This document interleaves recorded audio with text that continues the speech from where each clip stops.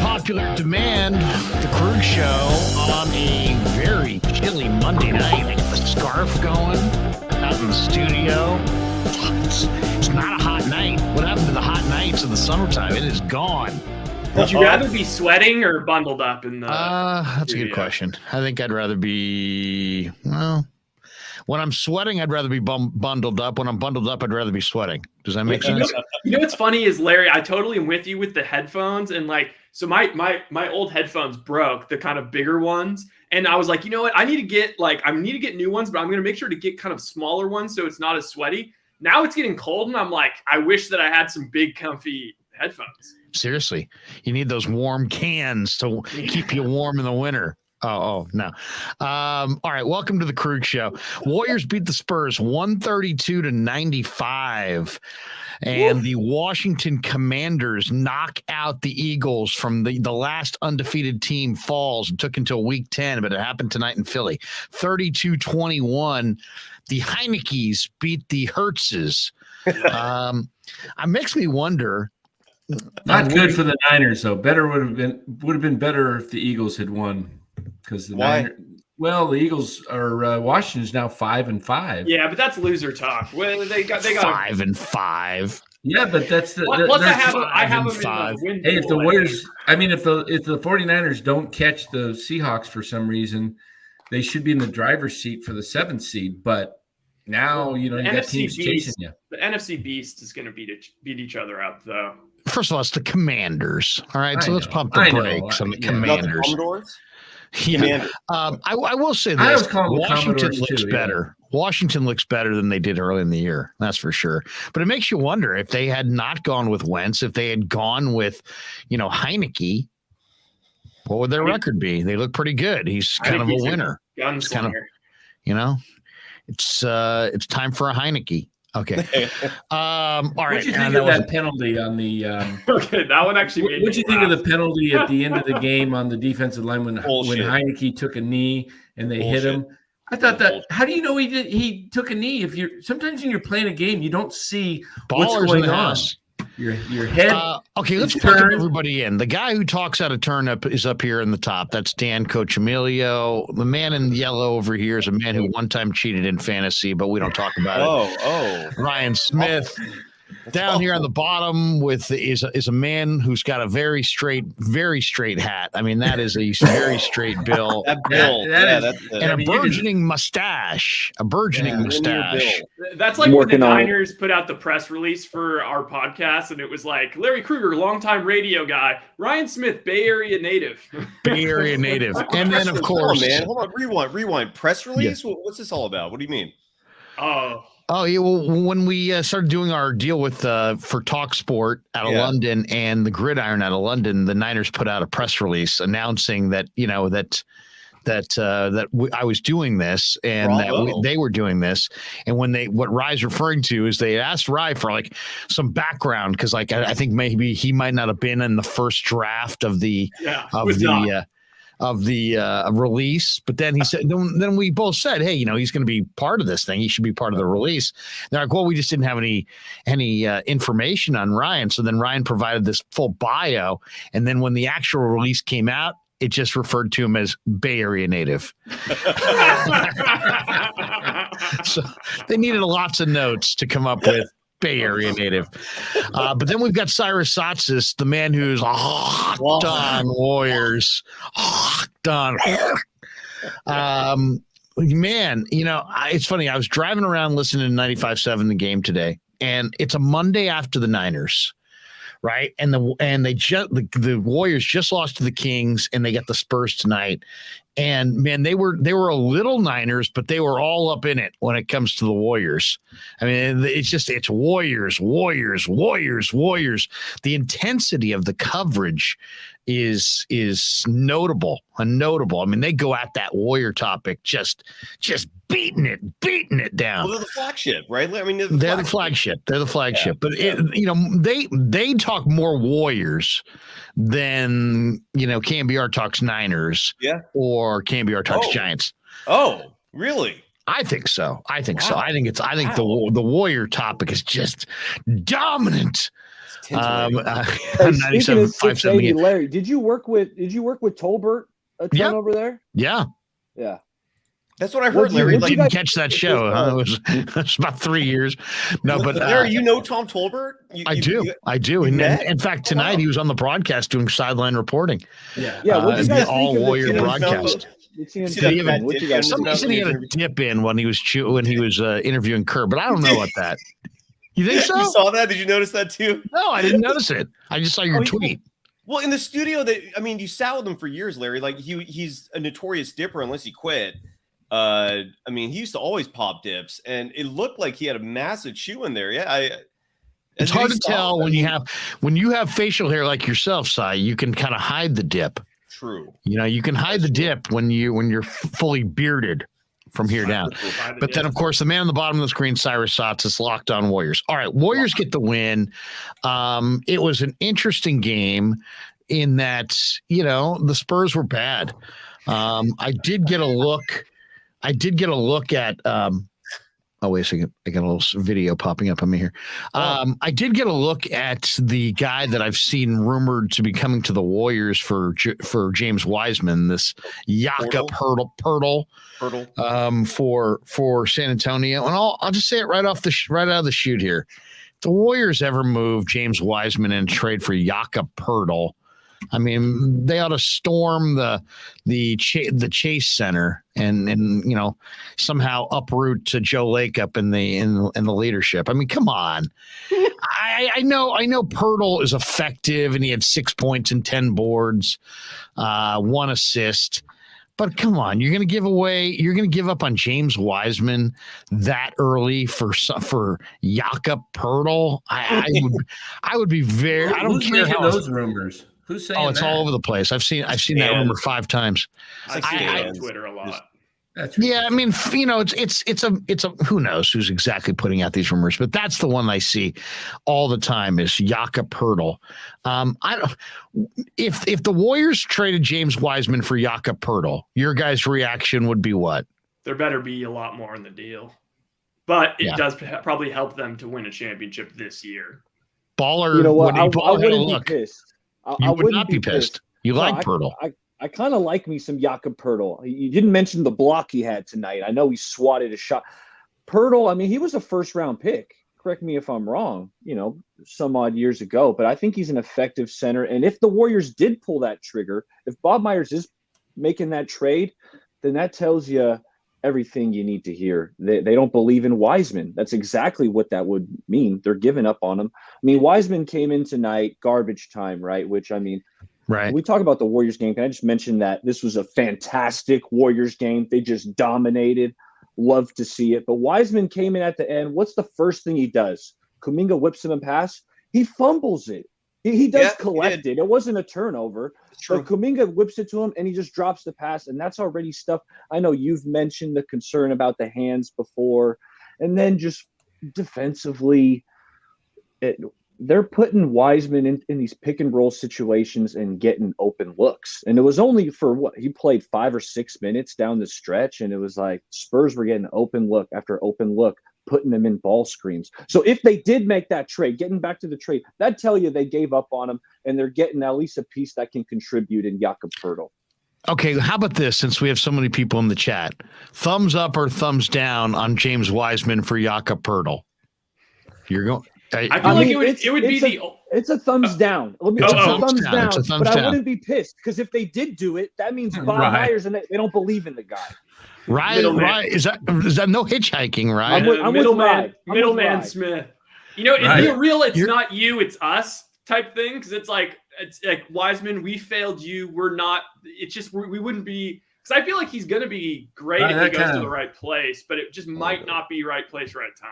Size going thumbs down? Well, I say thumbs down just because it's not going to happen. It's a cool discussion. Look, Poole, he was a first-round pick. He's a lottery pick. He was picked 9th by the Raptors, and his numbers this year are good. He's 12.6 points per game, 9.8 rebounds, but Poole's ceiling is so much lower than what Wiseman's could be. And so, and they're not going to trade him. They just gave him a Wiseman's 4th-year extension. floor is a lot lower, is the other argument. His ceiling's a lot lower. Like, you think Wiseman's going to be Wiseman's worse? floor, the floor of James Wiseman. He's saying there's a chance Wiseman's a bust. I think that's a possibility. The floor of Wiseman is just that they don't play him. That's the next 2 or 3. The reason these guys aren't playing right now is simply they didn't get. You don't have enough. I heard him talking about it tonight. Mullins and Hardaway. That's a singular. That's a singular Mullins. Mullins. Yeah. Mullins. Not Jeff Mullins, but Dan, Chris say Mullins. Potatoes. So we don't call you Coccimilgios. We call you Coccimilgio. It's a singular. They used to have 30 days of practice, before the season. Now these guys they have very little time to practice, and then they go to Japan this year for exhibition. The problem also is Wiseman and Kuminga had very little college. So I was talking to my brother Steve. He says the fact is that Kuminga had none, right? No, he Correct. didn't. Played in the G League Ignite for the G League Ignite. You look at Anthony Lamb, 4 years at Vermont, and you look at him out there, and he's the spokesman of that second unit for all those young guys. The other thing I saw with Lamb tonight, when JaMychal Green took that scary fall, which was really scary, when he was walking over to the bench, Lamb was like, trying to fire up the crowd, like, give this guy applause, get on, feet. Anthony Lamb is to take sounds like ML Carr. To take a phrase away from Eric, Anthony Lamb is a baller. Yeah, he is. Right. Yeah, I thought Anthony Lamb was fantastic tonight, and I tried hyping him up last week. I feel like y'all weren't giving him the necessary love. But Anthony Lamb coming in, stroking threes. Did you hear Klay on the broadcast? Yeah. Klay said that when Lamb is open, he's automatic. And I'm seeing some of that. Not only that, is Lamb's in the right place at the right time. He knows where to be. Defensively, his rotations are on point. The guy's just a solid player. And if you're trying to win a game and you're saying, who would you rather have on the court, Anthony Lamb or James Wiseman? I mean, I don't think it's a question, and that's why it's playing out. Yeah, don't you think those guys, when they drafted Wiseman, they knew that he didn't have experience? I mean, they know it's going to take time for Wiseman and Kuminga to get up to snuff. It's going to take 3 years. That was the man who just advocated Mary had a little lamb. But this is year 3. Look, but the thing is, like, we don't – my frustration, and first of all, tonight was awesome for one huge reason, which is that I hope Steve Kerr saw what we all saw, which is that the Warriors now have a potentially established second unit. It sucks that they had to discover that with Klay being out, but that second unit out there where you have the Poole party who is on fire tonight, I'm sure we'll talk about that.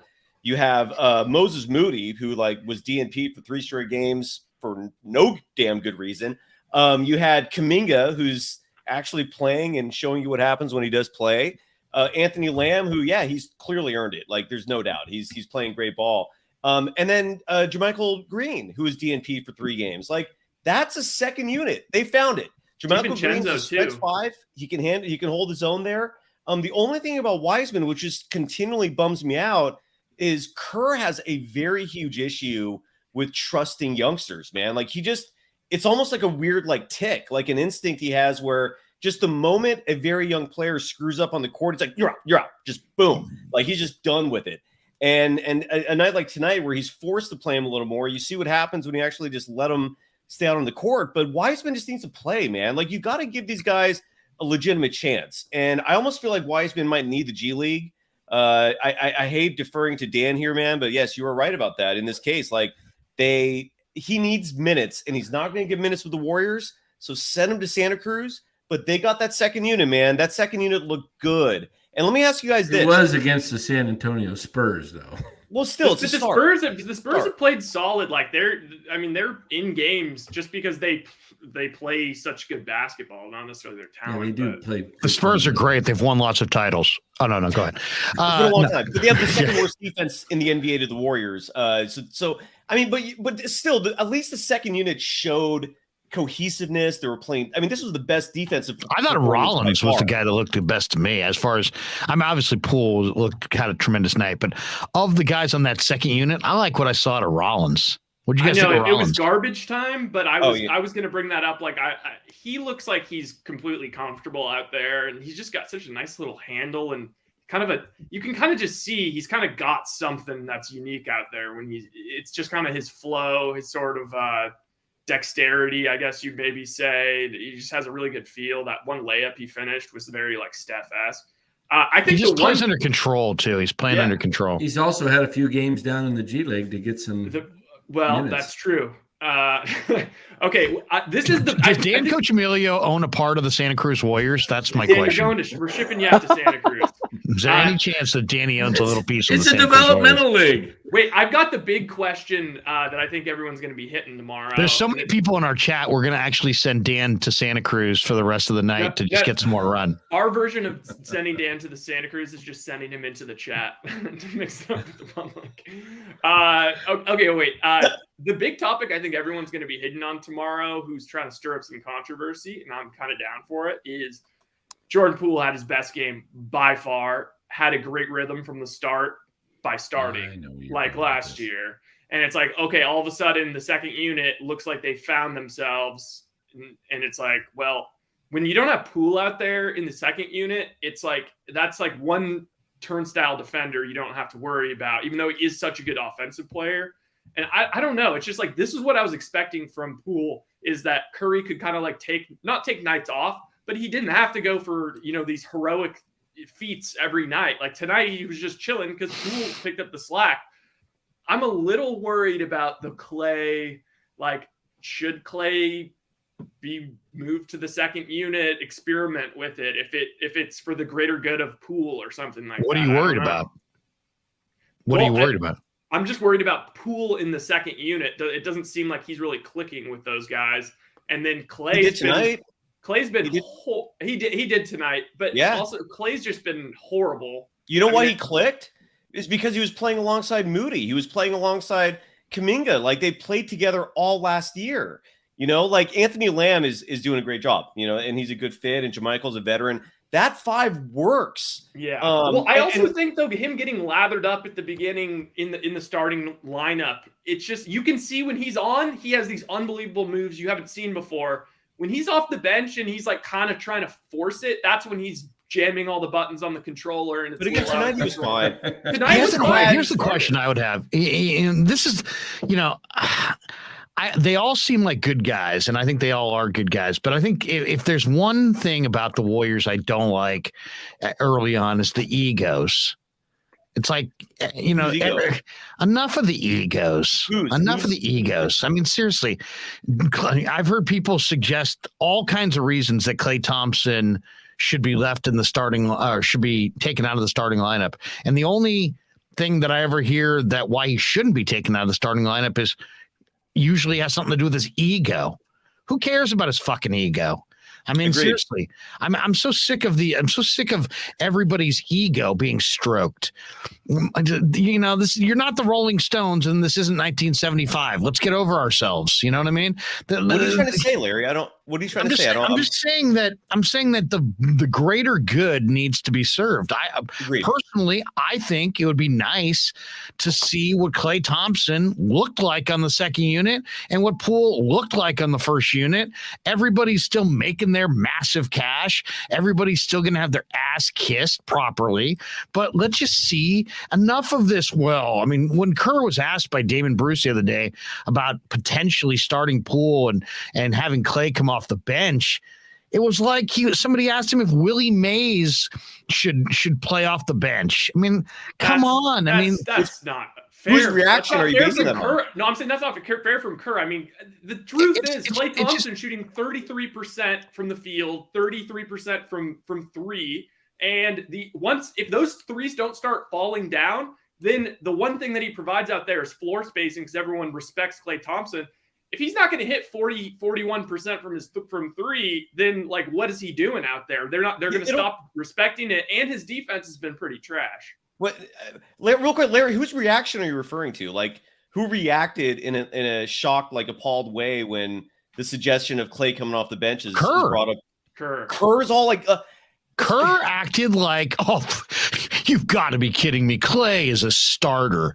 Well, I'll say this. Klay's diminished. Can we all say it out loud? Let's all say it. Let's all say it so everybody can hear it. I'm not agreeing with that. Thompson is diminished. He's not the same player that he was pre-injury. It's not a crime. It's not unexpected. But let's not pretend that let's describe what we're seeing accurately as opposed to worrying about soft peddling everybody's feelings. Well, it's okay. It's okay. Older players get worse. Yeah. Older players who rupture Achilles and blow out ACLs are worse. They're just worse. So all I'm saying is it should at least be on the table. It should be the idea of Klay potentially for a few games coming off the bench and watching Poole. And guess why? Because maybe the greater good would be served by Poole starting and Klay coming off the bench. Maybe Klay would hit a real hot streak and get going. Maybe Poole would get going. It's okay, but the egos are massive, and it's clear to me that Kerr is tiptoeing around these massive egos. And I love Klay, but let's call it for what it is. He's got a huge ego, and it's like, come on. You should put winning first and your ego second. Everybody on the team should. And Steph Curry did it last year. Yes, 100%. Coming off the bench. Let me just add this though. Okay, I will be the dissenter and say give Klay 10 more games. He will not be playing like this. I'm incredibly confident he will turn around. He had such I'll bet he's playing exactly like this in 10 games. Yes. I guarantee you won't. I guarantee you. I'll put money on it, Larry. If someone wants to bet with me right now, I'll look up his stats real quick. Like Klay Thompson, he's having a horrible start to the season. It's hard to get worse than he is right now. I'm not rooting against him, Cy. I'm just saying it's natural for a guy. How old is Klay Thompson? I follow. My respect. I respect size 32.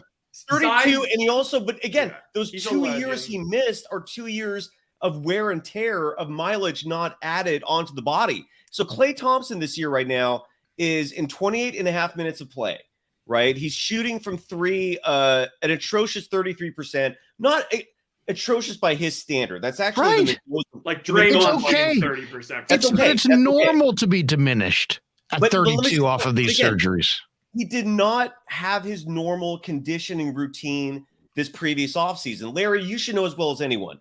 These pro athletes, man, they're all about routine. It's almost like a superstition to them, where if they don't follow the same routine they've been doing as for like 10 years, like what Klay's been doing. Him missing those pickup games had a massive adverse effect on his conditioning. So Cy, why not? That just goes right to my point. Why not slow play him by playing him off the bench? It's a marathon. You don't want to know why? You know what? We're going to be buying fireworks for the 4th of July before this team is celebrating a title. It's freezing outside. I'll tell you why, okay? Because right now, the starting five of the Golden State Warriors with Klay is far the best five and beyond. But isn't that about Steph?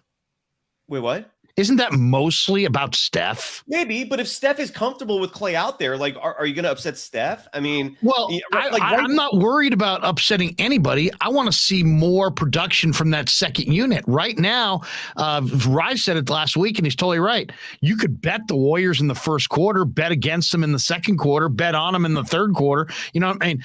When their starters are on the floor, they're great. When they go to the bench, things fall apart. All I'm saying is, how about instead of this kind of up and down, how about mixing your lineup? The other thing I really think this team needs, and it's a little hokey and it sounds like high school Harry crap, but I'm going to throw it out anyway. It's pretty clear that there's a lot of guys on this team that look at this like two teams. Like there's us and there's them. It's like the older guys and the younger guys. I've heard Draymond Green at multiple press conferences basically put a fence up between the team and say, well, these guys and those guys. And you don't hear that. I'm in the Niner locker room. I don't remember anybody talking about these guys or those guys. Yeah, the Giants don't talk about these guys or those guys, but Draymond Green does. And you get the feeling when you watch the Warriors, it's like the veterans are like made men. And the younger guys are just like, hey, what can you show us? Well, and that leads also, Larry, that leads also to the punch, right? I mean, that's where like I still wonder if that punch had some sort of permanent effect, because you also had Kerr like stepping in and defending Draymond in that process with the lenient punishment. And I do wonder if like between the DNPs, the soft treatment that they gave Draymond for literally cold cocking, Poole. Yeah, you got to wonder. You're right, man. He brings that up a lot. And they talked about it last year in terms of being able to relate to Kuminga, especially. Kuminga was the one that was singled out the most and all that. So yeah, that's a great point, man. I agree. Is it I guess here would be my question. Do you guys think that is a product of just this situation because of the personalities? Or do you think it's because the older guys are so much older? Then, it's like families. It's like, I've got 4 years between a couple of my kids. Well, there are some families that there's 15 years between kids. Well, that's not separation. That's two families. You know what I mean? I have breaking news. Yeah. And I think someone wrote this in the chat as well, but Steve Kerr in the postgame press conference did say that James Wiseman is going to Santa Cruz tomorrow for a quote extended period. I just sent it to you, Rye. You could play Good. Yeah, Danny made the point. We all ripped him. Here he is right here. We don't want to hear it. There he is. That's Dan Coccimilgio. He suggested it. We all ripped him. But, I said it the other day. The way I would handle Wiseman is I would send him down there for an extended run and wait until he starts lighting fools up. Yes. I mean, when he's putting up 28 and 15 against the Austin Rugrats or whatever the hell the names of the teams are in that league, when he's lighting up the Flint Tropics or whatever, whoever they're playing down there, when he starts lighting them for big time numbers, 28 and 12, 18 and 15, 22 and 19, he just starts having these monster G League games. Then, as soon as Looney has some kind of a groin strain or whatever, then promote him and just drop him right in the starting lineup and don't say anything and just see if it clicks. Because I personally think that's the best game plan. Too much talk ices him, makes him nervous, makes his questionable hands worse, makes his confidence waver more. I say just do what Danny said. Send him to the G League, but don't send him for a day or two. Send him for like 2-3 weeks. And when he starts lighting up the second tier guys in the G League consistently, then promote him, put him in the lineup, and let's see what he's got. I think that's the best chance that he could they can shake him from, because he's an enormous talent who's just everything's very tenuous. And I mean, don't you guys get that feel as well? Yeah, and he's lacks confidence, so that'll help with Santa Cruz. Another piece of breaking news, real quick, I wanted to throw in there, which I know you're going to love this, Larry. Steve Kerr said that he is not thinking about starting Jordan Poole. So get that damn idea. I know he's not. I heard him tell Damon the other day. He scoffed at it in a way where I was like, right, can you believe that? I mean, it was like we were driving back from Niners. The idea, he didn't entertain it. He wasn't like, that's interesting. Or, you know what? We've thought about it, but this is what I like. It was like, Klay from the starting lineup. And then he made the point that, the Warriors starting five has got the best plus minus of any starting five in all of basketball. And why would we want to break that up? You'd want to break it up because you haven't won a fucking game on the road. and it's almost Thanksgiving. I mean, what the hell? Why would we want to break up the starters? Because what are you trying to win? The starter Olympics? Or are you trying to win NBA games? I'll say that I kind of think that's you can read into what Steve Kerr is saying, because look, that's not really, it's not like that is how Steve Kerr has operated in the past. His past has shown us that what happened when they signed Andre Iguodala, their giant free agent they brought in? He convinced him to come off the bench for the betterment of the team. I mean, he was around the Spurs with Manu coming off the bench, and it's just like, what does it matter? I mean, Manu's going to be finishing the games anyway.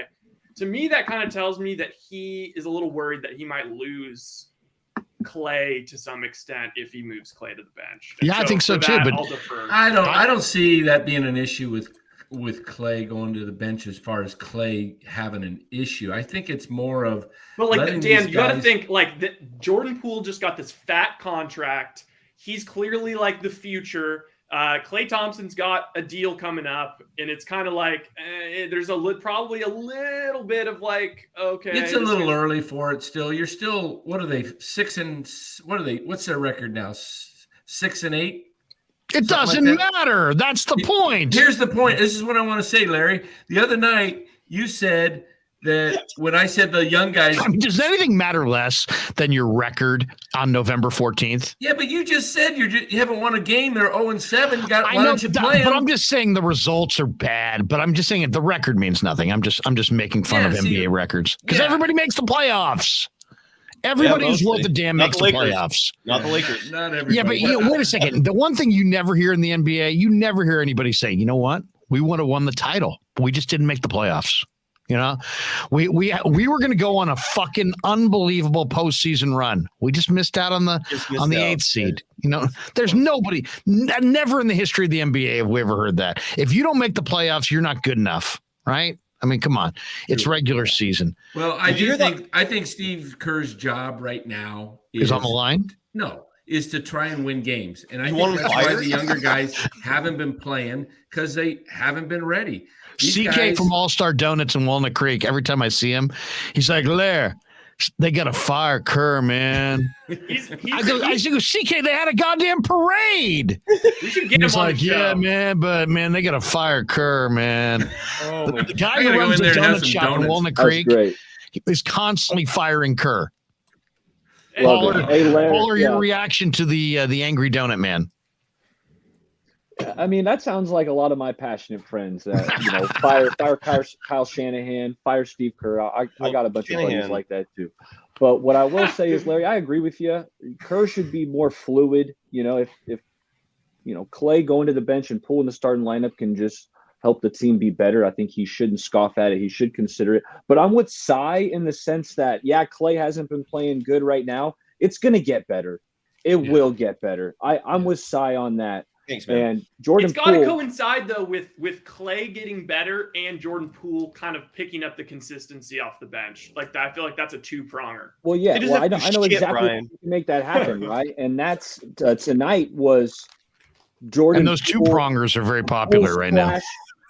Bobblehead night. It was Jordan Poole bobblehead. So make it bobblehead night for Jordan Poole every night. Maybe he shows up like this. See, those are the stats. I hate to interrupt, but can we ask the question? What's the deal with the bobbleheads? I mean, people literally fight each other for these things. Yeah. I've got a few I've got a Rennell bobblehead over here. I've got a bunch of different bobbleheads. If anybody wants one, just let me know. If you see a bobblehead, that used to be a status symbol. If you got a bobblehead of your made of you've made it in life. I don't know if that's true. No, I guess I haven't made Especially if it looks nothing like you. Well, let me ask you, Larry, what would you rather have today? Steve Garvey's card or Cheryl Ladd? Oh, yeah. Yesterday I was talking in the live stream about there was a fifth grader I went to school with, and he basically had all these great baseball cards. Yeah. And I had he was kind of an idiot. And so I had a couple of my little sisters, Star Wars cards in the back of my pack or something. And I just threw out some Star Wars cards and a Charlie's Angels card. And he gave me his all-star Steve Garvey card in 1977. And I was, I'm walking around thinking I'm like the greatest fifth grade GM of all time. Then after dinner, the phone rang and it was Jerry's mom wanted to talk to my mom about how I rooked, it was like David Fisdale on the other line. You will not rook us. You know what I mean? Basically take that for data. And though she was like, hey, Jerry traded his good Steve Garvey card to Larry for a Charlie's Angels card and like a Chewbacca. And like, oh, it was a Chewbacca. It was Chewbacca for Chewbacca. And my mom's like, has no idea what Chewbacca is. And I'm listening to her and she's like, oh, Larry did this? And she's like, yeah. And the woman's on the lunch. Yeah. She's like, well, don't worry. Tomorrow, Larry will bring Jerry his card back and he will trade back because, we don't want to take Steve Garvey, and especially not for Chewbacca. And I remember I gave him such grief about that. If we had been 3 or 4 years older, I would have heckled him to death, but it was 5th grade. So I just, I let it go. Still fucked up. Yeah, it was. What can I say? I still, as you can tell, I'm over it.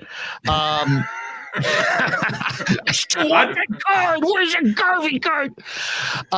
What do you guys think overall though about Golden State in the start to the year and how it's looked? Because we talk about what it's not and this and that, and they are kind of struggling through trying to kind of find their way, but overall, when you look at this team and you see the relative health of, and the conditioning and you can see the players on the team, you can see the makeup. Do you think this is a team that's going to win another title? Yes. Are they going to contend? Are they going to struggle? Are they going to be a 50-win team? Is it south of that, north of that? Give me your guys' feel now that we are roughly 15 games in, right? What are they, 6 and 8? 14. Yeah, 14 games in. 14 games into an 82-game schedule. What is your feeling on what Golden State's end of the year is going to look like? Whoever wants to go first. I got to bounce here in a second, so I'll take this. Yeah, go ahead. If that's okay. I think the Warriors found something tonight. I saw it. I pray to the basketball gods that Steve Kerr saw it, because that second unit. Because look, we can talk all day about Jordan Poole swapping with Klay, but look, Kerr's not going to do it. He's the decision maker. So the reality of this is Jordan Poole is your 6th man, and they found something with the second unit finally. If Kerr stops being a total whatever, I want to keep a rational tongue here, but he's been pissing me off with these DNPs. If he stops with these DNPs and he goes with his second unit of Poole, Moody, Kuminga, Lamb, and Jermichael Green, they're going to be fine. Where's DiVincenzo in that mix? And if DiVincenzo can slide in as well. Adjusting of DiVincenzo. You find minutes for him as well, but he might be someone you swap depending on need for defense, nights off. Klay's not going to play back-to-backs. They'll find minutes for him. But so I could still see them finishing with 50 games, but I do strongly believe they are still the favorites to win the world title. Klay will get his footing. Give him 10 more games. He will get it back. You're going to see a 40% three-point shooter. I think he's going to surprise people, actually, once he actually gets his legs underneath him in terms of what he's going to do. Because people forget, man, this is, dude, Kobe, that video clip went viral years ago and it's still replayed, where he calls Steph and Klay stone cold killers for good reason, man. He's an assassin out there. And he's pissed right now. I love pissed off Klay Thompson. So I'm hey, Shai, I want to ask you, do you think Klay's shot selection has changed kind of since he's came back from injury? Do you think he takes a higher percentage of difficult shots? No, because I feel like he takes some twisting and fading mid-range shots. He's always done that. He's always done that. It's just, I feel like it's at a higher clip than it used to be. He's I was just curious. So you're saying he's forcing shots more? Is that what you think? I just think he's taking tougher shots where he's drifting in the mid-range. He's not quite squaring up and getting clean looks quite as much as he used to. He's just not there yet. But I'll tell you guys this. What do you think? This is look, Wednesday night. Today's Monday, right? First of all, I want to promote Mark Spears of ESPN is coming on Locked On Warriors Wednesday. I'm super stoked for that. Nice. Who's on tomorrow? Kylan is. She had a tragedy. Her friend from preschool passed away unexpectedly. I saw that. I retweeted her tweet. Yeah, so she took today off. She'll come on tomorrow instead. Dude, the Warriors on Wednesday are in Phoenix again. And I really think you're going to get angry Warriors. I think that's going to be a big one. If they lose that game, because it's going to matter. I think the Warriors are going to want to win that game, and they don't lose when they actually care, right? So if they lose that game, I'm going to be a little concerned. I like that. It's going to go up a smidge. The little panic meter will go up a smidge, but I still think the Warriors are fine, man. I'm not. Yeah, and I'm the best player in the world. So at the end of the day, that's really the biggest thing. Phoenix doesn't have Cam Johnson right now either. You saw he's Correct. out. What would you guys say if, the NBA trade deadline is going to be probably in February at some point. What's your prediction there's already a lot of speculation, but what's your prediction? Do you think they will get it together and go forward with the group that they have? Or do you think Bob Myers moves one guy for another piece to the puzzle, and who do you think that one guy would be if that indeed is the case? It's hard to envision them moving, all their young players. I think they're going to stay the course, but I wouldn't be surprised if he made a midseason trade. It's kind of unlike him in recent years, but I could see them wanting to add to their mix. People have mentioned the buyout market after that.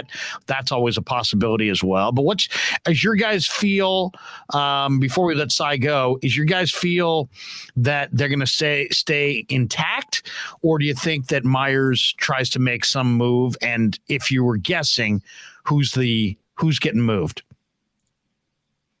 For me, I think it's just I know that's just not the answer, like too early to really know, but I think their main focus is going to be on the buyout market, just because they're going to get somebody probably better than they would even be able to get in a trade. And you just never know. Like, you never know. There could be guys that are making, do we have any idea who's even potentially in that mix? It's going to come down to like injuries, teams deciding to shut it down for Wembanyama, all that kind of stuff. Yeah. And it's also going to be like, there's going to be teams trading, maybe kind of stars on their last foot to like OKC for picks, and then OKC is going to buy them out. And then all of a sudden you have these guys like, John Wall is not a great example, but like those kind of players that are going to be able to sign for the minimum on the buyout market with the Warriors. So that's and I want to add this before I balance. I don't think the Warriors are going to make any trades, but look, they were smart enough. If Joe Lacob was willing to open up the wallet, they were smart enough to keep that 15th roster spot open. Now, whether or not they decide to give Anthony Lamb that spot, when do they have to make that decision by? I don't know. Good question. I have to get back to you on that one. I'm sorry, but it might be somewhere around the trade deadline. I don't know, but right now Anthony Lamb's only eligible. I thought you were locked on. I'm sorry, man, not locked on there, but he is eligible. But I do know this: he's only eligible to play 50 games. So at a certain point, they are going to. So I imagine it's probably at the 50-game mark. It's when he has to make that call, but they're going to have to make that decision. And Anthony Lamb looks like a permanent fixture, and so whether or not they do that or they pursue the free agent market, because there's like Dwight Howard expressed interest, even though they shot that down initially. You never know if they end up revisiting players like that, like LaMarcus Aldridge.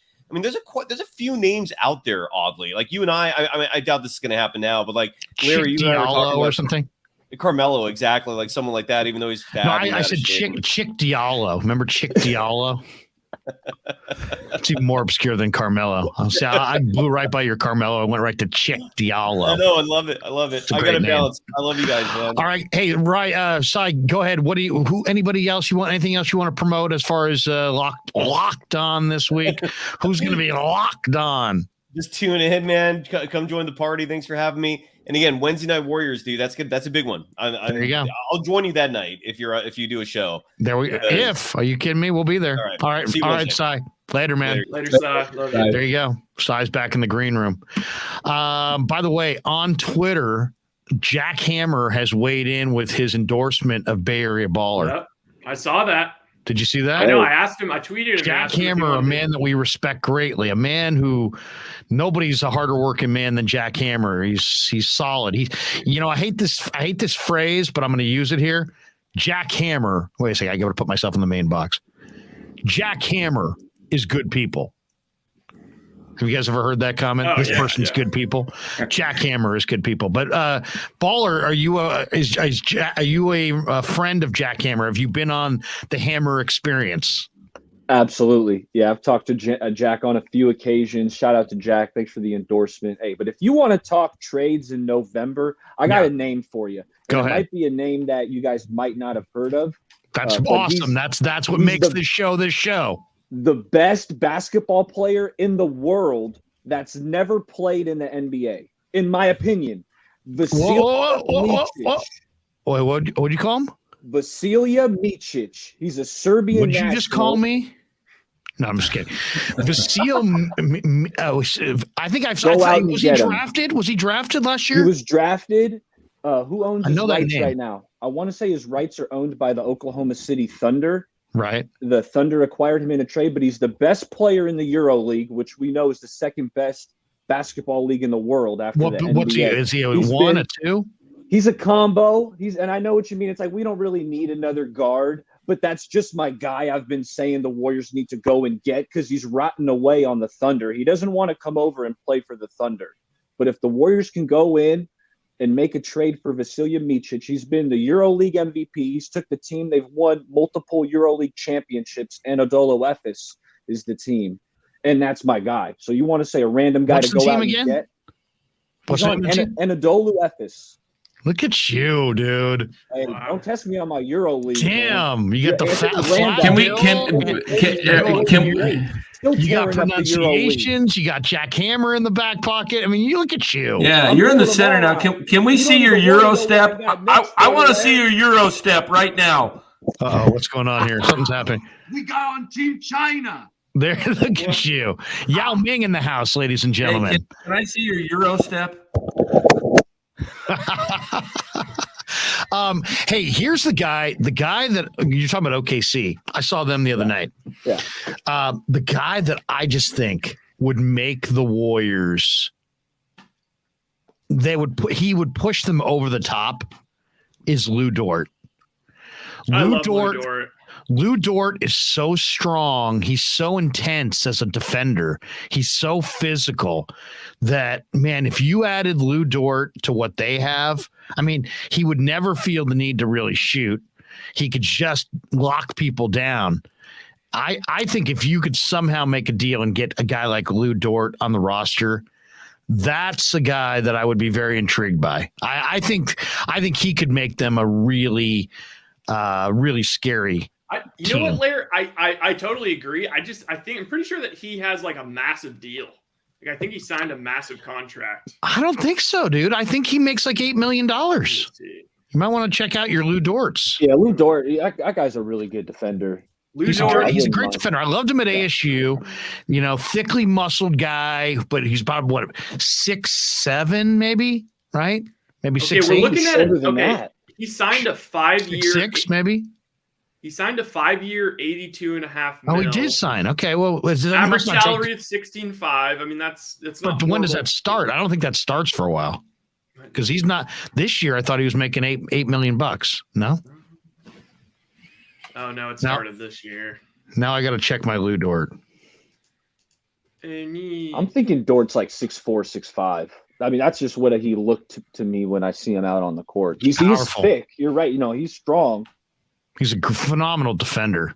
He is. Hey, Nick J wants to know what happened to Justinian. Man, I was wrong on Justinian. I thought I was waking up early in the morning watching some Australian basketball. Justinian Lou Dort did secure the bag. 15.2 is what he's making this year. That's kind of so. Wild. If you want Lou Dort, you better bring the bag. You better be ready to move some players. Nick, I was wrong on Justinian. You know, I thought he could. And I was wrong about Dort. I said 6'7". He's 6'4". Yeah. Well, hey, what I want to run by you guys. What jersey am I wearing? Jersey trivia. Team China. That's ease. That's Stephon ease. Marbury? Jin Lin. Ooh, Larry. I'm a big Yi Jin Lin guy. When he was coming over, that's Big E. Yi Jin Lin. Yeah, that was my guy. So, I mean, how many people would get E Jin Lin and not pronounce it Yi? Very few. Come on. I mean, there's nobody in the La Boca Vista 55 and over community that's coming up with E Jin Lin. I'll tell you that right now. Can we see the name on the back? Do you have the name on the back? Of course I got the name on the back. Let's see. Where is this cat? I loved his game. He's like a 7-footer who could absolutely shoot the lights out. Man, I thought he was big time. I saw his jersey at a Nike outlet. Where is he? Well, you know what the thing is, Lair? When he came over, they say he's 23, 24. He came over. Yeah. He was already 29. Oh, really? They play that game. Yeah. Now he's retired already? Yeah. He's washed. Oh, he's washed. China's famous for that. I got a daughter I adopted. I think she's older than what she really is. I'll take international relations for 500. Thank you. Well, let's not alienate an entire nation. But I'll tell you this, the most surprising thing to me is that what year was it that Yao came over? 05, 06? Where was that? Or earlier? No, it was earlier than that. 2000? Maybe 04. I think like I'm thinking like 02. Okay. What year were the Beijing Games? The Beijing Olympics. When the Beijing Olympics were held, the country of China, and I believe in partnership with Nike, but I'm not 100% sure on that, built 2008. So, over a decade ago, they built over 500,000 basketball courts throughout the country of China. I would have thought with that kind of infrastructure of courts and the population that they have, that they would have 5 or 6 really good NBA prospects right now. But it hasn't happened, and I'm a little surprised. I'm actually a lot surprised because it's like a statistical aberration. Well, I thought Zhao Kui was going to be something, drafted by the Houston Rockets, 4 or 5 years ago. Big Zhao, 7'2". Yeah, well, because he wasn't very good when he. I feel like probably give it like 15 more years. That was 08. Yeah, so I mean, at some point, because of the population, there'll be a lot of Chinese ball players, you would think, coming out, at least prospects coming into the draft, coming into the NBA. We'll see. I am impressed how the NBA has become like the international. It's a global sport. It's big in Spain. It's big in Italy. It's big in France. It's big. You're seeing players come from truly all over the globe right now. Yeah. So, basketball is a dream that's being dreamt, globally. So, let's see. Let me hit the chat real quick here. We got this one. It says Nick Jason, come on, Larry. No way, bro. They put those kids to work in the iPhone factories. Oh, great. That's right back to alienating. Yeah, I don't know about that. Rick Barry on his old KMBR show was always talking about they had hundreds of Yao Mings in China. No, come on. Yao Ming was huge and talented. Well, I think in China, actually, they do a thing where, like, if you show a proficiency for basketball at a young age, I think they, like, kind of send you away to almost just like a basketball academy, like as opposed to school. Right. Which is, I mean, that you would think that would produce, somebody. Here's one more thing on the Wiseman to the G League thing that I think is really cool. I think that Kuminga, and you could even see it a little bit in garbage time where he had a little bit of, okay, I've got the ball. I'm going for it. I'm not going to pass it, which he did a good job of passing early in the game. But I think you send Kuminga down there and it's just like the G League Ignite. He's just kind of going, he's trying to shoot every time and he's handling the ball and he's not really performing his role that he will with the Warriors. For Wiseman, I mean, he didn't even have the year of G League Ignite, whatever that was. Like he had like he badly needs run. Yeah, he's a sprinkle of freaking preseason games. Danny was right. Was right. I actually think I may have originated that take, but I never really pressed it. No. Dan has already had it patented, I believe. I got that one, Pat. No, here's the other thing I'll say about Kuminga. I mean, the guy is explosive talent, unbelievable. People talking about trading. You don't trade a guy at that age, at 20 years old, with that much raw talent. I will say this as far as him. Do you feel the same way about Wiseman? I think Wiseman's got tremendous talent. He just needs to play the game. He didn't play in college even. He played 3 games, then he sat out, then he comes to the NBA, gets hurt, then he misses the next year. He's really only played like 55, 60 games in 4 years. So he needs a lot of development. And I think that's why they're saying it's for at least 10 games or maybe longer. They're going to work with him. And, same offense they run down in Santa Cruz. He needs to get the fundamentals of basketball down. And so does Kuminga. Kuminga will go back to the bench if he doesn't run the offense. But I don't think Kuminga is going to get any better going to the G League. I think. No, I'm not saying that. Kuminga. I'm just saying Kuminga can learn in the NBA as well, but he's not going to get the playing time that Kerr is smart in sitting him, because what it's going to do is make him go out there and run the offense. Because, like you said, Rye, he has this tendency to do it on his own. And Kerr's not looking for that. Hey guys, I was just thinking about something while looking at the box score tonight. We could walk down the street in any area of the Bay Area, probably San Antonio as well. But we could walk down the street and go up to people and ask them two questions. The first question is, are you a hardcore NBA fan? And if they said no, we just said, okay, thank you. Have a great day. If they said yes, they get a second question. Can you name any player on the current San Antonio Spurs? Now, this is if you called yourself a hardcore NBA fan. Hey, man, are you a hardcore NBA fan? Oh, hell yeah. Hell yeah. Great. Name me one San Antonio Spur.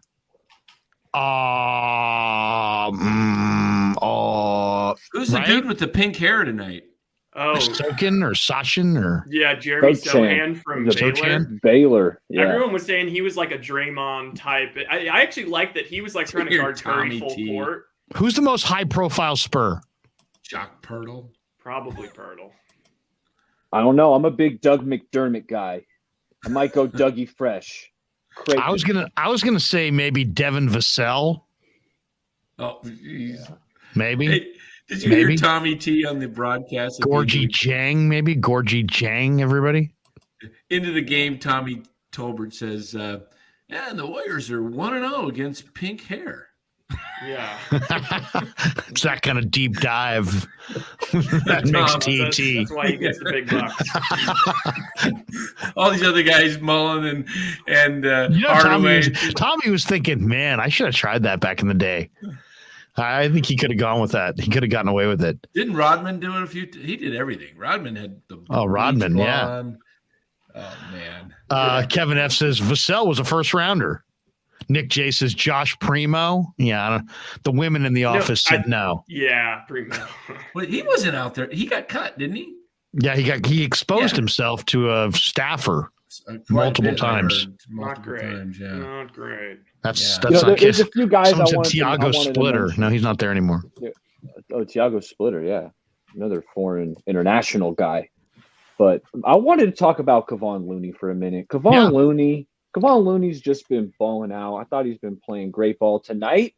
He had like 3 or 4 excellent passes just on backdoor cuts. So it's like, I feel like Kevon Looney could kind of play some of the Draymond facilitating role. He probably won't get that chance too much because you're right. He's got high basketball IQ. He can set up other people. He makes other people better. That one that I'm thinking of is when the ball kind of settled on him and the shot clock was ticking down and he's got a bunch of different options. You think he's standing right at the free throw line and he found was it DiVincenzo going back door? Yes. That was a great pass. He had a couple great passes tonight where I'm like, damn, Looney, he just keeps getting better. We know his defense. I mean, I swear, Kevon Looney guarded James Harden, like prime Rockets James Harden, better than like anybody I've ever seen. Kevon Looney, do you guys remember when he would just lock up James Harden in those NBA playoff matchups? I mean, I think Looney's really underrated because he knows how to play, and he's when you get down to the playoffs and everything really matters, he's a guy that can do it all. He can defend on the post, and then he's got such crazy length that he can close out on perimeter shooters and actually make those shots difficult. So that's what I love about Looney is that he understands spacing. He doesn't move well. He looks a little sore, to be honest. But he stays in front of everybody. He does, Larry, and he challenges perimeter shots, and he does it. He bothers people on the perimeter with that length. Yeah. When I saw him at UCLA, he was much leaner than this. And I was like, well, I don't know if he's got an NBA body. Then he had the first couple of years, he couldn't stay healthy. And I'm thinking, there's no chance he's ever going to be able to run up and down every night on an NBA floor without getting hurt. He wound up playing all 82 games last year. Yeah. Every playoff game. Yeah. So over 100 games. So much for that. Yeah. Hey, you want to talk controversy?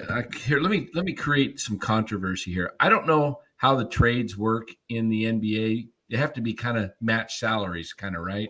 Within like 15%. Yeah. So if you're making 12, the guy who gets traded for that guy has to add to like 15% of that. So there's really nobody on the Warriors. Within 15% of the top. Nobody on the Warriors you could really trade, but I was thinking, we were talking the other night about if you'd rather have one championship or 10 years you brought out. I started thinking about that after we got off the air that night, and I started thinking, if there was a way the Warriors could win easily, not easily, but I think they would win the next 2 titles this year and next year if they were somehow to get LeBron out of LA. And I know people hate LeBron or dislike LeBron, but man, he would be a guy that would dominate the ball, change the entire field. I believe he would play within the offense. Chemistry. No, I don't think he would. Think he would. I think he would play second fiddle to Curry because he knows how to play. Imagine. But what are you trading? You trading Green to get him? Well, see, I don't think you Klay. Draymond wants to play with LeBron so bad. I know. We've heard Stephen A. said that when Draymond's gig is up, he's teaming up with LeBron. There's a rumor that the Lakers have some interest in some mystery players, and I gotta think that they want Klay. Don't you think? I mean, his dad is the broadcaster for the team. Kid grew up in Southern California. Do you think Klay retires a Warrior? I do. I think he's. I hope he does, but I would say if he wasn't a Warrior, I could see the Lakers wanting him for sure. Yeah, and I don't think I would want anything on the Lakers. I don't think they have any assets that I would covet. I don't want any asset. I would take LeBron just simply because he would be motivated to play. But Warrior fans hate LeBron. Yeah, but they would absolutely not want that. I know. Well, I'll tell you the scenario LeBron comes. Comes to the Golden State Warriors, and that's You've heard LeBron talk about wanting to play with his son Bronny. So, and Bronny's what, like 6'1", like maybe 6'2"? No, he's 6'4". He's like 6'4". Okay, he might be he's gotten 6'3". taller. I think I'm underselling him. You're right. I think he might be 6'3", 6'4", and he's athletic.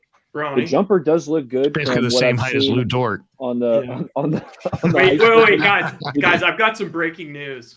Wait a second, breaking. Better be this good. Is from the second game of the year. The way he's always looking for Wiseman when he's attacking the rim.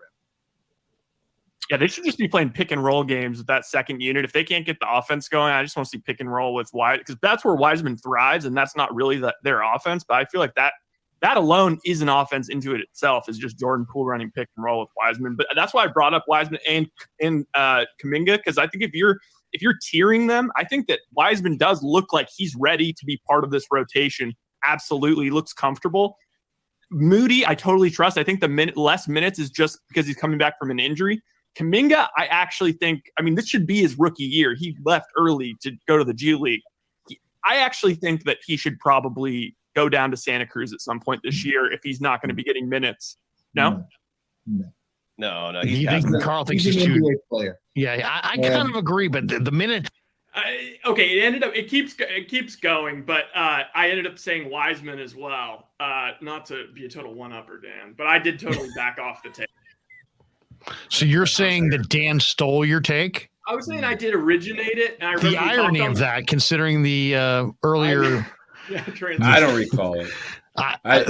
This would be the second time this week that there was improprieties on the Krueg show. You know what? We're going to start having to hire a sergeant at arms. We're going to have to have if I'm guilty, I'll take my offense over Rise. All right. Where's Sean? Eric's looking like advocated the G League first. Who advocated the G League first? I will say this. I think Wiseman to the G League is exciting To me, that's an exciting news. Why? Go to Santa Cruz to watch him. I wanted to hear. Exactly. Let's go to Santa Cruz story. to watch him. But also, it's when he's sitting at the end of the bench, it's an awful picture. We invested a second pick in the draft. We took this kid over LaMelo Ball, over Tyrese Halliburton, and he is not good enough to forget starting. He's not good enough to get any minutes. That I don't care if you win or if you lose. That is a depressing subplot to see him sitting there, to know that he's getting run in Santa Cruz and improving and potentially putting together crazy stat lines against lesser players. That to me is exactly what he needs, and it's exciting. And I think I'm really excited that he's going down there for an extended period of time. I can't wait to check out some of those box scores. And you know what? He'll make a breakthrough. It may not come for a game, 5 games, 10 games, but there will be a breakthrough, and you'll see it in the box score where he goes from, good stats to nightly great stats. And I think that's when you consider, okay, let's, now we can bring him up. Wouldn't you guys agree? I mean, here's my biggest, I've got to take. You're not going to see the hands problem anymore when he comes back up. The hands problem is going to be completely figured out. That's been synonymous. He's synonymous with bad hands right now. Yeah, we've seen it for an extended period of time. Here's what Jordan Poole said to on James Wiseman going to the G League, which Poole once did. I told him it's not a demotion. It's not a punishment. He's going to go down there and shoot as many shots as he wants, get as many touches as he wants, work on as many moves as he wants. So that's very true. Very true. I don't see any downside. Seriously, I mean, when we talked about this the first time and people were bagging on Dan and ripping Dan and being very critical of Dan and Dan's family, that was no. But I mean, when we were going through that, there was no. There were people who said they disagreed, but everybody who offered a reason, the reasons were bullshit. The reasons were flimsy. The reasons were like, hey, man, he ain't going to like that. It's like, hey, he doesn't think that's cool. Hey, he's not going to enjoy that. It was all about feelings and nothing was about an opinion about development. It was all about his personality and how it would play to his ego, to, you know what I mean? Take all that crap and move it aside and just say, hey, you're not good enough right now. You need to go somewhere and get better. And that's exactly what's going to happen here. I don't see any way how it won't work. I mean, I'll say this. If he's down there for 2-3 weeks and he's still putting nothing together, no stats, then maybe he's a bust. Would you guys agree? If he goes to the G League, that'd be concerning. If he goes to the G League and it's 9 points, 6 rebounds, it's 14 points, 5 rebounds, it's 18 points, 4 rebounds. If he's not rebounding, blocking shots, and putting up massive double doubles within 2-3 weeks, let's just say he's down there that long. That's going to be concerning. I'm not concerned about it because last year when he was down in the G League before they shut him down, because he was coming back last year, he was dominating down in G League. I disagree, Dan. Wasn't he having some big games down there?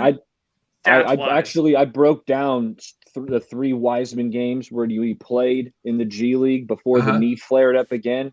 And that the hands were a problem. I mean, really? I've made YouTube videos about these 3 games, and I was disappointed. What I want to see from Wiseman is you want to see 3 Wiseman.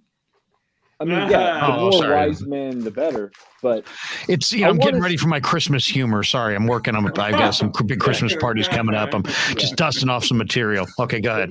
Yeah. There's a basketball quote that's stuck with frankincense and myrrh. And every shot is an opportunity to gain possession of the ball, right? And it's every shot that goes up. I want Wiseman to go get it, all right? Because I see scenarios where a shot goes up, and I'm Bay Area baller. If you didn't know, I'll play some ball and I crash the glass. Every shot that goes up, I'm hitting the boards. Are you like a Jerome Lane?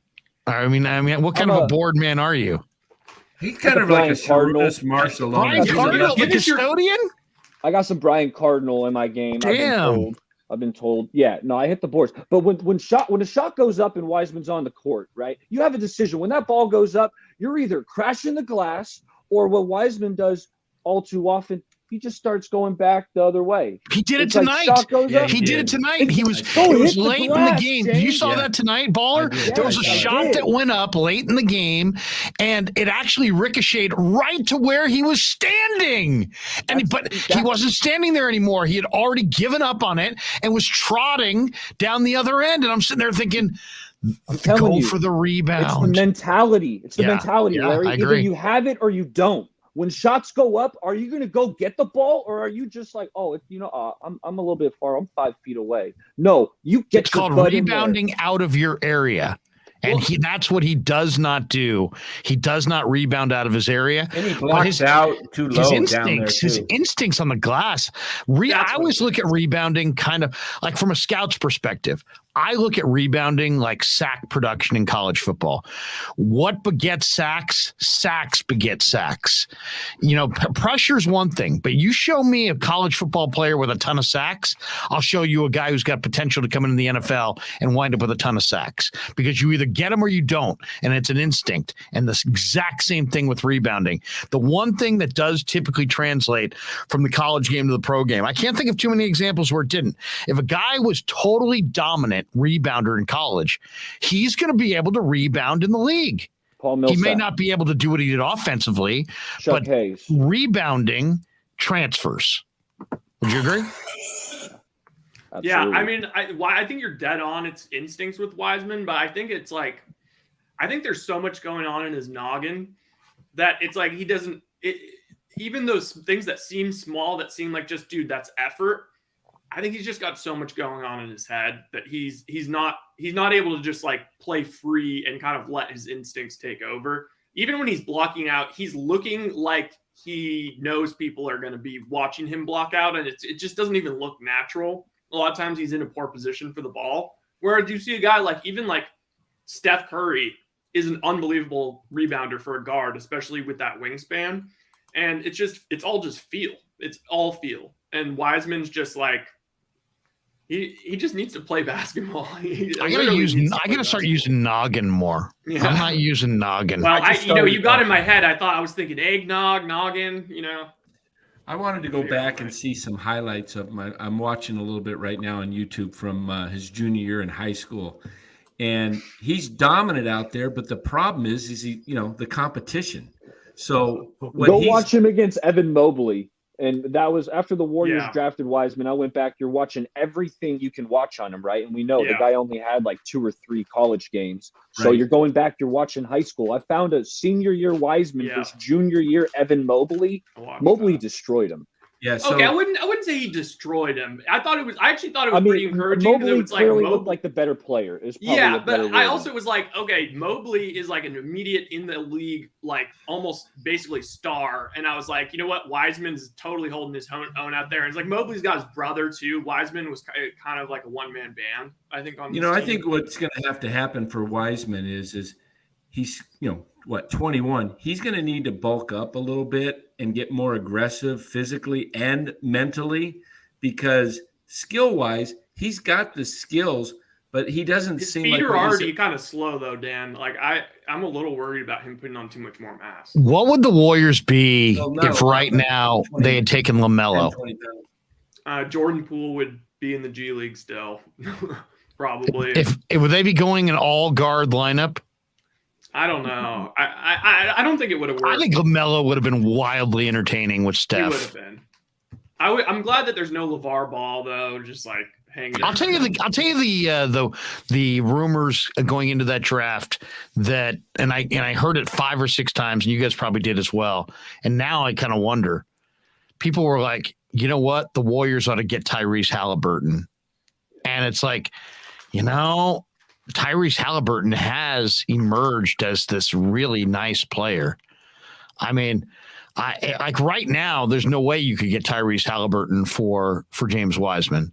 But But at the time, it was like, you're going to pass on James Wiseman for Tyrese Halliburton? Wasn't that the day that Klay tore the Achilles? I think they were going to trade for James Harden. I think they were.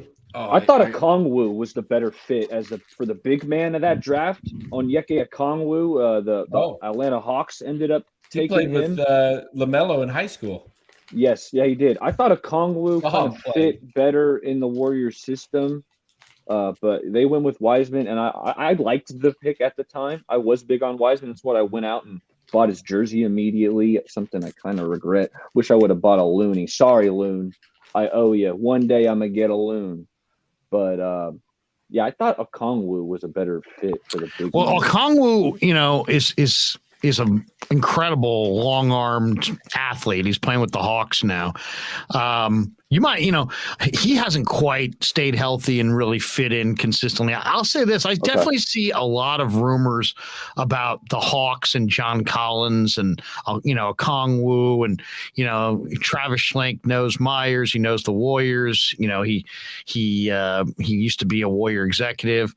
That would be interesting. I mean, Atlanta definitely has the pieces if they wanted to make a big play for a Kuminga or a Moody or a Wiseman at the trade deadline. They definitely have a number of interesting pieces that if I were the Warriors, I would be intrigued by.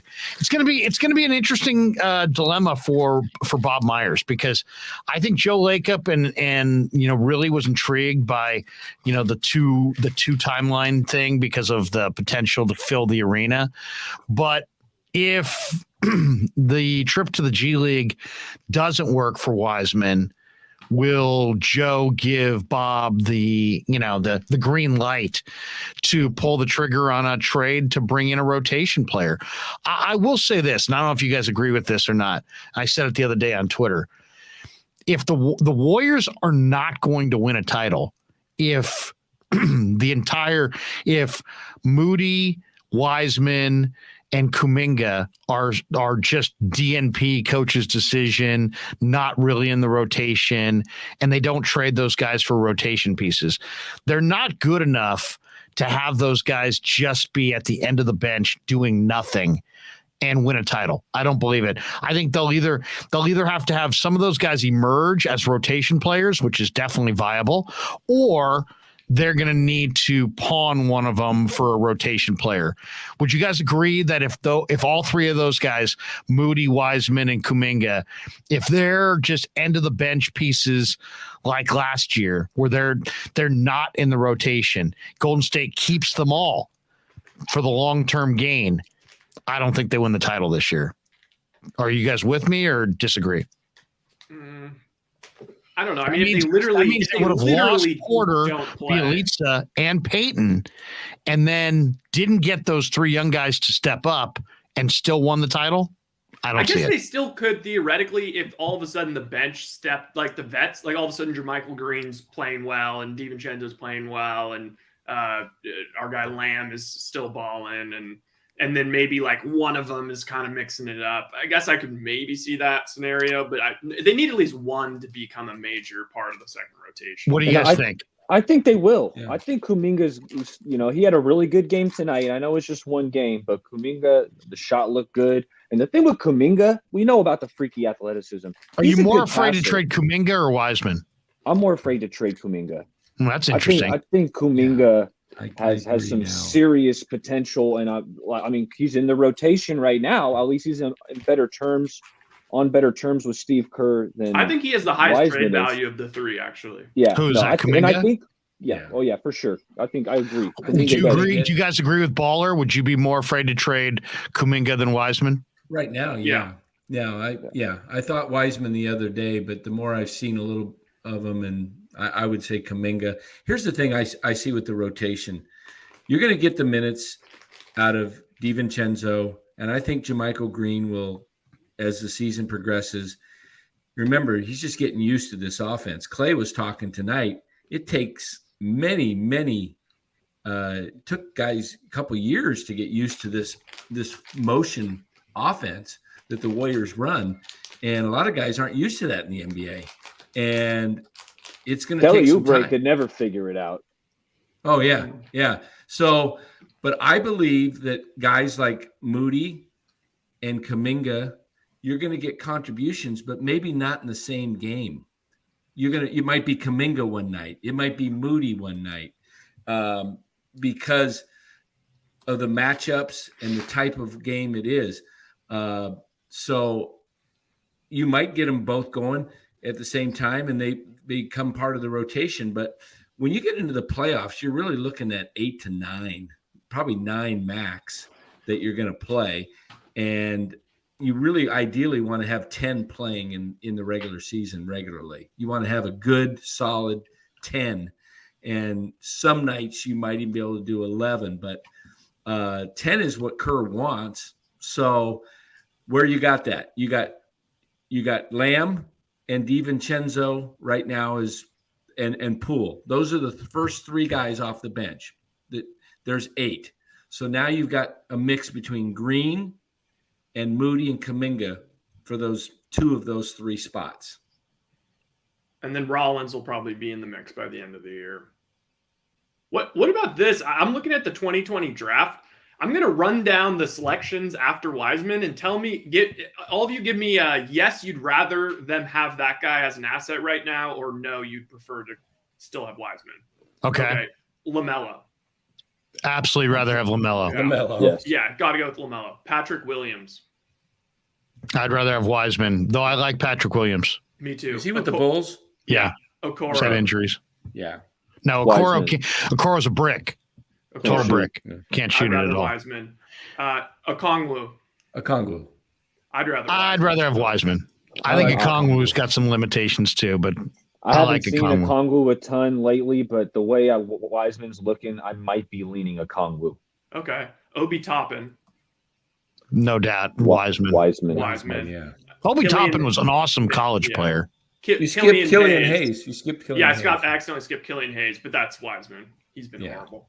Killian Hayes has had physical problems. It wasn't a great draft. No, that's what I'm. And then it's like Denny Abdia, no Wiseman. Jalen Smith, Wiseman. Devin Vassell, Wiseman. Then you get to Halliburton, and it's like, okay, yeah, you prefer Halliburton, but it's like it kind of does go to show though that it's like the LaMelo thing's brutal, but after that, I mean, I still would probably rather have Wiseman than all those guys up until Halliburton.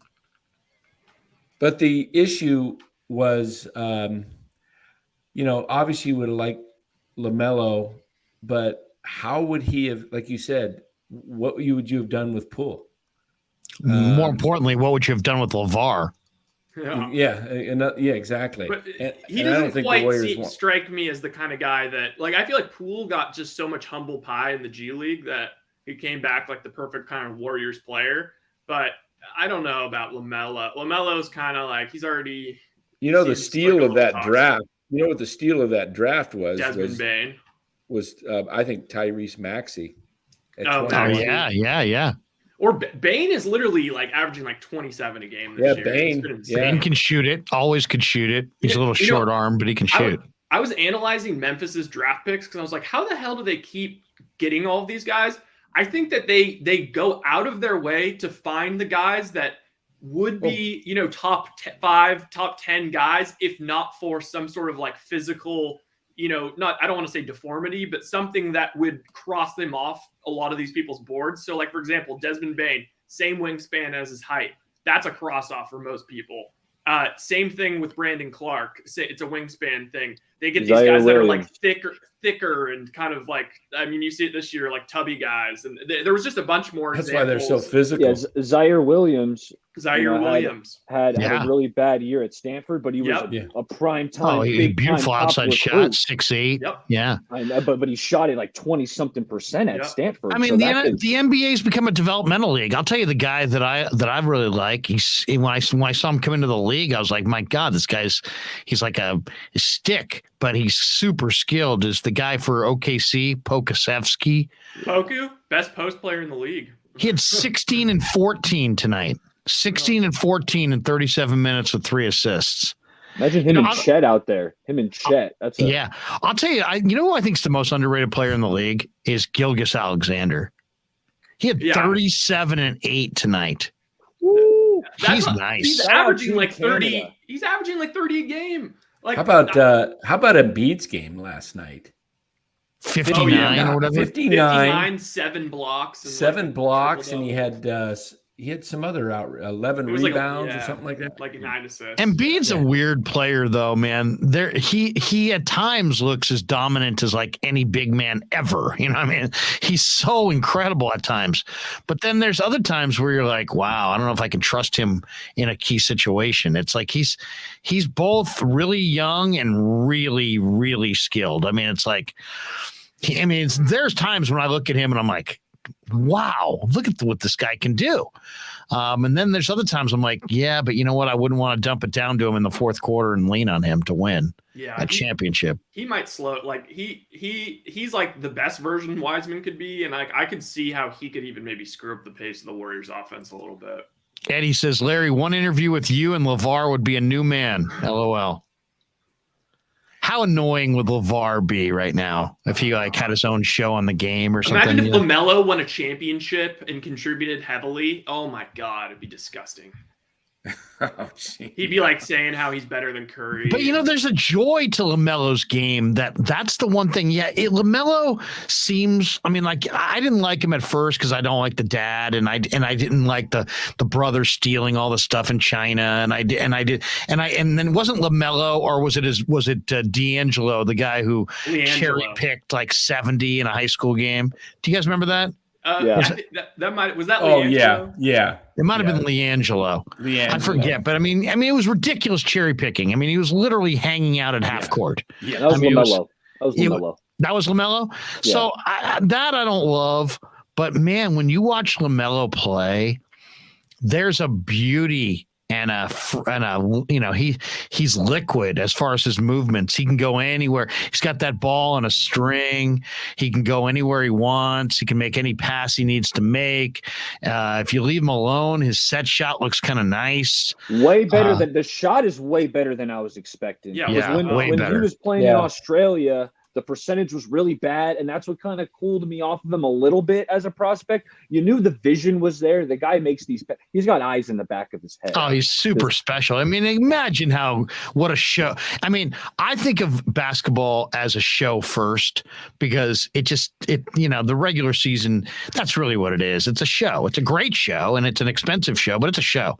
And the regular season doesn't mean a whole lot.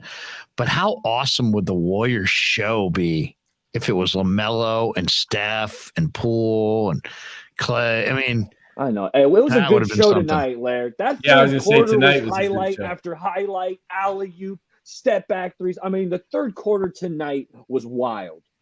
I was thinking as I was going to bed the other night, and I was like just basking in how great Curry's been. And I was trying to like set up like because you can't have like the GOAT debate necessarily with Curry right now, of course, but I was trying to think like what is a good argument to make about Curry's career. Two of them that I thought of is I think you could make the argument that from a fan perspective that he would be the number, like if you were drafting as a fan to just like, go through someone's entire career, like as a fan, I think that he would be it would probably be like him or Jordan. Like in terms of just like you get to watch him every night and you're a fan of him and then they win 4 championships and it's just unreal and he's just the most fun guy to watch. I mean, I would take Jordan. I would take Dominique. Dude, you guys are a little too young for Dominique. Dominique, not Danny, but Dominique, man. Dominique was ridiculous. There was a time when the Hawks weren't even good, really, and there was like the hottest ticket in the league because they had Dominique and Willis and Spud and just Dominique. I mean, people forget the power jams that Dominique had at 6'8". He just, there was a couple times I remember sitting courtside in Sacramento and Dominique and the Hawks rolled in and he would do like a first half, like double reverse tomahawk, jam. And it's like, what? I mean, the explosiveness was just off the freaking charts. I think in 5 years, you're going to be he was a great show. You know who I think they're going to be talking about as a great show 5 years from now, 6 years from now? Who's that? Wiseman in the G League. Kuminga. When he gets out on the break, oh my goodness. You saw it tonight. It's got a little Scottie Pippen in him. Yeah, I mean, he's explosive. He's a great athlete, no doubt. Yeah. And it may be with the Warriors, it may not be. I don't know where he'll be. But I would worry about trading Kuminga as well. I could see him becoming really awesome somewhere. That guy is going to be a high flyer. Here's my other one, and this is another one where I'll accept Jordan, but I honestly Jordan. No. I mean, but for this specific thing, I accept Glenn Jordan. Bias. But I would actually say I would take Curry as the number 2 or number 1, maybe even from a franchise perspective. If you were like drafting these players' careers and you were like a franchise startup and you were like, you could draft one player to have their career play out for your franchise, I think that Curry would be 1 or 2. When you look at, if you draft LeBron, you know LeBron's going to only be there for a little bit, then he's going to leave, then he's going to dart over here, he's going to win you 1 championship if you're Cleveland. Curry, you can even make the monetary argument. He turned a franchise that was worth $450 million into the most expensive franchise in all of sports. Well, you're also getting with Curry, you're getting the man. You're getting a different type of character, the guy that is infectious, plays with joy, loves the community. He probably... You have zero baggage with Curry, zero controversy. And he'll bring in other stars for your franchise and not care about it. Like, but the original question was, who's the best show? And I would Ryan changed the question. I changed that up. But do you like, who else would you put up against like Curry? Like if you were a franchise, you're like imagine if the Minnesota young Timberwolves, Shaq. Yeah, but Shaq left. Shaq was there for the Magic. Are you talking about all time or today's? I'm saying doesn't all mean time. He left Orlando, but doesn't mean he would have left here. I mean, are you just talking about any? Kobe would be up there. I'm just saying like career. So like if you're drafting Shaq, you have the knowledge that he's going to leave after a certain amount of time, and he's going to go join the Lakers or whatever, and he's not going to win a championship with his original team. With Curry, you know he's going to stay with the original team, win 4 rings. Well, where are you on Bird? I mean, Bird authored the biggest turnaround in the history of the league. Well, but the Celtics also were already were a storied franchise with like a bunch of championships. But they were dormant. That's like they were a dormant team. I mean, the biggest wins turnaround ever in the history of the NBA is the Celtics the year before they got Bird and then the year they got Bird. I mean, I don't know. Bird was exceptional too. I mean, I would probably say Magic and Bird.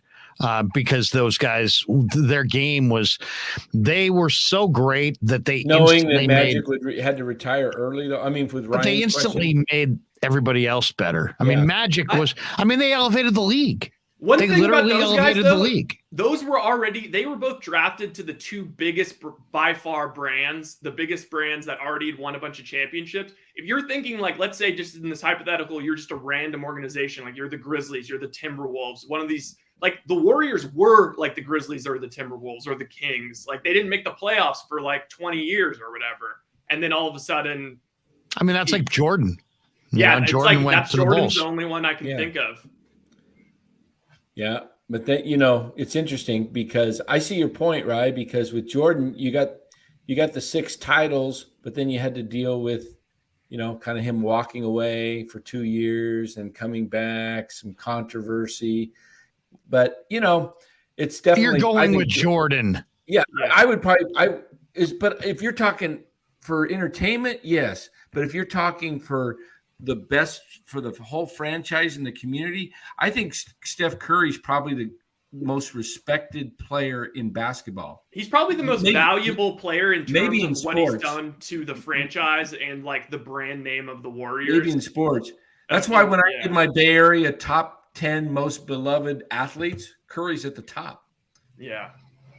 Nothing against Curry, but I to me, what's more entertaining, watching a guy make a deep 3 or watching somebody really dominate, jamming and, like a Dominique or a Jordan? I don't know. I think we're desensitized. I kind of like I watched those games. I saw those teams.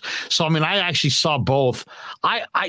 There was an electricity about Dominique. There was an electricity about Jordan. Think about like Jimmer Fredette in college and how electric that was. And then like even Curry in college. Curry brought that electric sort of March Madness insanity, shooting a zillion threes from everywhere. He brought that to the NBA and just was like, yeah, this is actually how I'm going to play. I just look at him as consistent. I mean, I think I saw a Curry-like player watching Chris Jackson come out of LSU. He was very similar size-wise, and he made some amazing shots, and he had some incredible nights. And he just didn't have the consistency to do it over time. And he's not quite Steph, but he had that same kind of game. Not quite. He's not even close to Steph. Well, no, Chris Jackson was a great player. I mean, Chris Jackson had 50-point games, and he might have had a 60-point game. He was a fucking awesome player. Yes, Steph's better than Chris Jackson, clearly. But I'm just saying. You're saying I saw that game. I saw that game with Chris Jackson. He was and I like Steph. I mean, but I saw Dominique, and I remember seeing what that was like. I mean, go YouTube the Dominique versus Bird 1-on-1 basically in the game in a playoff game. I watched those. My dad's got me the DVD set of like Bird's greatest games, and I watched all those. I will say though, I mean, they're awesome, unreal games. Bird made everybody better. Bird made everyone better, but it's like there also is a lot of like, okay, this game is 78-82, and there's a lot of hard fouling and kind of like it's just not. What does that mean? Electric. That means nothing. I mean, that's just the way the NBA was played right then. But in terms of enjoyment for me, I just don't think that. But Bird, I mean, come on, the Warriors didn't have that kind of a turnaround with Steph that the Celtics had with Bird. Oh my God, yes. Well, okay, they went. No, from they didn't. Like a nothing no, they did franchise. Not. What? They had the greatest record of all time, and they've won. We're talking about the next year. That was years later. Oh, like you're saying from like. I'm saying year one. Yeah. Last year they won 22 games. This year they won 63 games. The only difference was Bird. So, I mean, I don't know, man. I think you guys have recency bias. They had, Larry, I think it may be a little bit of childhood nostalgia coloring your tint. No, not at all. It's the biggest turnaround in the history of the NBA. Nobody ever went from that many improvement in that many games. I think they improved by like 35 wins. I mean, look it up. It's right there. Year.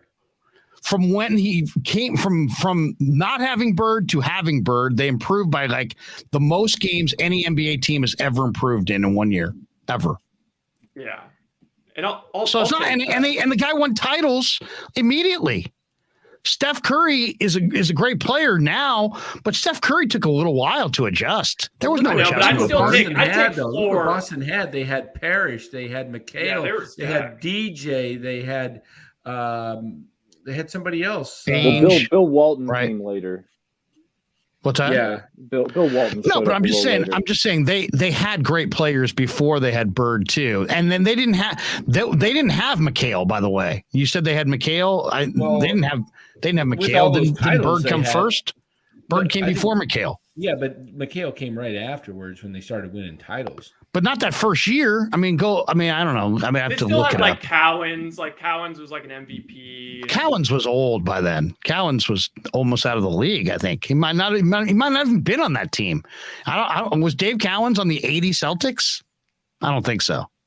Yeah, he was. Larry Bird is definitely in my top 10. Yeah, I mean, Bird's great. I feel like Curry's like the evolution of Bird. Like he's like Showtime sort of. I don't know. Just type in Warriors reference and go look at what the Warriors won the year before they had Steph, and then go look at what the Warriors did the first couple of years of Steph. But I would say it's more impressive that he's turned around an entire franchise and completely dominated. They haven't lost a playoff game. They haven't lost a playoff series in the Western Conference in 9 years? What year did Steph get drafted to the Warriors? 07, yeah. Or no, 09. Was it not?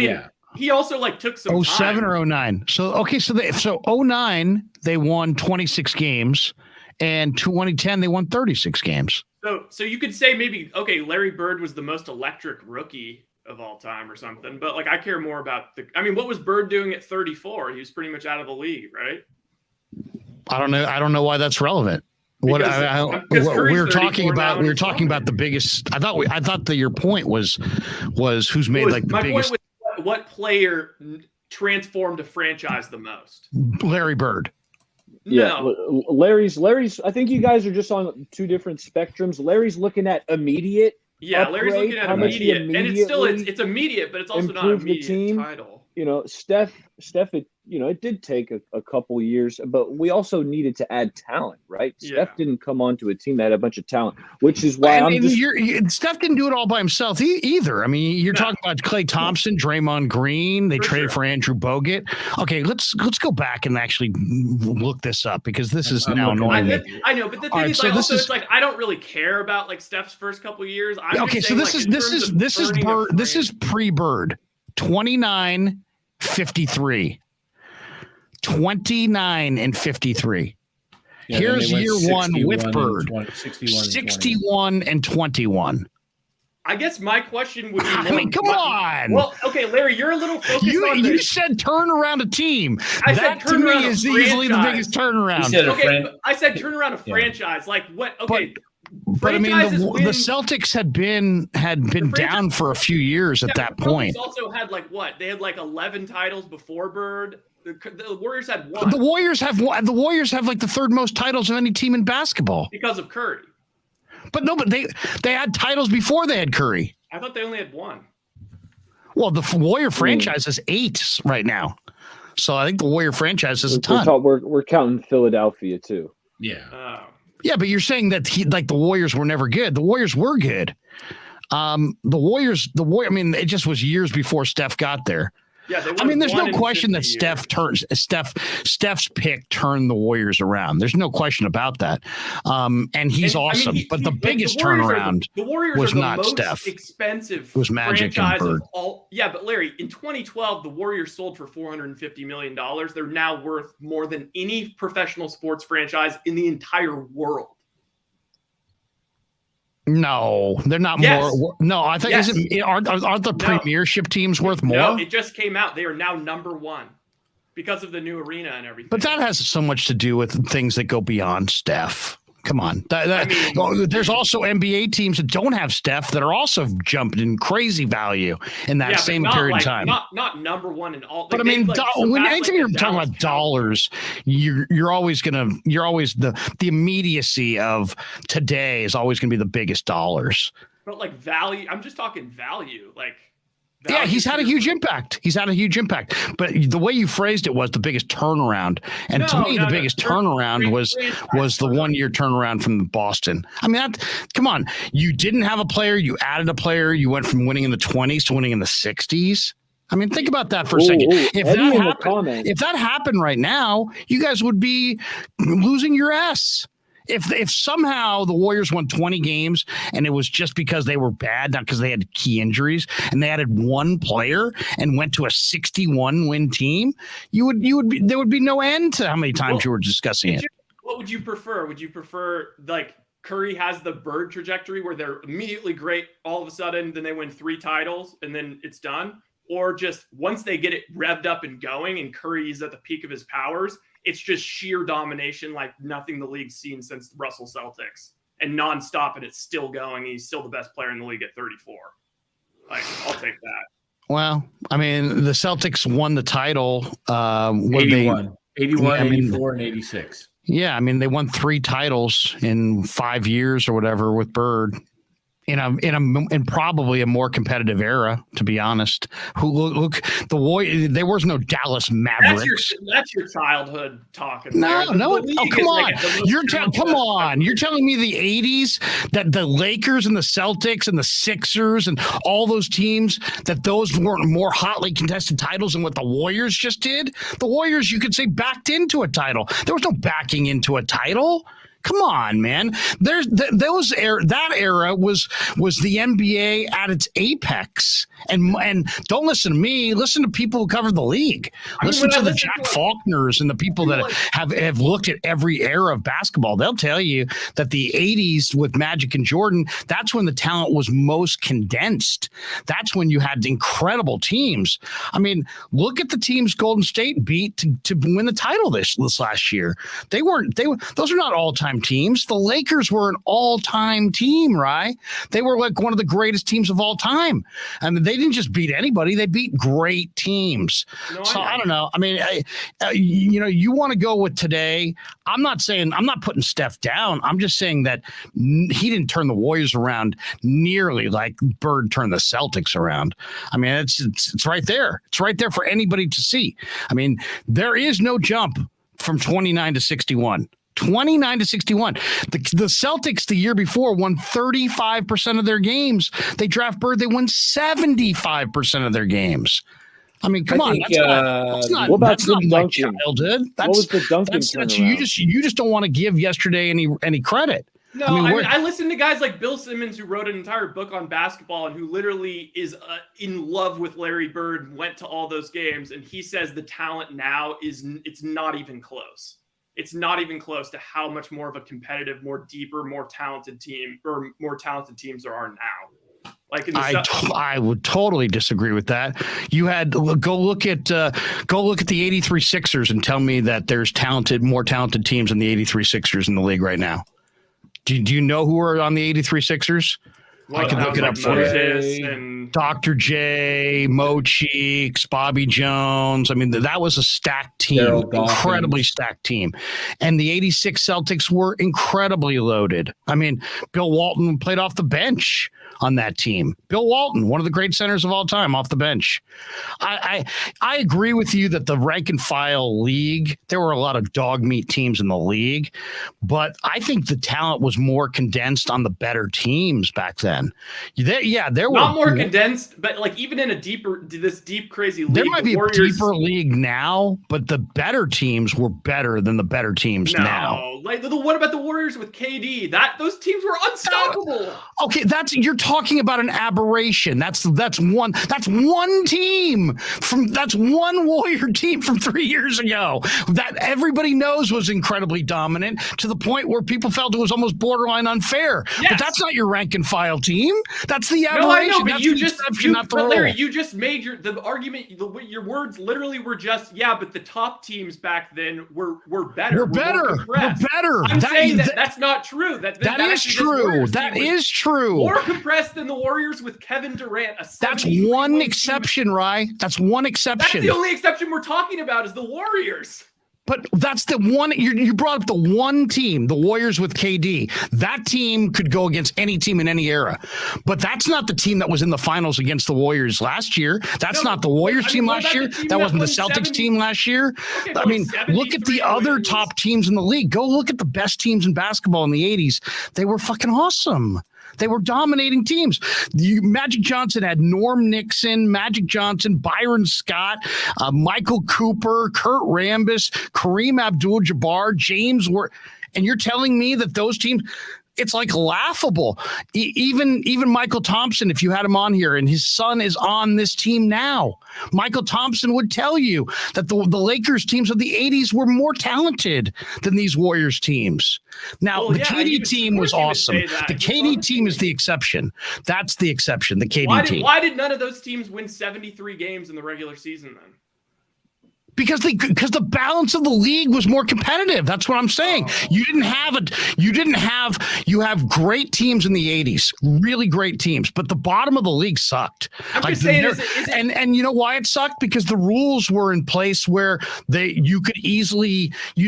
wasn't as spread out as it is now. Now the talent is more spread out. Now the league, the draft is totally speculative. So now good teams get good players in the draft. Back then, the draft, there wasn't the same kind of movement in the league, and you had teams that were dreadful.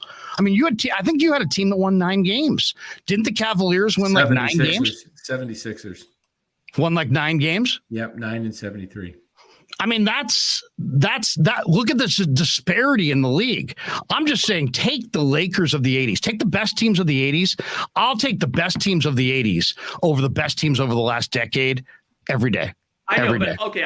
All I'm saying is like you could say definitely I'm a little colored because I'm in the midst of watching this insanity. It's like, well, no, it's not that you're colored. It's you didn't see it. You didn't see those games. Those players to you are just names and stats. They're not actually. You didn't actually see the games. Okay. So I understand why you don't respect the Sixers of '83. But also, like when you say I think it's no coincidence that you said like the greatest show for you is Dominique Wilkins. Like it was a very like how old were you at that time? You were probably like my age. I'm just saying it was you didn't see the power of Dominique, the power jams. You're talking about a 6'8" player with Jordan like athleticism who could rise above and throw it down. Who's the most? Imagine your guys are talking about Dan's talking about Kuminga like he's a freak athlete. Kuminga is nothing compared to Dominique Wilkins. Dominique Wilkins had handle. What about LeBron and Kevin Durant and all these guys? Like no doubt, awesome, incredible players. Not worse than. I'm not saying that those guys that Dominique was better than those players. I'm saying that we're talking about excitement. I was in the arena where Dominique lit it up, and people would go and gasp. I don't hear gasp. That sounds like a very fond memory, Larry. It was because it was real. It was real, and it's sad that you're so young you don't realize it.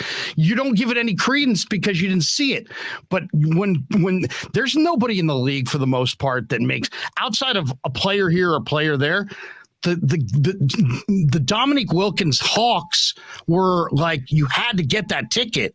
That was an incredible show, and just because you didn't see it didn't mean it didn't happen. I know, but I've seen a lot of those types. Like I've seen Vince Carter. I've seen Kobe Bryant. I've seen Sean Kemp. I've seen these kind of guys that just were crazy dunkers, and it kind of is like, okay, power dunks are sick. They're cool, but like I'm kind of I don't know. Dominique could shoot. Yeah, but I'd prefer like my favorite players are the players that can do stuff that all the other players can't via skill. Like it's not just like jamming. So Dominique can have skill? Come on, dude. No, I'm just saying like Curry probably is the most skilled basketball player of all time. Like Dominique Wilkins has no skill. No, I didn't say that. I'm just saying. What are you saying then? What are you saying? The thing that makes him the most exciting is his freak athleticism and power dunks. Yes, he can do a lot of other stuff. That's why he's a Hall of Famer. But I'm saying that like guys like Steph Curry, that is probably like the most skilled basketball player of all time. He does stuff that nobody else can do. He's an incredible shooter, but all I'm saying is seeing somebody shoot from range is not nearly as exciting as seeing a 6'8" guy rise up and reverse jam and make the entire place go. Yeah, but then it's like if that's what you like, then like you can just go watch AAU games. Like I've seen like a zillion guys. There ain't no Dominique Wilkins in the AAU. What about Zion That's Williamson? For sure. But it's not the same, man. It's not the same. Dominique Wilkins was both, dude. You see, that's the thing. He was the NBA scoring champion. Zion Williamson's not the NBA scoring champion. I mean, let's just say this. How many guys in the NBA have won a scoring title and a dunk contest? Dominique has. Probably MJ, Dominique. But that's what I'm saying. That right there puts him in super elite category. Yeah. He was a guy who was his nickname was the human highlight reel. I know, but I'm not that into the. I mean, come on! You're talking about exciting, and I say the human highlight film, and you're questioning it. No, He's saying the human highlight film. I'm saying like that's cool. Like you can set. Like I bet he was super exciting, and like he probably is in like the upper like 10% of most exciting. I'm just saying that for me, the most exciting by far is Curry. Well, that's for you. That's you. That's you. I mean, come on. You're gonna tell me that a guy making a deep three is I mean, there were great shooters. So by that comparison, does that mean Mark Price was enormously exciting to you as well? No, because he wasn't awesome. I mean, that's just he was awesome. That's disrespectful to Steph Curry. He wasn't awesome. Steph Curry is Allen Iverson on the perimeter. Allen Iverson said that Steph Curry. Yeah, but you're talking. But what is Allen Iverson on the perimeter and hitting? What makes Steph? What makes Steph unique? What makes Steph great? He's the greatest shooter of all time. It's the shooting. It's the shooting. And so that's what I'm saying. The combination, the off the dribble, dropping people and then pulling up from 35, making the craziest. That's fine. That's awesome. It's all great. It's all great. I'm just saying that. What about there were other great shooters? Yeah, but now really you sound awesome like Charles shooters. Barkley in like 2014. Like, yeah, I get it. He's a good shooter. We had good shooters back in my day too. You know. No, he's the best shooter, but is the best shooter more exciting than a guy who plays above the rim? Yes, because there's a million people that can play above the rim, but there's nobody else like Steph Curry. Really, a million people that can play above the rim? Yes, you can. You not can in the NBA level, not like Dominique. Yeah, but you can scour the AAU. Right. I saw both, but you only saw one. So at the end of the day, it's like you're just kind of going off of just nothing. You're just kind of you're going off of I saw Steph and I'm impressed by Steph. I'm also impressed by Steph, but I saw both. So wouldn't you say it would be a difference if you actually saw both, but you didn't see both? Yeah, so I mean, I've seen Dominique games. There will be somebody that 20 years from now, they'll be touting as super awesome. And they'll say, oh, Steph Curry. And you're going to be like totally sickened because you're going to be like, you didn't see Steph Curry. And I did. And they're going to be like, but you don't know Bob Williams is really the best. And you're like, dude, I saw Steph Curry. And you can take, you can take a lot of different. But Dominic, but you're pissing on Dominique. Dominique was a 9-time. I'm not pissing. I'm saying that you are. You're basically saying you basically just said that playing above the rim is a dime a dozen. Playing above the rim is a dime a dozen across America. These guys don't all make it to the NBA, but yeah, I mean, there's tons of guys with crazy, freaky athleticism just throwing down insane dunks. It's why people love like And One, and it's like why people love watching mixtapes. Like, it's the evolution.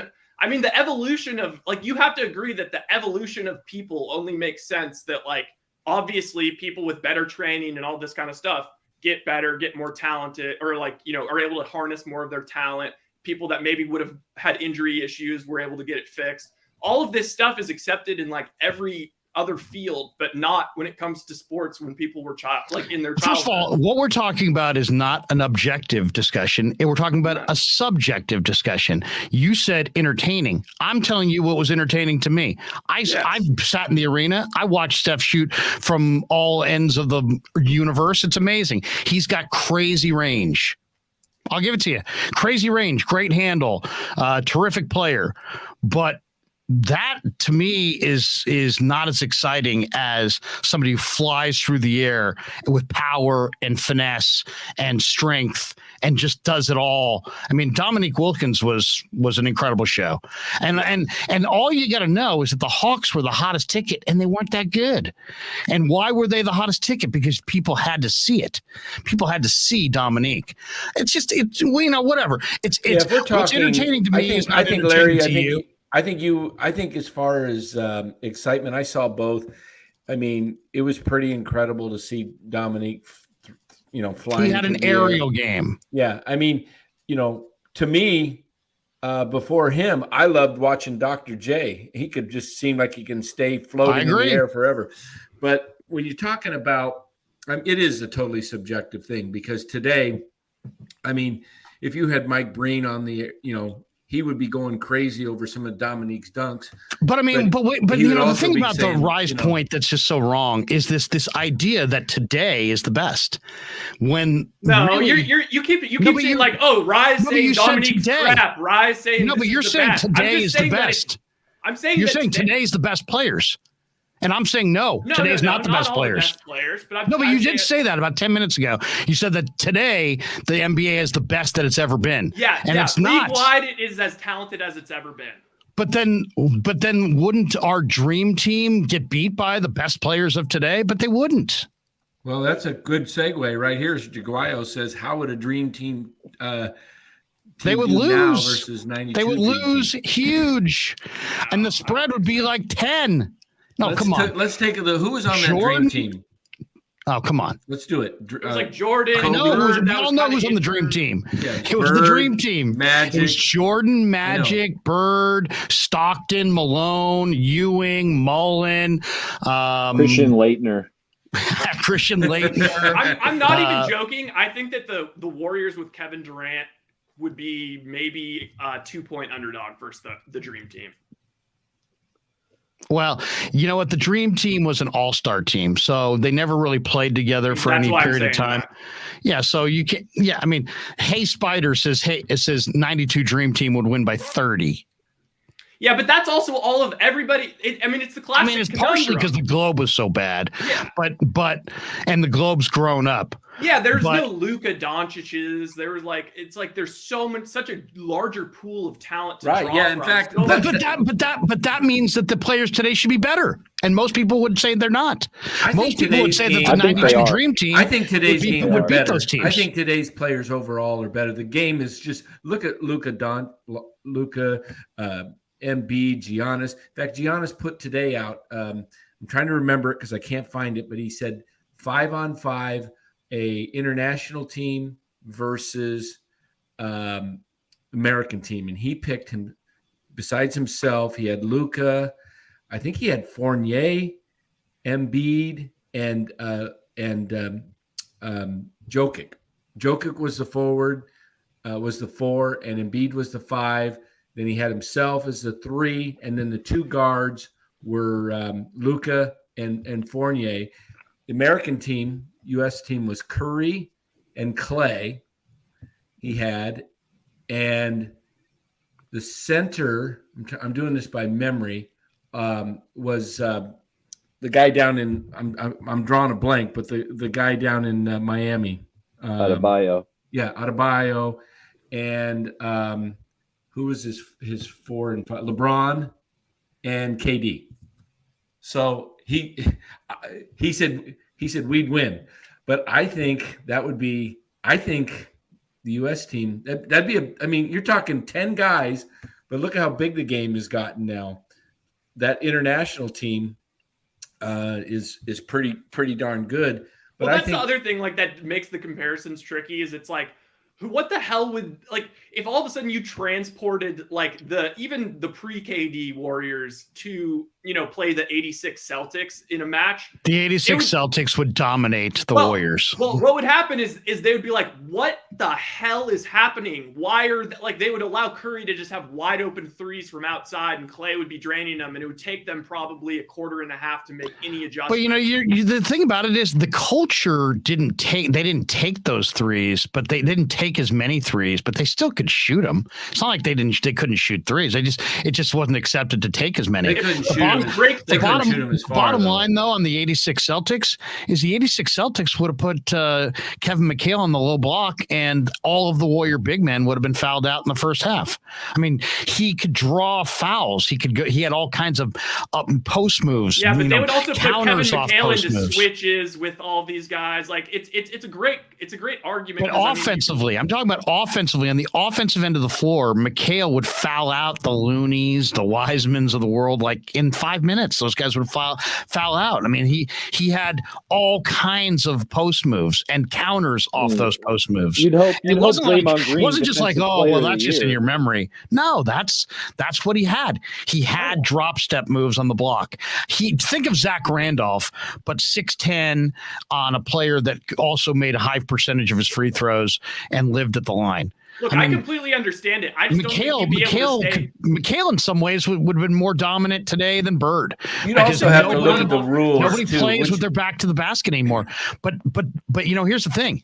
The back to the basket dominators of yesteryear would dominate still. I mean, why would they explain to me why somebody who had a dominant back to the basket game would not be dominant in this era? There's nothing that's happening on the offensive end of the floor that would derail the greatest low post scorers. Like Patrick Ewing was an incredible low post scorer. Akeem Olajuwon was an incredible low post scorer.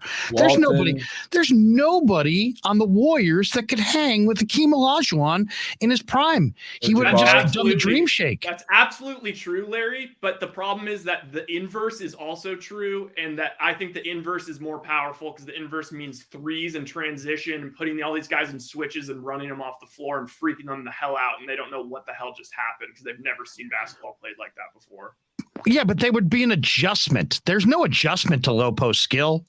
What adjustment do you have? There's no adjustment to. I mean, that amount of style contrast. So the players of the 80s could not have played basketball today because of the way the game's played? If they grew up today with all the stuff, yeah, definitely. They could. I mean, Drew Timmy's a really good low post scorer, but I don't think he's coming into the league and setting the world on fire. But Drew Timmy's not McHale. Entertaining. I want to get off my most entertaining player of my childhood. It's not Dominique, and this player doesn't even belong in the same stratosphere as Larry Bird and Stephen Curry. But growing up, my guy, Tracy McGrady. They wasted his prime out there in Orlando. I mean, who'd they get? Pat Garrity and Mike Miller are his running mates. No, they wasted his prime out there. Tracy McGrady, most entertaining player, in my opinion, of my childhood. Because growing up, of course I was a Warriors fan, but it's like, sorry, Bobby Sura and Troy Murphy aren't quite cutting it for me. So you got to look elsewhere. And so T-Mac is my I personally don't think anybody, like you take a guy like Hakeem Olajuwon, he was as fast as any center that's ever played. He was 6'10" with long arms. He had a back to the basket game. He was a dominant defensive player. I don't think it matters what era he played in. I think he was going to be awesome in any era. So and he just happened to play in the era that he played in, but doesn't mean that he was confined to that era. No. He was a soccer player who was 6'10" and could run for days. I think had a crazy offensive game and came into the league with a crazy defensive game. So I don't know. I mean, like, just because he didn't play in today's game doesn't mean that he wouldn't make adjustments. My point is that he could make those adjustments and play in today's game, but nobody's making any adjustments and stopping him on the low block. There's the Warriors, the Celtics. Think of all the best teams in basketball. They don't have anybody that could stop Hakeem down low. And what are you going to win at? You're going to win shooting threes, or are you going to win with a 6'10" guy who's got his back to the basket taking 3-footers? Or forget even him. Go to Shaq in 2000 in the 3-year run the Lakers had. That Shaq, nobody's stopping that Shaq today. Nobody. I think they would run him off the floor, though. I think you'd foul him. Like you'd foul the shit out of him. But he's scoring 50. But who's he guarding on the other end? Range. But he definitely is scoring 50, but on twos. And it's just, you got to. Like, who's he guarding on the other end? Who? Name somebody. You saying he couldn't guard Kevon Looney? I'm saying if they had if they were going small ball 5 and they had Draymond out there, Draymond puts him in a switch with Steph Curry, that's guaranteed points every single time. If he wants to go to the rim, it's guaranteed points. If he wants to shoot a 3, it's guaranteed points for the most part. Who's shooting the 3? Curry. And what if you double Curry? Now it's back to Draymond. Now you to Klay. But I mean, you just said a 2-man game. In a 2-man game, Draymond's not beating you because he can't beat you offensively. He's got to be a distributor. He can be, distributor. But like Shaq is like. But what if you play him to pass? And then you take away his pass? Now you make him shoot. He's not a shooter. That's my point. You have to. Some of these guys that were awesome back in the day also had offensive game. They were shooters. Oh, for sure. And Shaq would be unbelievable now, too. But I'm saying, like, as a whole, those teams and not even necessarily, like, those Shaq teams were freaking insane. But, like, from the 80s, I'm just saying, like, all the bench power forward stiffs that were kind of in there because they had to, you needed size in the middle. Like, those guys would get run off the floor. It would not be the Tommy Tolbert would get run. You're right. Yes. Tommy T would get run. But Olajuwon wouldn't. No, and it's not even just about the big name guys. James Edwards in that era would dominate on the low block. I mean, James Edwards had it was 7'1" and had a crazy offensive game. He wasn't that good though, was he? He had an incredible offensive game, Dan. Incredible. Incredible. You talking about James Edwards with the Lakers? Talking about James, well, he was ancient by then. I'm talking about James Edwards, who with the Pistons, he had an incredible back to the basket game. I mean, there isn't anybody in the league. I mean, if I say to you best back to the basket game, who? Hoku. Oh, Thunder. I'm serious. Hoku. I'm actually serious. Stop. Actually serious. Well, the game, you can't look at today's game because they're playing positionless basketball today. So you can't really, because these guys aren't developing those back to the basket. Might be that kid on the Rockets. Yeah, but it's still skill, Dan. You make it sound like just because guys today aren't skilled doesn't mean that skilled players wouldn't succeed today. No, they definitely would. They would succeed, but I'm saying today's players don't do as much back to the basket. That's right. They don't have that skill. They don't have that skill. But if they can't score down low. But you're saying that they couldn't do it if they were playing in the 80s? I mean, if that game was the same today. First of all, nobody's making them not be skilled. They can be. There are people that have low post skill. That kid that just came from wherever, Sengun, has got a real back to the basket old school game. He's got all the up and under moves. A little bit of a, and Jokic has a little bit of it. A little bit of it. Where they take it down. I mean, like Jokic is like, people marvel at Jokic right now. And he's skilled, but it's nothing like it's not like nobody ever had that kind of skill. People did have that kind of skill. Yeah, but could you see the guys in the 80s that were the 70s and 80s that were the big men, Walton, Jabbar, Dave Cowens? Could you see those guys draining threes to the back? It's the same thing. It's the same thing you're saying, is that today's guys don't have that skill. They didn't play that game back then. So those guys they couldn't wouldn't shoot. be 3-point shooters, but I mean, in reality, outside of Jokic, there aren't too many big men who are shooting lots of threes. Big guys that can shoot, but not to dominate from the 3-point line. Go ahead. Who do you got? But they can still shoot. They can still shoot it. I mean, Woods with Dallas can shoot the three. But why would you want a 7-footer shooting a three? Because they can make them, and they're open. Today's game, because then they're not in the middle of the. It opens it up. They're not in the middle of the. Yeah, it spreads the floor. If they're in the key, then they're clogging the key for people to drive to the lane. Look at Curry's game. Curry's known as a 3-point shooter, but Cabo, James Wiseman would be a Hall of Famer in the 1980s. But he drives. Curry's amazing at driving to the hoop and making buckets down low. Danny, if Curry played in the era where you could hand check him, he's not the same player. He's not the same player. He's not the same player. He wouldn't be. I mean, those players did play in that era. Yeah, but I'm saying it depends on what rules you play in. The rules have changed. It's like saying that the best quarterbacks are all the quarterbacks playing now because they put up bigger stats. But no, the rules have been changed to help the quarterback. So you really can't compare. You can't compare what Joe Montana did, because Joe Montana was getting keyholed by Leonard Marshall, and now Leonard Marshall's going to be ejected. Greenlaw got ejected for that hit last night. Yeah, they ought to just put tutus on. For that hit on Joe Montana. The NFL. It's unbelievable what they. But I'm just saying that. So you can't, the same way you can't compare that, you really can't compare this, because the rules have all changed to favor the offense. I'm just saying that there was incredibly skilled players back in the day, and that if you want to say condensed era of talent, I think it's probably the late 80s. I think the late 80s, early 90s. If you said of all the eras that I've witnessed, I would say the best basketball was easily played in the late 80s, early 90s. That's when you had Jordan. That's when you had, still incredible athletes. You had skilled players. You had players coming from the international market. That changed the dynamic of the thing, because there's just more people coveting these jobs.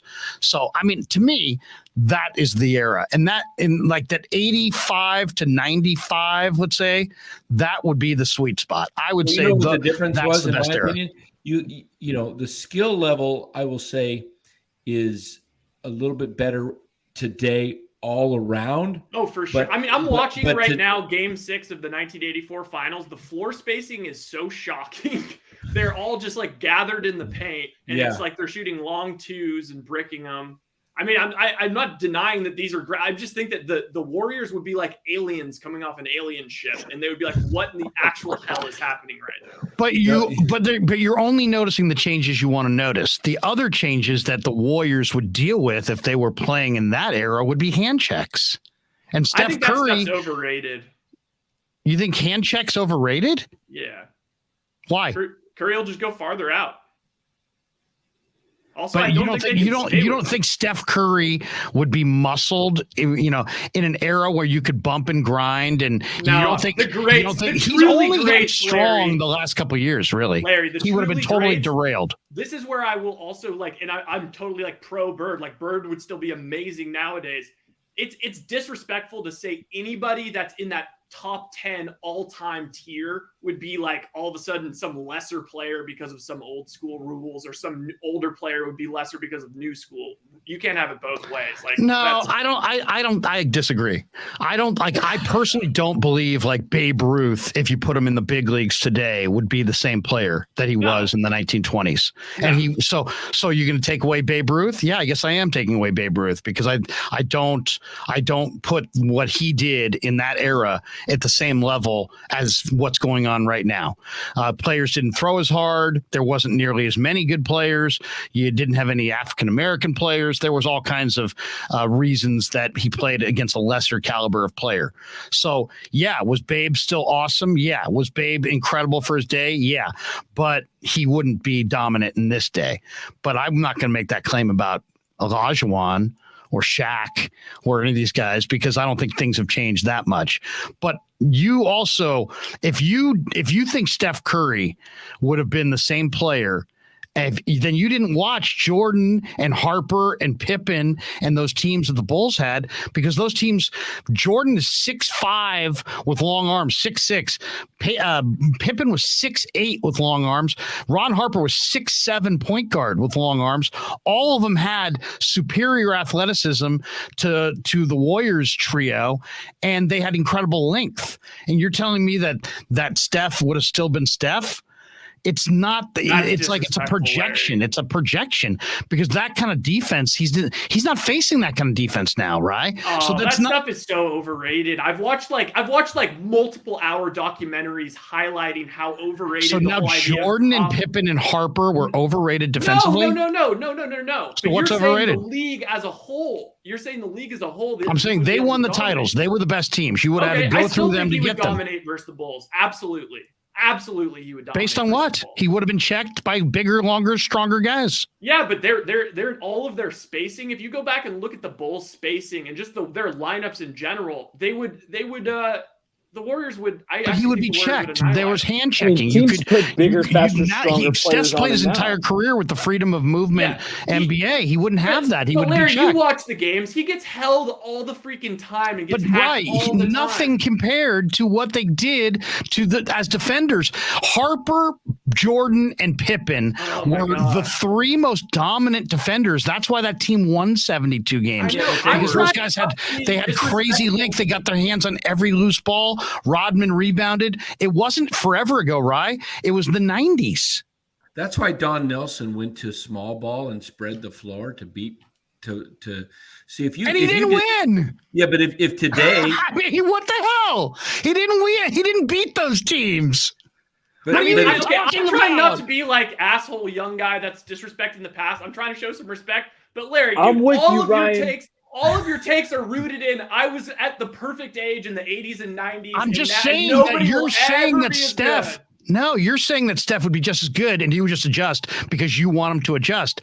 There's no adjusting to better athletes. Larry, come on. There's no adjusting to better, longer athletes. That's what those guys were. How would Larry Bird adjust today? Would he be athletic enough, or would he get run off the court? You don't. Well, I don't know. What do you think? I don't know. When I watch him, I guess. So Larry Bird would get run off the court? Larry Bird would get run off the court. I'm saying that Bird, I don't That's ignorant. That's ignorant, dude. Okay, Larry Bird. Larry Bird would get run off the court. Why would Bird be the same exact player nowadays than he was back then? Why wouldn't he be?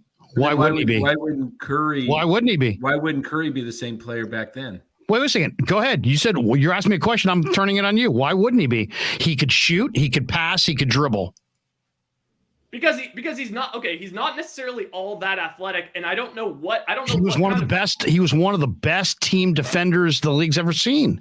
He was a tremendous defender. From everything I've ever read. He was a slow-footed hands-on stuff. Like, dude, he got it. Well, go check out his steal totals. Tell me how bad he was. Yeah, he's got great steals. Well, what the hell, dude? Curry led the league in steals too. It doesn't mean he's a great defender, Larry. Steals are not. Yeah, I'm not saying he was a great defender. I'm saying he was a really good position defender, team defender. But Larry Bird was a passer, distributor, a rebounder, a shooter. You put Larry Bird into switches onto some of the NBA guards. He'd be fine, right? He'd be fine. No, yes, he would. Maybe he'd be okay. In Dude, why were you putting down Larry Bird? I'm just saying it's the same reason you're putting down Steph Curry. I'm not putting down Steph Curry. I'm not putting down Steph Curry. I just said it's not exciting to me. No. You said it's the most exciting to you. I said Dominique's more exciting to me. That's how this discussion got going. I know, but your last statement was you saying that Steph Curry Pistol wouldn't Pete be Maravich. the same guy that he is now because of Steph Curry would not be the same player if you could restrict the way where he went on the floor. Right, when Steph Curry jogs across the middle of the lane. But when Steph Curry jogs across the lane now in the 80s, you got floored. You got knocked on your butt. Like old man yelling at back in my day, we used to be tough. Sorry, dude. I'm sorry. It's the game's different. It's a different game now. You can't run freely from one side of the floor to another side of the floor. In the 80s, you couldn't do that. You got knocked in your can. I'm not preferring it. I'm just describing it. I'm not preferring it. I don't prefer it. I prefer now. I don't prefer the 80s. I prefer this. There's nothing to agree with. Steph Curry would get knocked around if he played now. You think Barkley's just an old man? No. Because that's what Barkley says it 3 times a week. He says it's a different era. He wouldn't have the freedom of movement. I'm sorry, but these guys look like Poku. Yeah, I mean, see the fact that you're putting down the Lakers and the Celtics of the 80s. I'm not even putting them down. You just called them Poku. I'm just giving you an Poku's a nobody. Okay, all right, don't focus. I was making a joke. But it's just like open three. Where's all the hand checking, Larry? Where's all the oh my gosh, what pressure on my Magic Johnson in the finals? Magic sucks and Kareem sucks. No. Well, that's what you're saying. You're saying that this is a lower caliber of play. Look at them. They don't even look at the defense. They're all 5 in the what paint. What are you talking about? How can Steph Curry wouldn't thrive in this because of hand checking? It's so Steph Curry has taken 5 years, 6 years to build up his strength. Now he's decently strong. When he came into the NBA, he would have gotten knocked on his can. He would just stand out on the perimeter. He wouldn't even have to get hand checked. Well, let me ask you this. John Paxson was an awesome shooter. Steve Kerr was an awesome shooter. How come those guys those guys aren't Steph? Do you watch Steph Curry? Steph Curry's nothing like a spot up shooter like those guys. I'm saying they roughly the same size. I mean, Steph Curry would have gotten knocked around in the 80s. That's all I'm saying.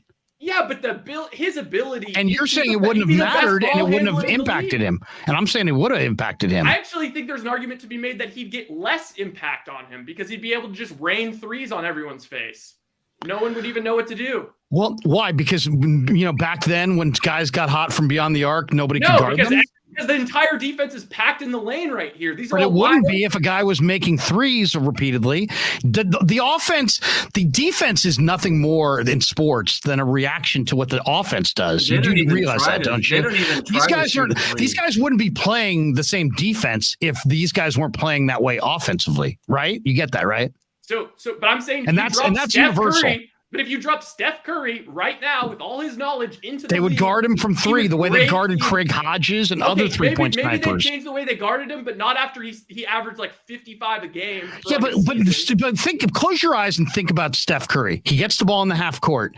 He dribbles over to a corner. Draymond sets a pick for him because somebody's guarding him. What does Steph do? He'll literally sprint to the other side of the floor, and Draymond will hit him with a pass. There's no ball. And all I'm saying is in the 80s game, he wouldn't have been able to sprint to the other side of the floor like that. I'm not saying I preferred it. I'm just saying that's the way the game was played. He would have been knocked around and bumped around. This is a finals game. It doesn't look, it's not like this crazy physical game. Like there's nobody's even cutting. Keep watching. Rambus gets clotheslined by McHale, there was no foul call. There's a few giant things that everyone remembers, and I understand those things. Right. First of all, I used to work courtside in the 80s. I used to work courtside. You're not barely playing defense. It's the finals. I used to work at the Kings games, and I literally work courtside. And the amount of contact on the low block in the 1980s China Grove needs to speak. 10 times what you see now. Like, it was shocking. It was absolutely shocking. Like, you take like an Anthony Mason, Karl Malone, any power forward from the 80s, the amount of contact zone here, man. Yes, the amount of contact that they would have to establish position was huge. Absolutely huge. I'm just looking at here. They're not really playing much defense. It's not what it almost looks like an all-star game. You think it's. I mean, the game's evolved. Like, players now, they might not be bigger, but they're faster. They're stronger. I mean, year round, they're focusing from the age of since they can walk. A lot of these NBA players are eating, sleeping, breathing basketball. Amazing, yeah. Eric is. I don't know why we're debating this. The whole thing was Rye said, Steph's entertaining, and he thinks he's entertaining. I said I thought Dominique was more entertaining. I think that's where this discussion started.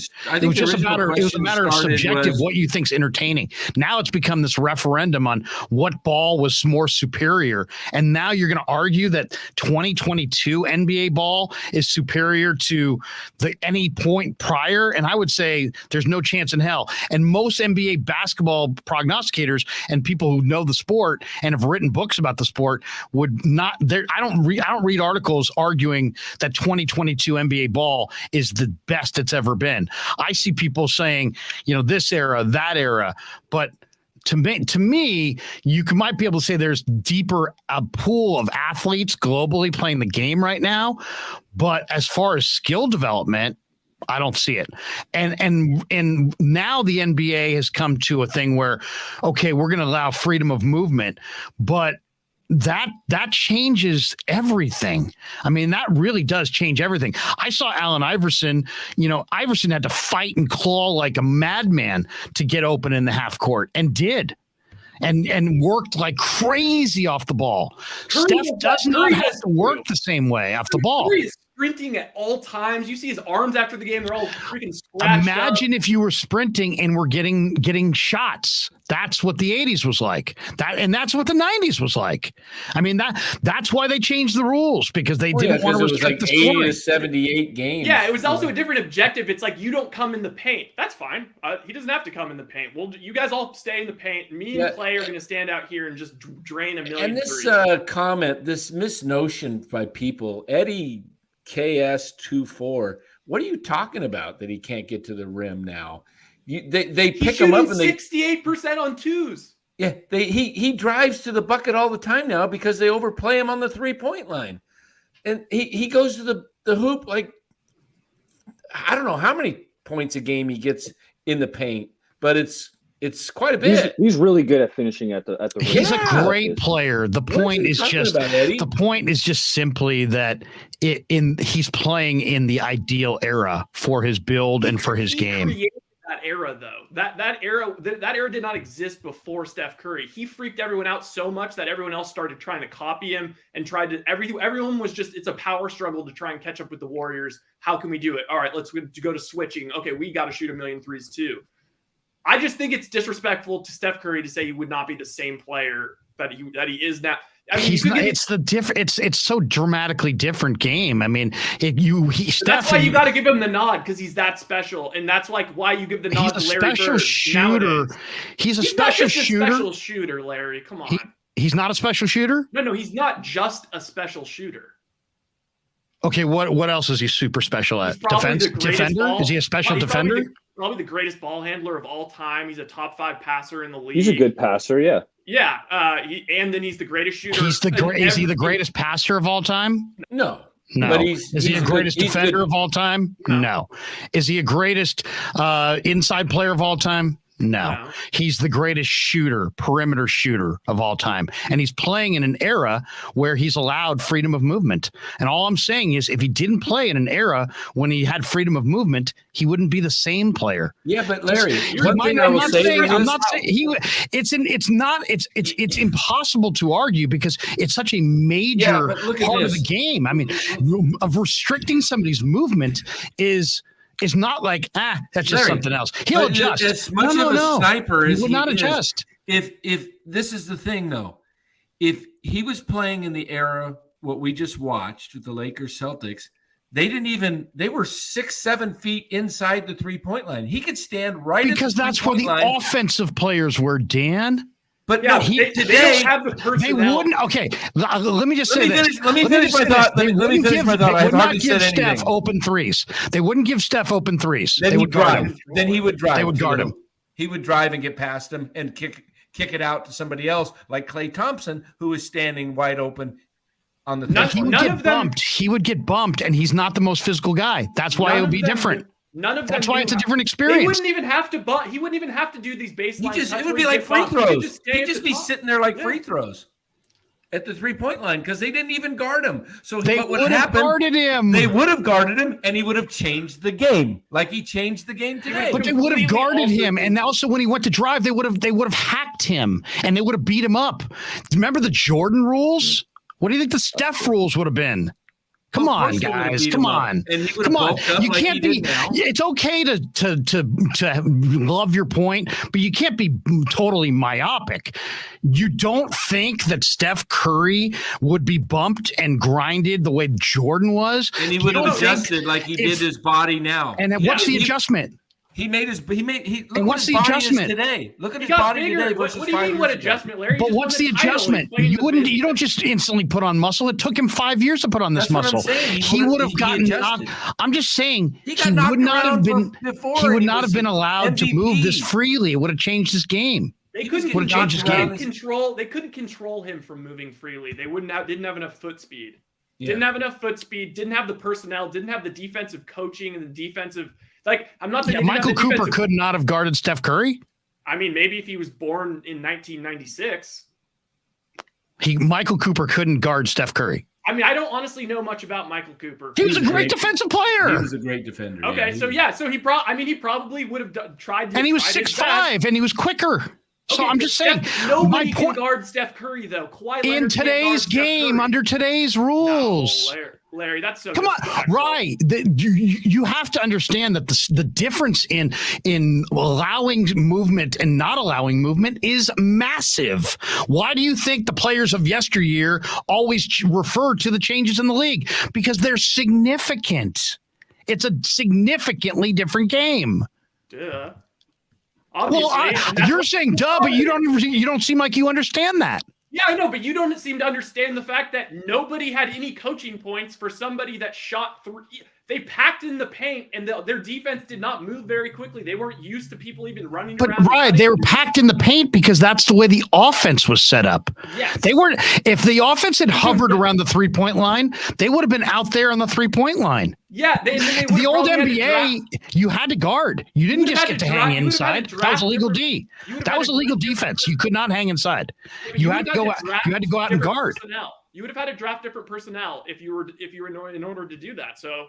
I mean, unless the entire league changed to stop Steph Curry, which is possible. I don't know, dude. Do you think Gary Payton would have had success against Steph Curry? Probably a little bit, but I don't think any the glove. Yeah, but that's like saying, do you think the glove would have had success against Larry Bird? Great players are always going to be great offensive players. But that's what I'm saying. Under those rules, guys like the glove could drape themselves all over the Currys of the world, and did. I mean, Larry. So this is the thing. You're not going to change your mind. So I don't understand why that's so hard to understand. If you have a dominant physical athlete and he can play defense against you, and he can bump you and grind you and knock you down and foul you and hack you, and they don't even call it. That changes the game. That changes what Steph would be able to do. All I'm saying is that. I'm not taking anything away from Steph. Steph's the greatest shooter of all time. Yeah, you are. No, I'm not. No, I'm not. I'm just trying to point out to you that the greatest shooter of all time also happens to be playing in an era where the movement has been is not restricted, and so he can jog lightly across the lane. In the old days, you had to have your head on a swivel as you crossed the lane because guys knocked you on your can. And Curry would adjust. He just wouldn't. He would have been physically manhandled, is what he would have been. So he wouldn't have to go in there. He'd just shoot threes from out. People could not get on an. And then when they extended on him, he would pound the dribble and they would hack him. On the perimeter. Yeah, if Steph Curry was, there were 3-point marksmen of the day. I know, and believe it or not, they guarded Craig Hodges. They guarded those guys out there, but there weren't a lot of them. But they were still guarded. My point is just simply that the movement that's why they changed it. It's because it had become a ugly, hacking 90 to 80 game. I'm not saying the NBA is better then. No, I'm saying the NBA is better now. But you can't make an argument that a player who exists totally because of open movement would be the exact same player if you restricted that movement. That's all I'm saying. And that to me is logical. I mean, how's that not logical? That if a dominant defender, if Gary Payton were allowed to totally suffocate Steph and basically armbar him. I mean, that's what the defenders of the 80s and 90s did. They armbarred you so you couldn't get by. So then you had to pass. So then it would be different. It would be a different situation for him. He wouldn't have the ability to just kind of move freely. The game now is ideally suited to his skill set, and he's awesome. He's an incredible shooter. And you're right. He's much more than just a shooter. He's a rebounder. He's a genius. He's a competitor. He's got unbelievable finishing ability in the lane. English off the glass. He's far more varied. He's not just a shooter. If I made it sound like he was simply a shooter, I stand corrected. He's a great all-around player.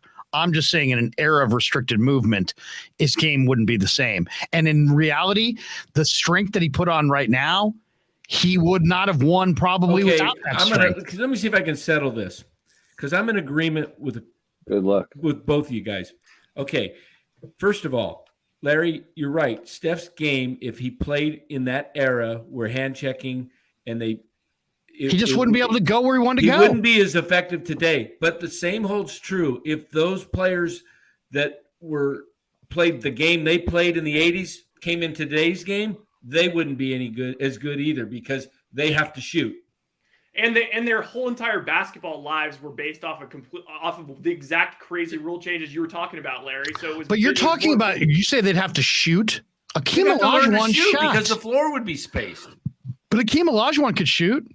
He couldn't shoot out there.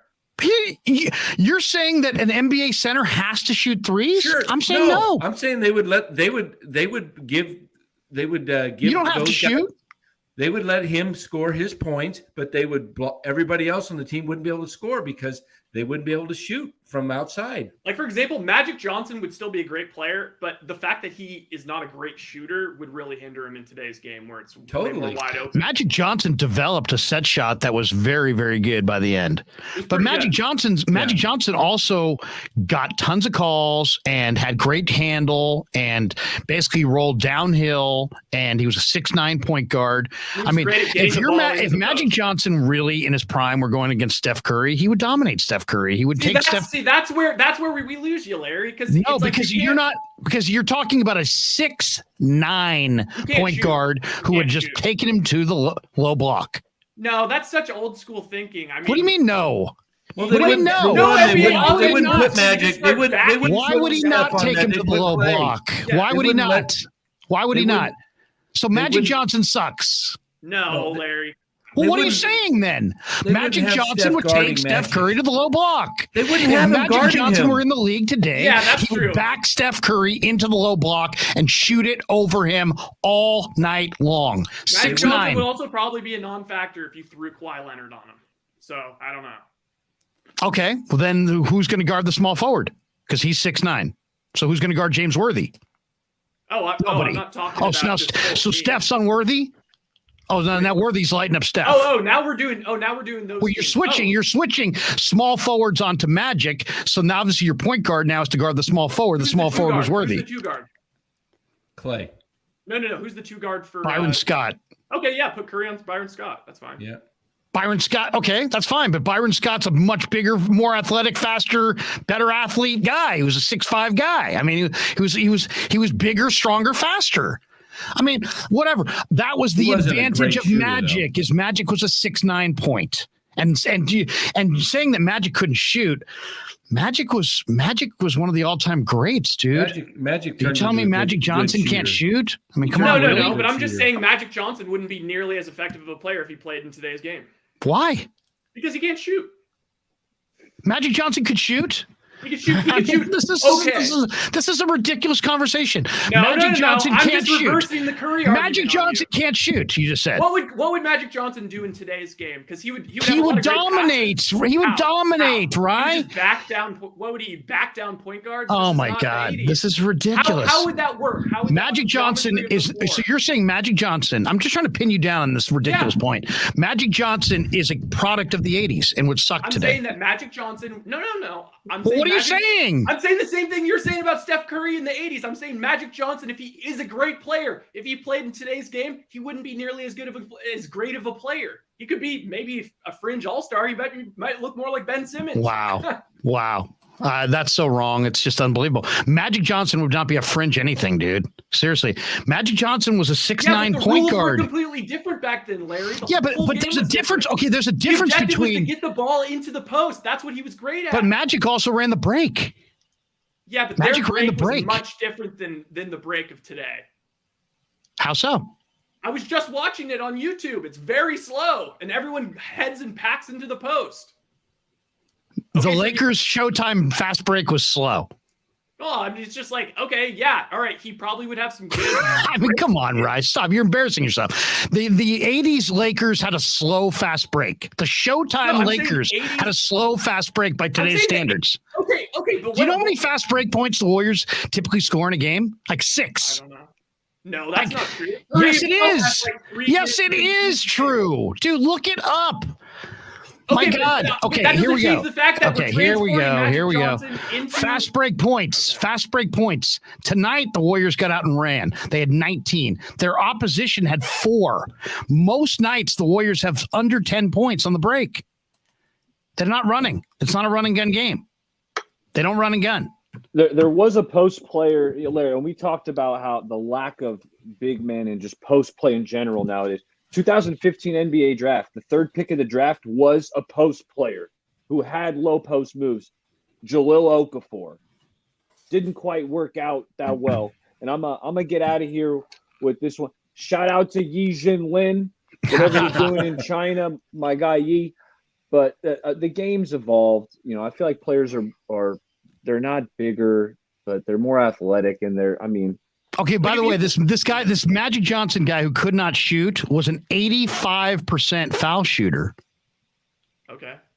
Good free throw. He shot over 90%. I'm just saying, Larry, I'm saying he wouldn't be the same. He shot over 90% from the foul line multiple seasons. Yeah, but would it be So but wait a second. Just because I'm saying that Steph Curry would be affected by the violent hand checking of the 80s doesn't mean that Magic Johnson would be lesser in 2022 just because Steph would have been lesser in 1980. It's not a trade-off that way. It's not a trade-off. It isn't. What are the priorities of today's game? You have to shoot. You have to be able to shoot, and you have to be able to shoot from distance in order to space the floor. That's the game. If I play NBA 2K with Magic Johnson, it's honestly kind of difficult unless I play with one of the older school teams, because it's like, what is he just going to break people down off the dribble and get to the hole?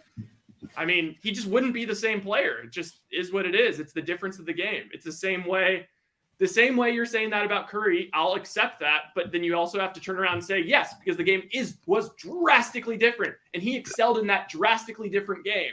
So Steph Curry's averages in his career are 24 points, 6.5 assists per game. Magic Johnson's his career, he averaged 19.7 rebounds a game and 11.2 assists. He almost had double the assists.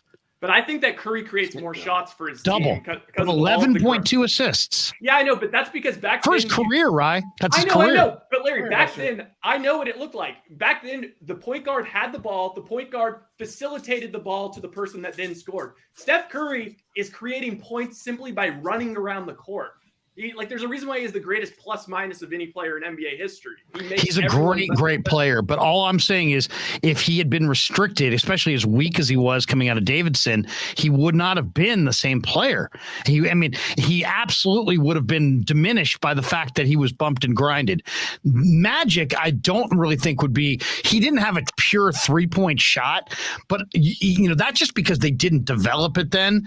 You're talking about one of the all-time greats. I mean, most basketball people will tell you that Magic's one of the top 10 or 12 NBA players.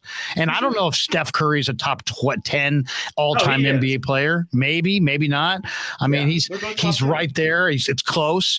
But I mean, it's not like it's Steph Curry is a great shooter, but Magic Johnson was an all-around player, dude. I mean, you're talking. I know, but like, what would Magic talking about Johnson a rebounder and a distributor? Let's say they drafted Magic Johnson this year to this year's Warriors team.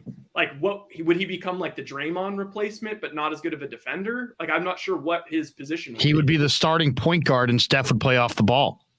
And he would just pound the rock and just wait until those guys would run the break. He would run the break, and then if it wasn't there, they would do what they do now, which is work for the highest percentage shot.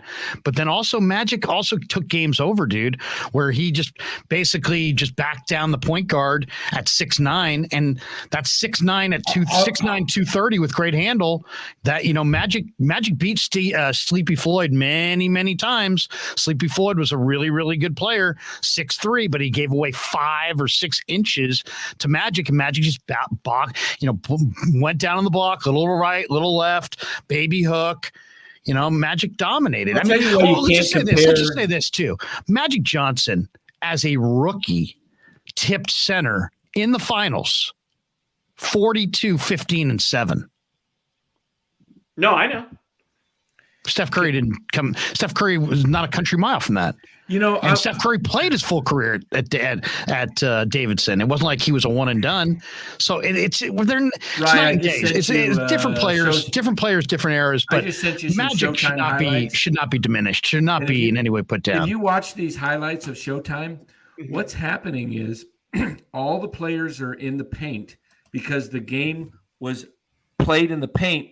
And when turnovers happened, there was no guards playing back. And so it was just run up and down the court. Open. Yeah, exactly. But that wouldn't happen today. No. Because the spacing. So you don't see that type of running up and down. If the Warriors of today played the Celtics of that era, then Dennis Johnson, one of the great defensive guards of any era, who was bigger than Steph, would have defended Steph. And it probably would have been a pretty good little battle. But see, they would have had to defend him way out top. Right. And Steph's quickness, he would have freed himself up, and Steph would have dominated from the arc, and it would have been like, whoa, look at this. This is unbelievable. Okay, now we got to come out. Now we got to come out and the floor spread. Yeah. Now you got a different game. What would you do? What would they do if they had Curry, Klay, and Durant those years? Where it's like, and they're all on the perimeter, all, ready to just rip threes, and Durant's a 7-footer. First of all, that team that you're talking about, there is no match for. Okay. So I'm not arguing against Curry, Durant. I just think that there's a reason that the whole league acted like that was unfair, because basically in history, that's as good a talent as ever has been assembled on one floor at one time. I'm just saying that just because Steph would have been diminished in that era, and he would have been, because there's no way he would have been the same guy. He would have been beaten up. I mean, Michael Jordan was pretty yoked in going up against the Pistons. He was a pretty dominant physical athlete who had dominated in the ACC and was really pretty strong. He got worked over by the Pistons in that era, and then he had to go rededicate himself to adding strength. Then he got stronger. But that was to get then to he the stood rim, up. Though, Larry. Curry's still not there. But that's to get to the rim. They're playing outside in, not inside out. Jordan had to go get to the rim. He had to get to the rim, and he had to break through with versus all. He didn't have to get to the rim because there were guys who shot from the perimeter. His best shot was the turnaround. But he had to penetrate and cause the defense to collapse. At least then he had to get to the rim. Curry plays outside in. So does Klay. So what they want to do is start with the threes, draw all of the bigger, slower, stronger defenders out, And then all of a sudden, if they adjust to that, then all of a sudden they're cooking him on the inside. I'll say this. Yeah, but let's talk about it. Let's talk about it. You're Steph Curry. You're playing outside in. Okay, now we extend the defense. Now you pound the dribble. Now you're going inside. But now you're getting knocked off your But I'm kicking it out to Klay, who's also I'm kicking it out to Klay, who's guarded by like a power forward or some other person. He's going to be guarded by a 2 guard. No, they're going to when Steph breaks down.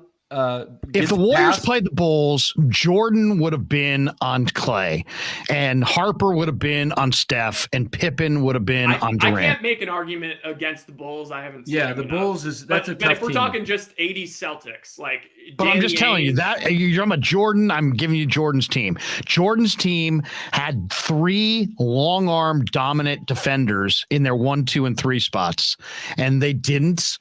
They suffocated you. That would be a really great match. That'd be a great matchup. I'll say this.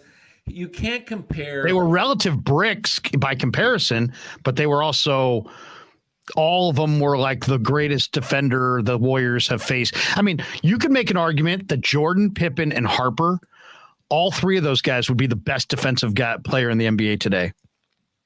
I guess I would just say, like, what are the odds that all of those defenders happen to be in that certain era, and maybe the rules, and that's why they were so dominant.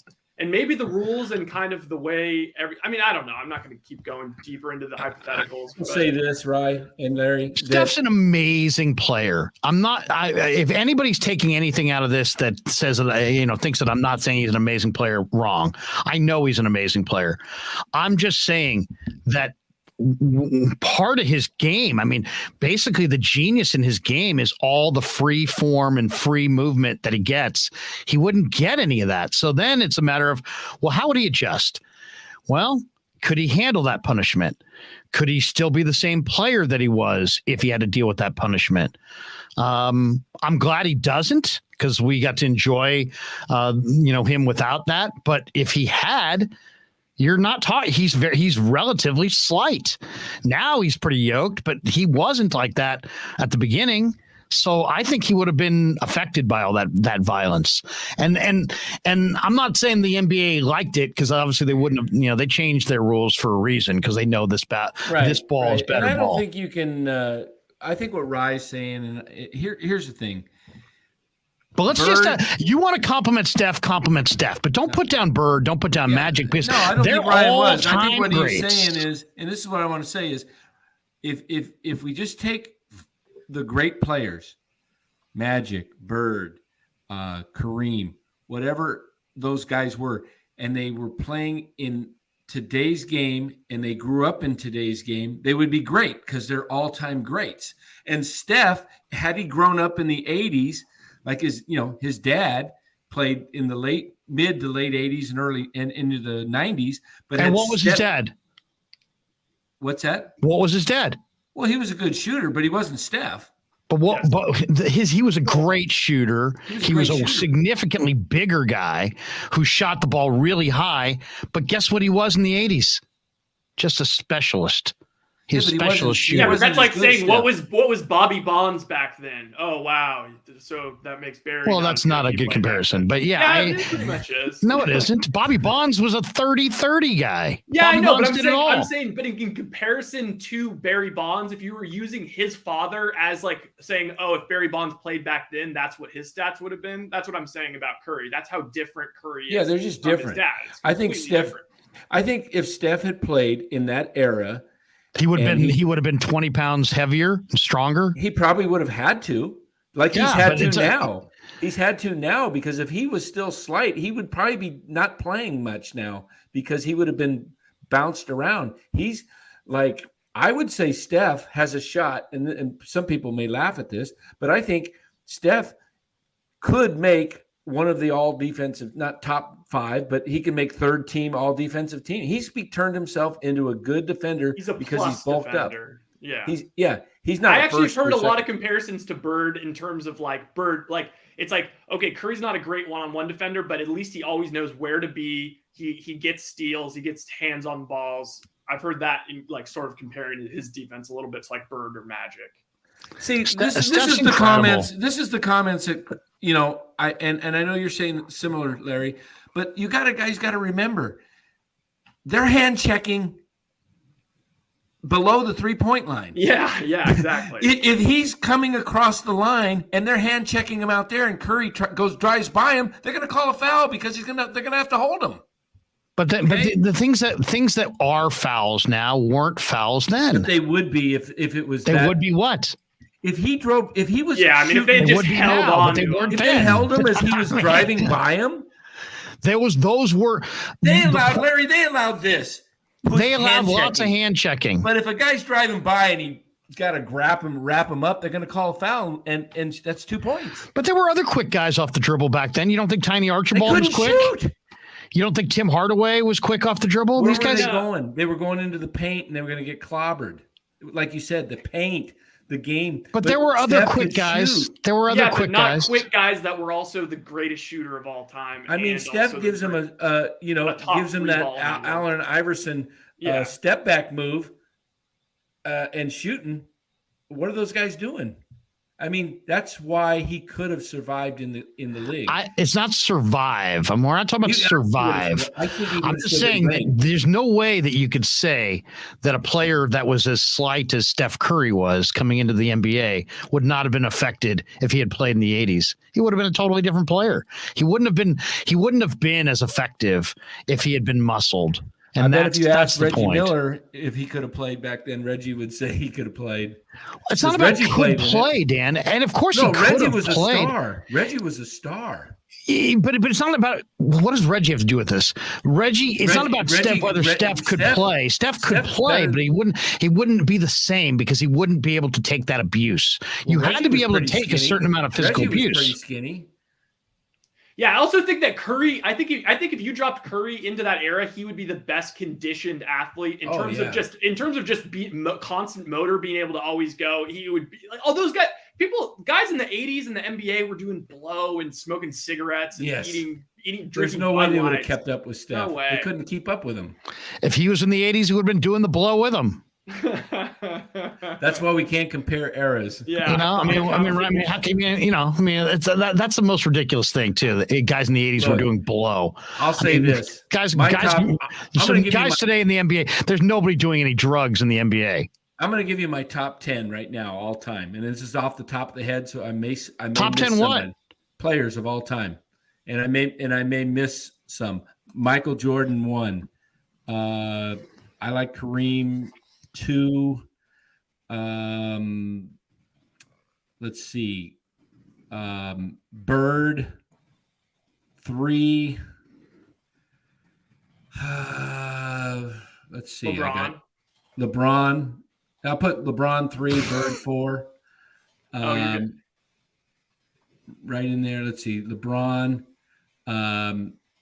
5. Did I already say I said your Kareem. List is already a joke. Where's Chamberlain? I was coming up. He's 5th. Chamberlain's the 5th best player of all time. He owns like every single record. Yeah, but okay. So he's not as good of a score. Jabbar holds the scoring record. And has a bunch of titles. Yeah. If you want to go by titles and you want to go by scoring record, I mean, he dominated in an era it was just the dunks and 5-foot shots. If he played today, do you think he'd be any good? Or even if he played in the 80s, it'd be different. I don't think he would be nearly as good. He was dunking over guys that were 6'7", 6'9". He was like 7'1". I'm looking for Jack McCallum's list because he obviously knows way more than any of us, and I'll give you what his list is. I've got Magic, Bird. Who have I got? I got MJ. I got LeBron. I got Wilt. I got Tim Duncan in there. I've got. And I'm not even looking this up. Let's see. Tim Duncan. I think like the Curry top 10 is going to come down to like Kobe or maybe or like Hakeem. Hakeem would Shaq. be in my Hakeem. Those are the tough ones. Yeah, right there at 8, 9, 10, you're looking at Kobe, Shaq, And okay, this is how I would have it. I would have Jordan 1, Kareem or Wilt 2, the other 3. That's your top 3. Then I'm going Magic at 4. Then I haven't heard you name Oscar Robertson. He averaged a triple-double in his career. You're not putting him in the top 10? I couldn't think off the top of my head. I wasn't looking up, anything. So then I would have LeBron and Bird. Then I would probably have Russell. Somewhere in there, you got to have West and Elgin. I mean, that's the thing. I mean, where do you put Elgin Baylor? Elgin Baylor was Jordan before Jordan. One of those guys. Where do you put the Mamba? Well, when it gets to such a difficult point, where do you put a King? You do have to go a little bit off of like championships and individual accolades. Yeah. When it gets to like the finest razor thin margins, like I don't think you could have said Steph Jack Curry. McCallum has Steph Curry listed as 31. When was this list made? This is when he came out with it. Let me see. This was in 20. Let me guess, 2017. Might have even been the year before. Might have been 2016. 2016.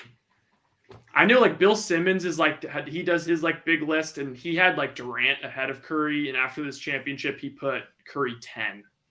He let him in the club. Look at that. It's a tough woman. It's actually pretty, it's so rough. Like I'd rather just say like 1 million people are top 10 guys, but not actually do the list because it gets too stressful. Giselle, Tom's ex-wife's already out on the prowl, already out with another guy dating. Timing. Oh, jeez. Jeez. It's always the same. Jeez. Let me see here. Full disclosure, Steph Curry is my favorite athlete of all time. It's not even close. We can tell. I worship at the altar of Steph Curry. Clearly. I mean, he's a great player, but I mean, it's when you watch the way the game was played before and then you watch the way the game's played now, it just screams at you. This was a player that played in the right era. He played in the perfect era for what his game is. Okay, here's ESPN's top 10 of all time. Number 10 is but is this from, you have to make sure it's from 2022. Let me see if this is, hold on. When is this list? Shoot, I just lost it now. Okay, when how do you tell if it's top 10 players of all time ESPN 2022. Here we go. Okay. Number 10. Oh, wait a minute. That's not, sorry. That's this year's top current players. Let's maybe tease these lists. You know what? I'd love to hear like Cyrus or like Frank, Carl, like those guys. I would love to hear their perspective on like their top whatever lists. Okay, so this was done in 2020. ESPN's top 10 of all time, 2020, and they rank number 10 Shaq. Number 9, Kobe. Number 8, Tim Duncan. Number 7, Larry Bird. 6, Wilt Chamberlain. 5, Magic. 4, Bill Russell. 3, Kareem. 2, LeBron. And 1, MJ. No Oscar Robertson in their top 10 either. Yeah, that's another one. I mean, LeBron is pretty universally people's like 1 or 2 now. Obviously, I'm way more 2. I think there's more people that are 2, especially after the way this Lakers thing's going. I think he falls into. I don't put him ahead of Kareem. No way. Him versus Kareem is going to be. I mean, if he breaks Kareem's all-time record, his scoring, that helps a little bit. LeBron's case is a little more of like longevity, and looking back, it is pretty insane that he made like 8 straight finals. But yeah, I'm ultimately a LeBron hater, so. Yeah, I mean, I like. I mean, I saw Kareem his whole career, and he could have averaged 50 if he wanted to. I mean, I saw Kareem. I didn't see Kareem at UCLA, but I saw Kareem in the 70s. Unstoppable shot, but of all those big men and all of them. I mean, literally all of them. Chamberlain, Moses, you name every great big man. David Robinson. I still would take Olajuwon number one. Because Olajuwon was an awesome defensive player. He had an unstoppable back to the basket game. He won the 2 titles that Jordan didn't win during the Jordan era. He was a better athlete than Kareem, better foot athlete, better runner, better jumper, not quite as big, but he came into the league as a defensive player and then he made himself into a dominating offensive player. So I don't know what else he needed to do. But I didn't see Kareem at UCLA, and people who did claim that was the best ever, and there's people that claim that Walton, based on what he did at UCLA. Walton was a great basketball. I mean, they're all great. They're all great. Russell. Hey, who was your top 5? Keltz asked, who's your top 5 Warrior players? I'm assuming all time. Well, and then this is another caveat I'll say. I think that probably the closest comp to like the way my generation feels, my Bay Area generation feels about this Warriors run is like what you guys had with the Niners in the 80s. With football? That's if today's rules, why do I always want to call this guy premature? If Joe Montana permaculture now, played today's rules, he'd have 8 rings. Also, they said would be 17-0 with Rice in Montana. Hey Spider said that. Hey Spider. Well, that's another thing. It's like, that's the pushback on the whole Brady thing. It's like Brady's played his most of his career in an era where the quarterbacks are protected. Yeah, they might as well just put flags on these guys. Protecting the quarterback changes the job. Heck, talking to Steve Young the last few years, it's like, he's like bemoaning the fact that he's no longer playing because he sees the way he got knocked out. Yeah, he sees the way he got hit, and he sees the way Joe got hit, and he sees the way Tom gets hit, and it ain't the same. And if you don't have to worry about getting absolutely crushed, I would imagine that changes the job description. So that's why that's why I don't feel comfortable comparing some of these eras, because the changes get so significant that it's not the same game. No. Heck, Ronnie Lott did things that now would get you ejected, but Ronnie Lott would have adjusted. It's like, well, Ronnie Lott played today, he would have just been kicked out of the game. No, he wouldn't have. He would have adjusted to the rules of the day. And the same way that, these other guys, would Steph have been totally dominated by the hand checking of the 80s? Well, he also would have adjusted. I just don't know how you adjust from being checked in basketball, where in some other sports you can change your game a little bit. I don't know that. If somebody's hand checking you, that's just a different game. It's not even the same game. It's a different game. So it's like, and then Ronnie, if Ronnie played in today's game, he would have been ejected 5 times a year, 7 times a year. So, do we look at that and be like, oh, Ronnie couldn't play in today's era, he would have been ejected every week? Well, yeah, if you looked at what he did projected into today's game with today's rules, but we all know that Ronnie would have adjusted. And so it's hard, so we really can't speak in definites. It's more of like, hey, all these guys would have adjusted to their era. I think that if there's an adjustment to be made, like, I don't know if Babe Ruth would have adjusted, right? Because what would he have adjusted to? Not eating hot dogs and maybe being in better shape. And, there were still no black players. There was no Dominican players. There was no international element to the game. Yeah, so I don't know. Because the game of baseball is the least sort of kind of the least. But he out-homered the league. Yeah, he had more homers than teams. No, I feel like, I don't know. Would Babe be crap? Well, I don't think he would be crap, but he ain't stealing any bases. I don't think he would have been a 2-way dominator. I don't know. Probably threw. What do you think he threw? 80 miles an hour, 85? Babe played in an era where if you hit it to the track and it bounced on the track and went over the fence, it was a home run. That's a fact. That's a fact. So think about that. Think about the number of balls that were hit on the track that bounced over the fence in the era that he played. That was gone. That was a home run. That's insane. No, I feel very strongly that the only way to do these all-time comparisons is just you can compare players in comparison to how they dominated their era. That's it.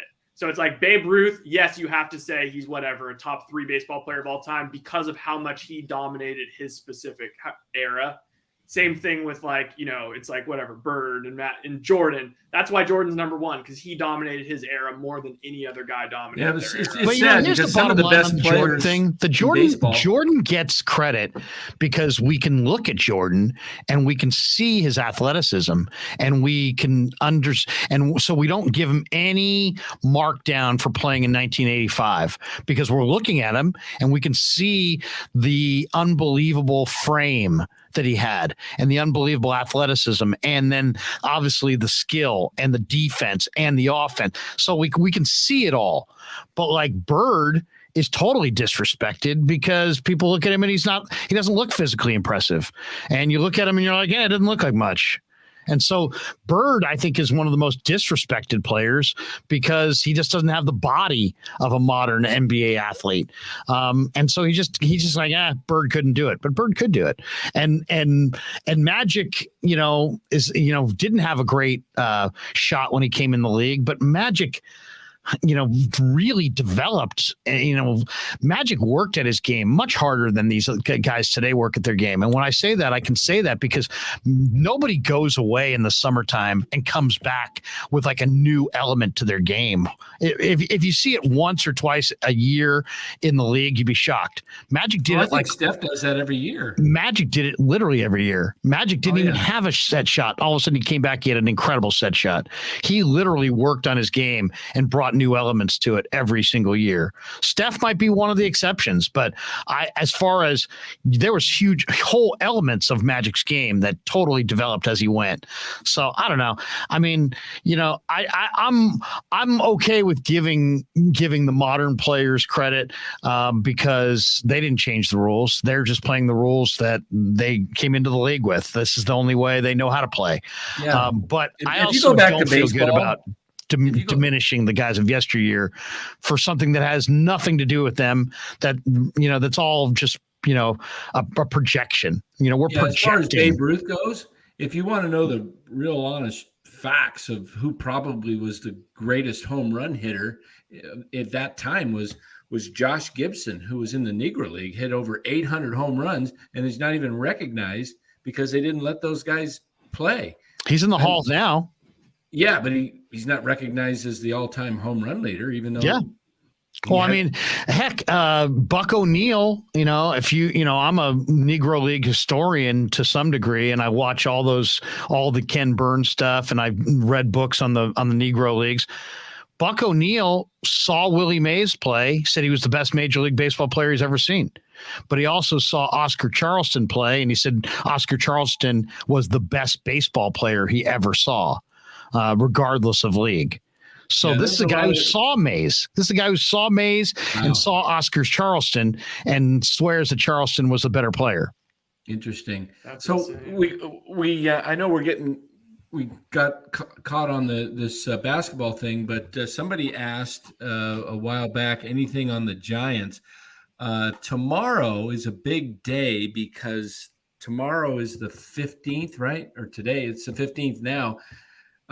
There has to be Rule 5 protection by today. So the Giants have a 40-man roster right now, and they have to protect Luciano, Matos, couple other guys. It might be Bishop and Wilson too, but there's like multiple guys that they have to put on the 40. So guys are coming off the 40 later today, and I wouldn't be surprised if there's some type of trade as well. Look for maybe Tommy LaStella to be either DFA'd or possibly traded in some type of deal where the Giants maybe throw in a minor leaguer, kind of like how they got Will Wilson because they took on Zach Cozart's contract. Maybe they find some schmuck team that'll take maybe Farhan's got a buddy that takes Tommy LaStella and gives the Giants made made an announcement today. They added 3 prospects to their 40-man roster to protect them from the Rule 5 draft. And the 3 guys they protected were Elliot Ramos, Sean Jelly, and Randy Rodriguez. They elevated those guys to the 40-man today. I thought Ramos to make room for them. 40. They returned Dedniel Nunez to the Mets and designated. Wait a second. No, scratch that. I'm reading an old article. That was old. Yeah, I was going to say Ramos was been on the 40 all last year. Yeah, here it is. It says, gotta check the dates on these things. Yeah, this was today. This was written today. So it sounds like they're gonna protect Luciano, Matos, Jairo Pomares. Those are the guys for sure. I don't know why they must be updating the app right now because I can't get into the Giants app that gives all their transactions. Hunter Bishop, I think, has to be protected. Yeah, so some things are going to happen. There's going to be some movement. That's why I said last week the 3 or 4 guys they picked up on waivers, I said give them 10 days and 1 or more will be gone off this roster. And I talked to Marty today. He doesn't think the Giants are getting Judge. Wonder why. He just thinks that it's not Farhan's way to go after a player like that, to invest that much in a player. So, I mean, I kind of agree that that's not Farhan's way, but right. I mean, this whole pursuit is, to me, this isn't about Farhan anymore, right? Isn't this about the fact that the Giants have the worst attendance since they opened the ballpark, and that the ownership is wanting to, to change things up a little bit? I mean, if they're smart and they don't want to go get Judge, they can do it in other ways by going and getting a Correa, getting a Nemo, either re-signing Rodon or go getting a Verlander or a DeGrom, go getting Will Myers, go get get 4 or 5 guys and turn this whole team around. And maybe that might be the smarter thing to do. You go get the star in Correa. Now you've got a solid shortstop and if you get the center fielder, who's the top outfielder besides Judge right now? It's I know Nemo's up there as a center fielder, but is any corner outfielders? What, as far as free agents? Yeah, I don't know. I got the list right here. The best outfielders are, I don't know, Haniger's on there. Will Myers is on there. This is what you got right now. It's Andrew Benintendi. Okay. Is the best left fielder. They're not going to get him, though. Who else? Well, Jock Peterson signed. Aaron Judge. Brandon Nimmo. Mitch Haniger. Will Myers. I mean, there's not a lot. There's not a lot of great outfielders. Go get Nemo. Go get Will Myers.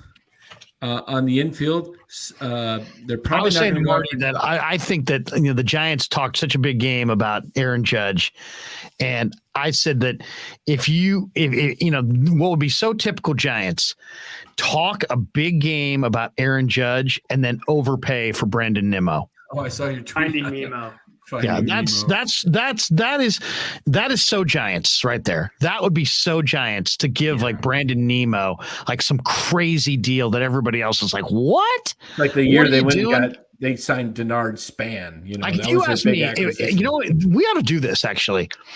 We ought to pick maybe Wednesday since we're so late now, but we ought to pick 5 names. 5 names. We'll see who knows the Giants the best. 5 names that the Giants will add either in free agency or in a trade. We each go 5 names, and maybe whoever gets the most names gets a complete package. Maybe we'll buy tickets to next year to go to a game, and the person who gets the least right pays. What do you think of that? Ooh, I like it. Oh yeah, so we get 3 tickets to a game. We'll go, and whoever will each pick 5 names because I I don't trust Farhan at all. I think he doesn't. I don't think Farhan understands that when you under-promise and over-deliver, you're good at sales. And when you do the opposite, people hate you. And so you cannot talk about Trevor Story and Seiya Suzuki and deliver Fairchild and Padlo. And even though J.D. Davis was a nice little acquisition in July, he talked Soto and went and got J.D. Davis. And there's people that be like, Soto, J.D. Davis maybe even outperformed Soto. Nobody cares. I mean, that's so what? I mean, name me a baseball person that would rather have J.D. Davis over Juan Soto, right? So I mean, where are you going with that? Yeah. But I just kind of picture, if you said, what are the Giants going to do? They're going to talk Judge, but they're going to wind up overpaying. I mean, they just Marty's upset because they paid $19 million for Jock. I don't really care because one, it's not my money, and Jock is at least entertaining to watch. Wait, what if I don't have a problem with the $19 million move is it's a poker move. It's a poker move. Do you think that he thinks that Jock's going to leave, and so this is his way of basically saying you're not leaving, or if you're going to leave, you're going to, we're getting a pick? Is it a way to get a pick? Is that what he's doing? No, I don't think that's one aspect of it. I think that's the lowest on the totem pole. I think the biggest thing is they would like to have Jock on the team. And the one way you can control to make him on the team for 1 year without having to, now you can either do renegotiate. Now they locked him up, though. I mean, if you really want him on the team, couldn't you come to an agreement somewhere between what he's going to get and 19? Because 19 he's not getting 19, right? On a multiple-year deal. He would get 19, and it would take him 2 years to get 19. Probably. Right. I thought he might get a 2-year, $20 million deal. Yeah, exactly. So now 19 basically says, we're guaranteed. Oh, I'll say this. In a way, they kind of made themselves look bad because if he does walk away, did he already accept it or did he? I haven't heard. Yeah. If he doesn't accept it, that is going to hurt them in free agency. Would you agree? Yeah, because players might be talking to him and saying, why are you leaving? Why are you leaving?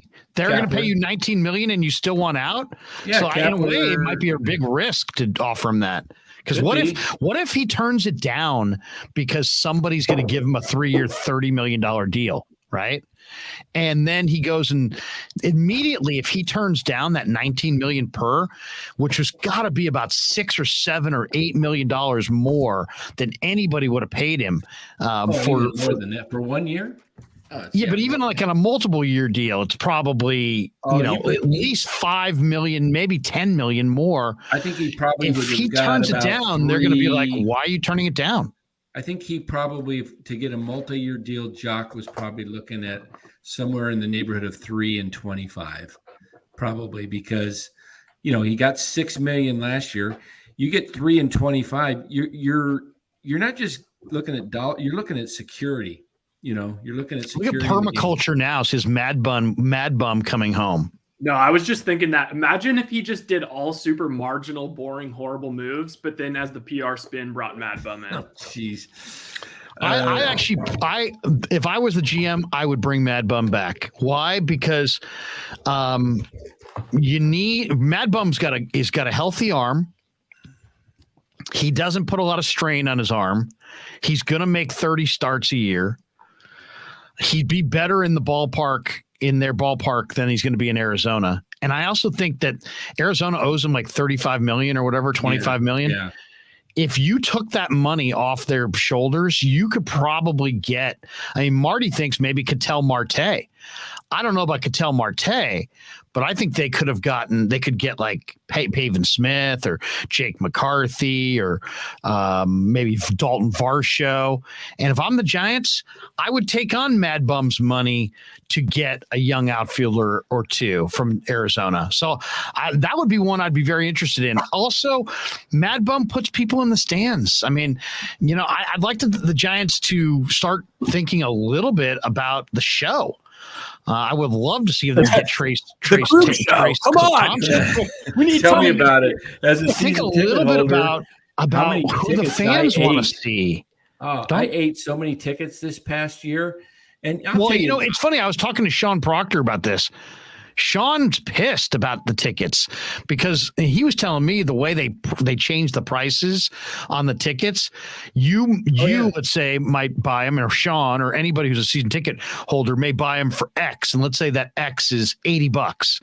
Right. Well, then they put it back because they're hemorrhaging, and they sell it for $22. How do you sell yours? Yeah, exactly. So here's the thing. And that's the thanks that guys like you get, Dan, for being what do they call it? Season ticket holder, but also like a personal seat license. Why would you do that if the club's going to undercut you and basically make you a ticket broker? I don't want to be a ticket broker. I just want to buy tickets. Yeah. I don't think I'm the only one, but I let my ticket person know. And I said, please let upper management, the front office, know. I'll renew if they improve this team with significant major league signings, But if they're going to play this fringe crap game of picking up DFA guys off the scrap heap, I'm not renewing. And I know I'm not the only one. And from what I heard, it's in mass, Danny. Yes. So I believe they got us signed. They're telling us that our seat licenses will be lost in January if we don't renew.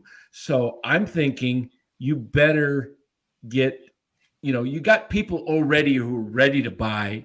They've already proved themselves that they'll buy season tickets. You're not going to go get a bunch of brand new season ticket holders. You'll get some, but you're going to get all your people renewing. Plus, you'll get new ones. If you get that super compelling name. Yes. But if you just go get Brandon Nimmo. Yeah. If you just get Nimmo, or if you go get Will Myers and Nimmo and you add a couple relievers or something. Taiwan Walker or something. Yeah. Do something significant. To me, one of the 4 shortstops has to be included. If not one of those 4, then Judge. Preferably, I believe they should go out and get both. But if you're not going to go get Judge, then they've got to go get one of the shortstops and add pitching. Put the money in starting pitching and overpay for, go get DeGrom and Verlander and, and put that money in them for 2 to 3 years. And now you got a team that is, imagine if you had Webb, DeGrom, and Verlander in your rotation, and you had Marty wants DeGrom, but that's like he's saying $40 million a year for DeGrom. Isn't DeGrom like 38 or something crazy? No, he is. He's older. He's an older guy. Yeah. So's Verlander. I thought DeGrom was like 31, but I think he's more like. I think Rye's right. I think he's like 35 or 36. Yeah, he is. He peaked late. Jesus, yeah. Okay. He's only 34, but still, it's like he's 34 and he gets injured and he costs $40 million. Yeah. The Giants are in a weird predicament because it's not about competing. It's about the show. Nobody wants to go. And they got the Warriors down the street. The Warriors have bigger name guys, and you got the Dodgers and Padres in the division. What if Judge goes to the Dodgers? No. They're talking about. I'm telling you, if Judge goes to the Dodgers, there could be some. I think this is a very volatile time for both Farhan and for Gabe. I'm not sure how Giants fans feel, but I don't think that Giants fans are going to run back to the ballpark next year unless they are lured back to the ballpark. I don't think. I'd be happy if they got Will Myers.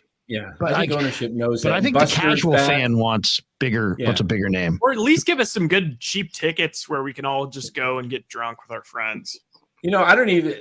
You can give me bleacher seats. You can give me free tickets to a crappy show, and I wouldn't even show up. I don't want to take my time to go out there to the ballpark and then pay $40-$50 for parking, and then have to pay for you give me free tickets. I get in. Maybe early in the season, but I'm not going to watch a game in August. So get this: the radio station years ago gave. I think it was like 5 years ago. They gave somebody 2 tickets, season tickets to every game. And then they're like, at the end of the year, they're like, hey, do an interview with the person and find out how it went.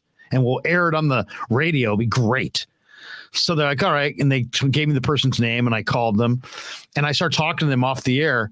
And I'm like 5 minutes into the conversation, and it's dawned on me there's no chance in hell we're going to have this person on the radio, because they were like, yeah, well, you gave us tickets, but between what I had to pay for parking and what I had to pay for food and what I had to pay for transit and the wear and tear of my vehicle, my wife and I estimate that your gift to us cost us $8,500. Oh my God, that's so funny. And I was like, so I'm telling the program director, I'm like, he's like, hey, did you do the interview with the guy? I'm like, you know what? We got a problem on that front. He's like, why? I'm like, because he's not all that positive. I mean, we gave him tickets, but he's claiming that with the parking, the transit, the food, that he's like in the hole $8,500, and that he claimed that he had to take a loan, towards the end of the season and I'm like, we don't want to be talking about that. And he's like, well, talk to him. And maybe that was just, the initial conversation. So we taped the interview, and he's like, let me hear the interview before we air it. I go, okay. So I taped the interview. I send it down to him. He's like, oh, we can't air that. Immediately. He's like, yeah, we can't air that. He's like, it's bad business. He's like, $8,500. Wow. Oh yeah. I'm it like, costs a lot of money to it's go a to lot. those games. It's a lot of money. Yeah. That's why I try and sell, $40 times 80 to park. Oh yeah. 81 times 40 parking. Like what the actual? It didn't include parking. Yeah. It didn't include parking. It didn't include food. These people lived in Marin. He added in the toll. I mean, it was like toll, gas, food, and parking. He was in the hole like almost $10,000. And that was off of two gifted season tickets. And when I asked him about it, I go, what was the impact on your life? He's like, well, ultimately this free gift that you guys gave us wound up costing us almost $10,000. I'm like, well, really? And then all of a sudden, oh my God, when he started adding it up, I'm like, dude, I didn't realize. I had no idea. Honestly, in that situation, you might be just best off just selling all your tickets. Yeah. That's the problem. That is the problem with getting stuck with season tickets with a crappy product, because if you have a good product, you could sell your tickets and for a premium. Or you break even at worst, and it's kind of like, hey, I have season tickets. It didn't cost me anything. They make the playoffs. I can either make money if they go to the playoffs or actually go to the playoff games and maybe even go to World Series games. And you kind of go, hey, that's kind of good. But when you got a crappy product like last year, I literally ate over a dozen games. I couldn't even sell them. How much weight? Dude, I remember last summer when we were calling, you would be like, hey, you want tickets to the game? I'm like, I can't go. And then some days you would sell them, but some days you would eat them. Yeah, exactly. And so I'm like, I'm not going to eat tickets this year. There's no way. Yeah, you'll probably lose at least 20 pounds doing that. It's like the joke. Somebody broke into my car and left me 2 tickets to the Giants game. I mean, it's like, it's all right. Let's do this. It's 1:00. Let's pay the bills. We'll come back with a final thought after this on the Krueg Show. Larry Krueger here for Telmetrics. Thanks to Casey Bateman and the good people at Telmetrics. If you're an occupational therapist, if you're an orthopedic surgeon, a chiropractor, a physical therapist of any kind, Telmetrics is designed for you to use in your practice and will greatly benefit your patients. Telmetrics uses computer vision and artificial intelligence and provides a platform for outpatient rehab therapy services, both in the clinical and the telehealth environments. So using Telmetrics can improve your patient's experience and much more. So for all your sports injury needs, or if you're a physical rehabilitation specialist of any kind, make sure you use telmetrics.co, TELMETRIX.co. And thanks to Casey Bateman and all the good people at Telmetrics for being a proud sponsor of the Krueg. I'd like to thank our sponsor, Dan Coccimilgio. Dan is a buddy, and he is a phenomenal retirement planning specialist. And you can contact him today at securemoney.com or at his number 925-628-9966. There's a lot of uncertainty in our world right now, and you want to make sure that your money is secure. That is the key. Danny's got 25 years of experience, born and raised right here in the Bay Area, and he can help you get an immediate 10% premium bonus on your principal retirement account. So give him a call, 925-628-9966. He'll make an appointment with you, and you can sit down. It's not a one-size-fits-all kind of a deal. He'll consult with you and come up with a strategy to get you going to where you want to be. Once again, 925-628-9966, securemoney.com on the web.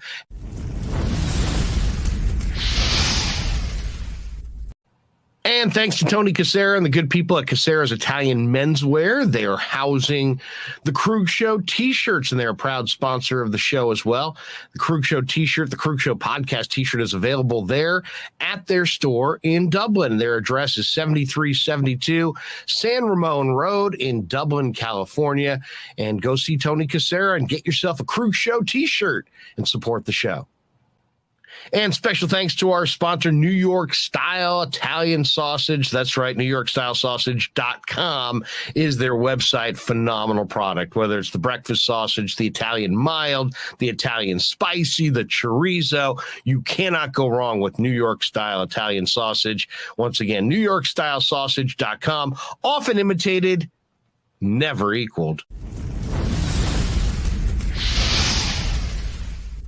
We grew up with a Sunday dinner. That means no matter how busy you were, no matter where the hell you were, you came to dinner on a Sunday night. Yeah, Sunday dinner without sausage, it's like a church without God. You know, how can you go to church if you don't believe in God? You know, and along with the sausage also became the discussions. That was discussion night. You know, it wasn't a typical family that you sit there and you're quiet, you know, and you don't talk with a mouthful. Oh no, man. Italians talk when they're eating. Italians even talk when they're sleeping. And definitely we talk with our hands. So if we can't express it through our mouth, through our lips, we express it with our hands. So, and that's what sausage is, really. It's an expression, you know, that life is good. So New York Style Sausage was started over 7 years ago. We are the largest producer of fresh Italian sausage on the West Coast. What makes our sausage in New York Style is really the recipe came from back east, from New York, you know, from Connecticut. If you look at all of our labels, there's maximum 4 or 5 ingredients, which we're really proud of. There's no preservatives, no MSG, fresh in, fresh out. The pork comes in fresh, goes out fresh. There's never any freezing throughout the process. We've always used fine quality cuts. We're never gonna deter from that. It's one of the reasons why our sausage is so good. I guarantee you put our sausage up against anybody else's from a flavor standpoint, no one will beat it, hands down. Hey, do yourself a favor and do me a favor. Go buy a package of the New York Style Italian sausage. Guaranteed you will love it, guaranteed.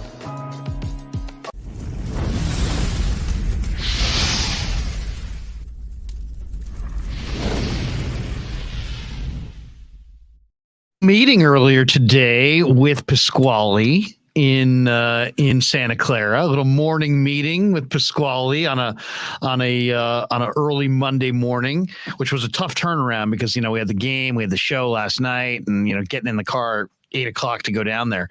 But guys, what do you think of this?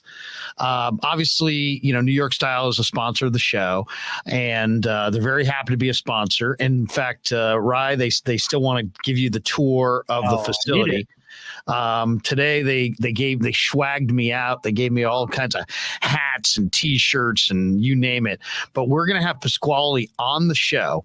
We're going to do an interview of Pasquale. We're talking about a potential contest for the show where if whoever does the best Pasquale imitation is going to get a free month of Italian sausage of any kind of. I grew up any kind of New York style Italian sausage that you want. You want this chorizo, you want the mild, the spicy, you want a medley. They're doing their own raviolis. Oh, they're going to give you a month of sausage for the best imitation of Pasquale. This could be great. Yeah, I mean, this could be great. Let's just say this: Pasquale was in rare form today.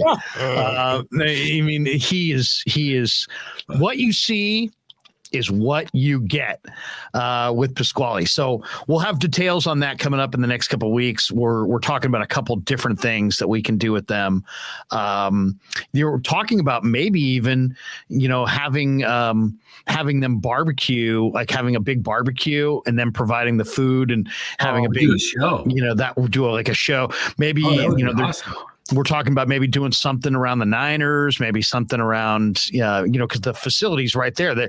They're literally 5 blocks away from Tasman and Great America Parkway. They're on Tasman and Great America Parkway, like 2 blocks off Great American Parkway on Tasman. So we're talking about it. And contest here. Here's my intro. We grew up with a Sunday dinner.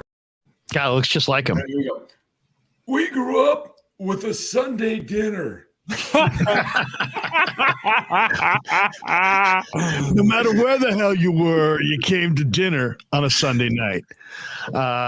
Somebody sent me a picture of like New York style Italian sausage, like the big thing at Costco. And he's like, no matter where the hell you were, you came to dinner. That's what somebody wrote the other day to me. Wouldn't that be great if he just like had signs all over the, Oracle Park next year, the Giants, just like fresh in, fresh out, and like just the giant slip up the scoreboard. Well, the other thing they want to do, another thing they want to do is, I didn't realize this, but the New York style Italian sausage also runs 3 restaurants in the South Bay. What? Yeah, they run 3 different restaurants down there. And they invited us down to come down and dine at one of their. Yeah, so next time you're there, I told him, I said, Danny's in Arizona, but next time you're up, we can Sunday dinner. We can go meet Mike D'Ambrosio and all the good people down there. And he said he'll take us out to lunch at one of their restaurants. Oh, they're really 3 really popular Italian restaurants all in the South Bay. One's in Morgan Hill. One's, I forget the other 2 places, but Morgan Hill is definitely one. I think Campbell maybe, but they're all in the South Bay. So wow. I'm eager to check it out. Yeah. No, that would be just so sweet. Yeah, very cool. I very heard, cool. Somebody said down here in Arizona, I got to get over to Sam's. Oh, they're going to start selling it in Arizona. Yeah. Right now, New York style Italian sausage goes to 4 states, and it's California, Oregon, I think Washington, Idaho, but they're in negotiations right now to head out to Arizona. Wait, so you should host the opening in Arizona at Del Boca Vista.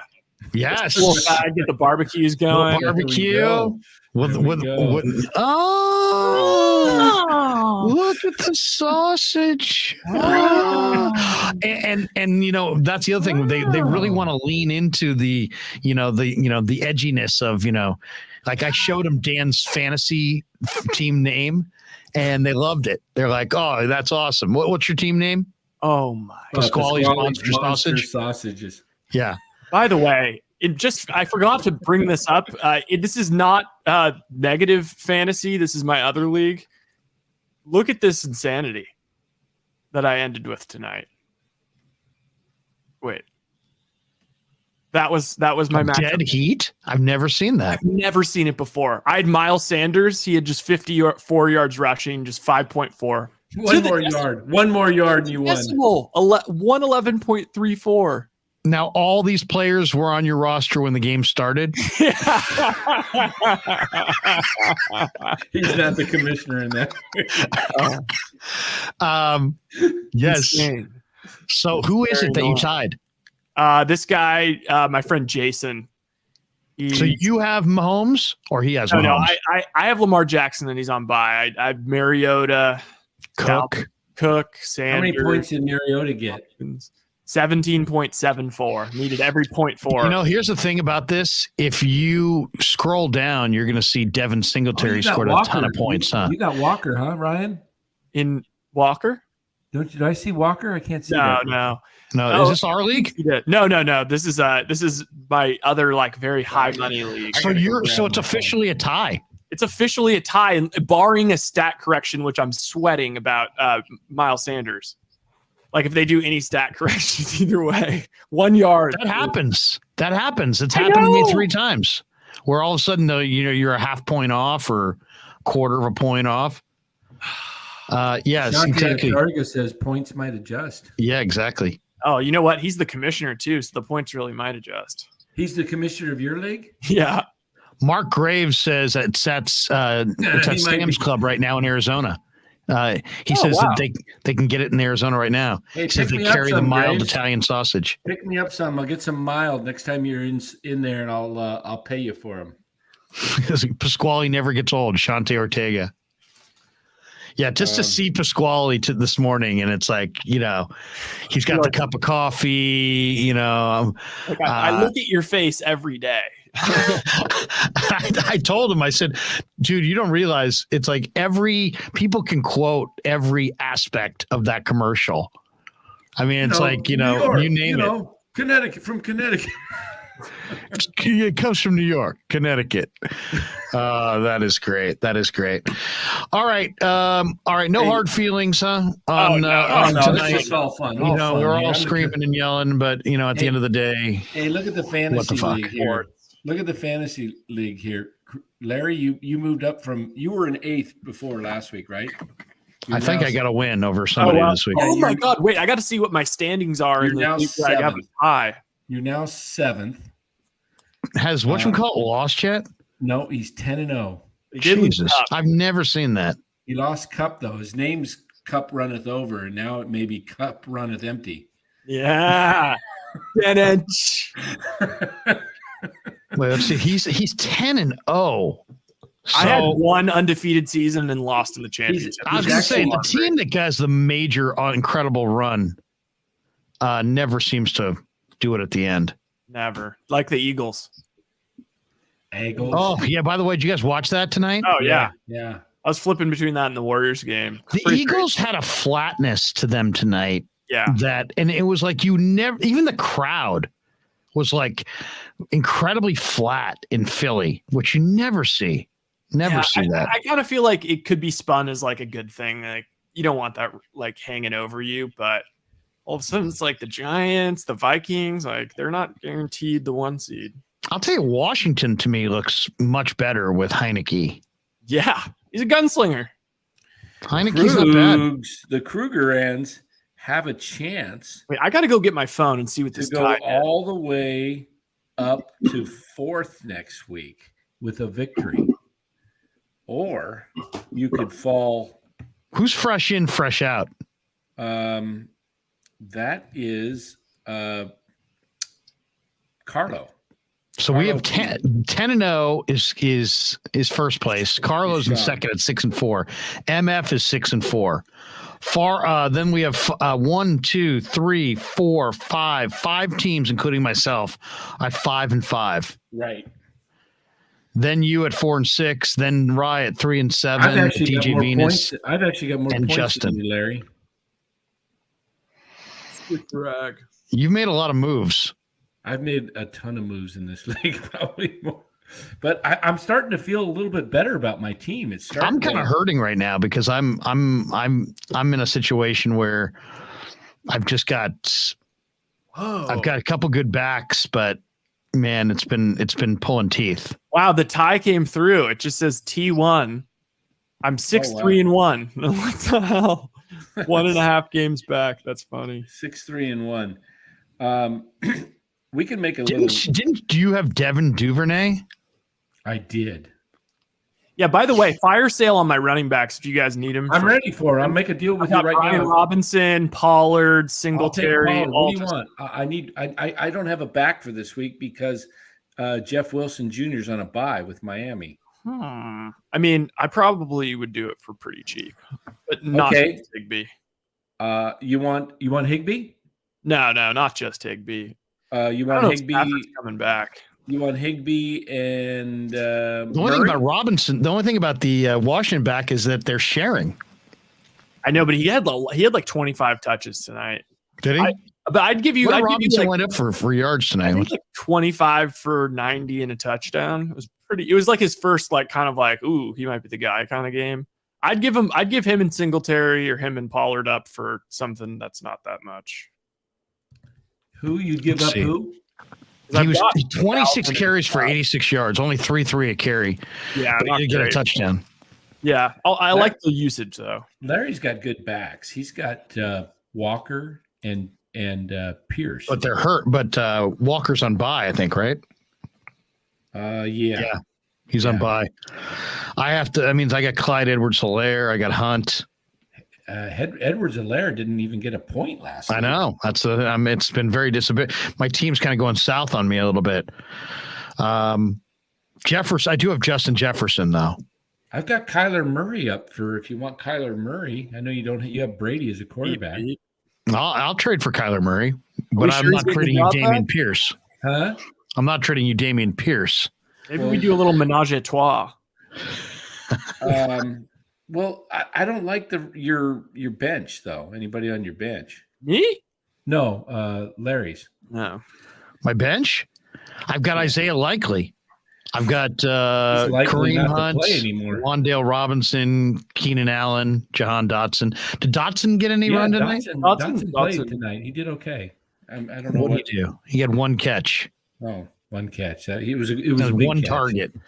They threw it to McLaurin 11 times. Yeah. Wow.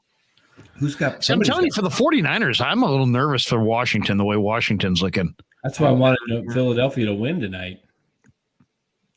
I'll tell you who's just an absolute monster, and nobody ever talks about him because he's a D tackle, but Javon Hargrave.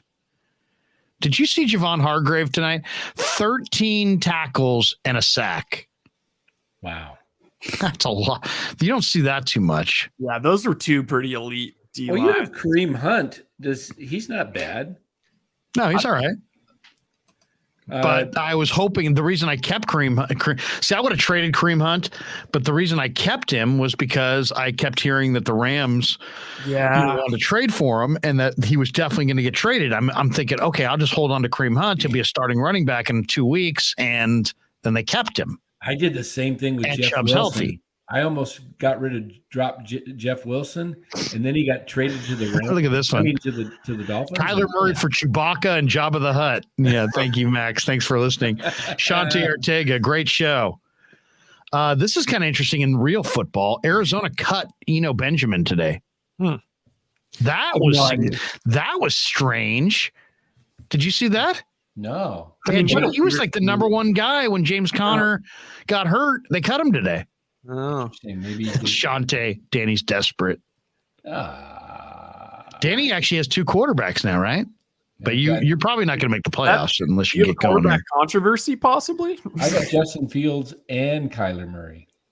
Seriously, how are they getting along? Yeah, not too bad. Kyler's. I heard Grant Cohn was really pulling for. Really been hating Kyler lately. Grant's putting tweets out. What did he said one tonight? Like, what do you think the 49ers record would be if either D'Amico, Mike McDaniels, or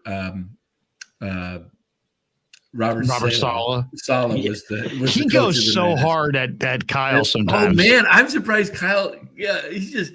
And then he did another one. Kyle doesn't crack though, man. He does not crack. He doesn't. He never shows any discontent. And he never shows any frustration. He calls on Grant sometimes too for a question, right? Or he doesn't deal with it. I told Grant that because Grant's been tweeting about the Warriors. I'm like, you got to get to the post-game Warrior pressers and start asking Kerr super hardball questions. Yeah. Hey, what the heck? Why is Klay Thompson starting over Poole when Poole's clearly better? You know, stuff like that would just. Could you imagine Kerr? Kerr would lose it. Does Kerr would absolutely lose it because people the questions that Kerr gets are kind of like, were you thinking maybe there would be like an outside chance if things continued in this pattern that Klay might be somebody that you would consider at times, not full time, but at times playing off the bench? You know, people are so like tiptoeing around the questions, and that's what I love about Grant. I got a deal here for you, Larry. Grant would just be like, "This guy's better than that guy. Why is he not playing?" That's like awesome. Grant would be like, "So first you allowed Draymond to punch Poole in the face, Kerr.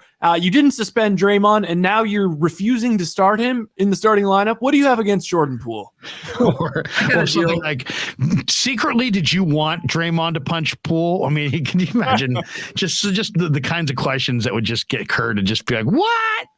I got a deal for you, Larry. All right. What do you got? All right. I'll give you because I said no to every trade you've offered, but go ahead. I know.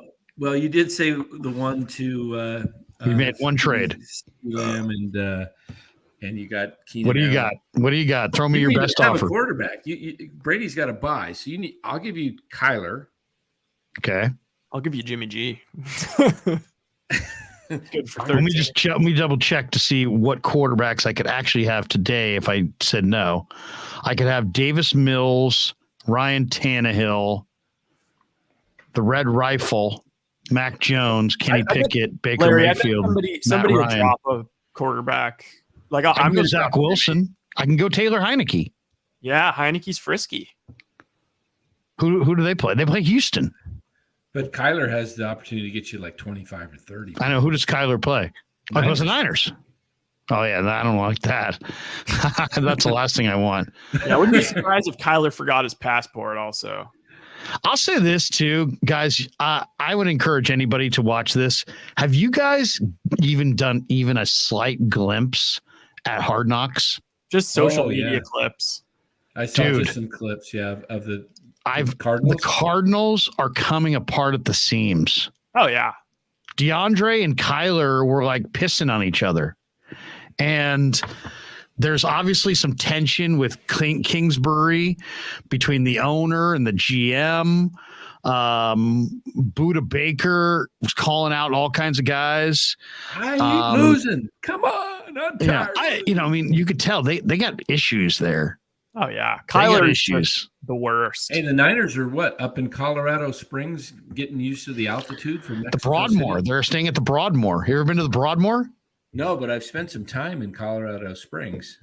The Broadmoor is one of the world's great resorts. I mean, as far as, if you want to go to a killer spa and golf and, the Broadmoor is really nice. It gets a little chilly up there this time of year, though. Oh, it's going to be really cold. But at least they're wow. What's the altitude of Colorado Springs compared to Tahoe? Somebody was saying, why don't they just go to Tahoe? I'm like, well, there's no facility in Tahoe. What are they going to be in Kings Beach having an ice cream cone? I mean, there's no place for them to play. And at least Colorado Springs, they're staying at a resort. Wait, I'm pretty shocked. I didn't realize we were coming up on 4 hours. 4 hours. This might be the longest since the draft show. Monday, in Mexico City, the forecast right now is 69 the high, 50 the low. So it shouldn't be too Is bad. Kyler hurt? Graves says, does Colt McCoy start against the Niners? He may. Kyler's out. Colt McCoy completed 85% of his passes last year. I'm more afraid of Colt McCoy than Kyler with a bad hamstring. In some ways, Colt McCoy is more ideally suited to run Kingsbury's short passing game. Oh, for sure. I mean, Kyler can't see over the offensive line. Here's the question. Last question of the night. If Steve Keim calls you this offseason and offered you straight up Kyler for Lance, would you do it?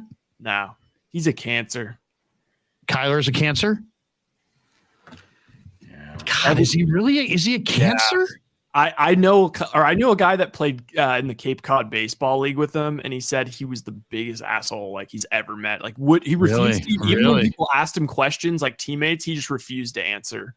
And like I've heard that a couple times too. I just didn't. I don't. The person who said it. I don't have any real feel for them, so I wasn't sure if that was a lie or not. Also, wow. I knew a guy that played locally in my class who ended up getting a shot in training camp with the Cardinals as a quarterback, and he said that Kyler refused to talk to him and just like stayed by himself. It's like you kind of see it on the sidelines. Yeah. He's arguing with people. He goes and sits by himself, and like no one. Guys who drop passes, he does like he's the opposite of Jimmy. Have you noticed? Yeah. Jimmy covers everybody's ass. Yeah. Oh, speaking of Jimmy, can you play Jimmy that on is the way very out? popular. Oh, by the way, did you see that tonight? Yeah, play that on the way out. I sent it to you, Ryan. That's cool. The cheerleaders are coming up and. Do you think the cheerleaders know that's George Kittle? Probably not. They have no idea that it's. They know it's Jimmy though. They know Jimmy though. Yeah, they all come up to. You got to admit, Jimmy is uniquely good-looking guy. You know what I mean? He looks a little bit like a Ken doll. Yeah. But I will say this.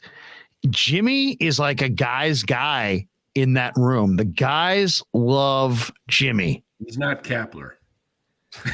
He's not Kapler, but he's not Kyler either. I mean, yeah, exactly. Jimmy covers everybody. Jimmy never. Look at this. Oh, yeah. So you got Juszczyk, you got Kittle in the middle. Juszczyk in the green hat. Yeah, Kittle in the middle. And Jimmy. Look at all these. Look at Kittle. Play that again. Oh, that's Lake Up, I think, 2 seats down. Yeah. Here's the question I would have. What person was told they can't go to the game tonight so those guys could sit there? Oh, I know. Right? Because somebody, those seats are not just empty. I saw Juice at one point sitting next to Bob Myers, and and at one point Joe Lacob was sitting in between McCaffrey. Like he kind of elbowed out. McCaffrey wasn't there, was he? Was McCaffrey he was there too? Yeah. Oh wow. But McCaffrey was on his right side, and he was sitting down. Then to the left of him was Jimmy, and it was just like, damn, seems he's kind of getting screwed here. Like, I will say this, just from observing Jimmy in the locker room around his teammates and the way he talks to people and stuff, he's not. If he's a big ego guy, he sure's got me fooled. He doesn't seem like a big ego guy, and he just seems like kind of a regular Midwestern guy. You know what I mean? And the players, we talk to a lot of players. I mean, we talk and in the kinds of interviews that are not always like all the cameras are there, right? Like some of the interviews we do are like in the corner of the room, like when the rest of the media is on the other side of the room, and we're talking to a guy, and somehow Jimmy comes up, and it's like to a man. I would, if you said to me, how do you think the 49er players feel about Jimmy? Based on what I can tell, they love Jimmy. And it makes me wonder if Jimmy could solve his biggest problem, which is he makes these colossal fuck ups. If he could stop making those plays by throwing it away, like we saw in this last game, why do they need to move off of Jimmy? If they won the Super Bowl this year with Jimmy, I think they keep Jimmy and trade Trey. I really do. I was thinking about it. I'm like, well, no, they're so far down. They love Trey and they're invested in Trey. I get it. But now fast forward, they go to the playoffs. They win the Super Bowl with Jimmy Garoppolo. They're really going to get rid of him when all the guys in the room like him?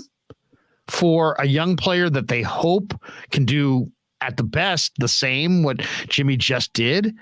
I don't know, man. I think they don't know if Jimmy can do it, and if Jimmy can win the big game, if Jimmy can play well enough in the playoffs, if he can win the Super Bowl, stay healthy. If he proves that he can do it, I think they do the dramatic move and move off a Trey. Right. That would be that's my guess. It's late here. I play this. I sent you a YouTube.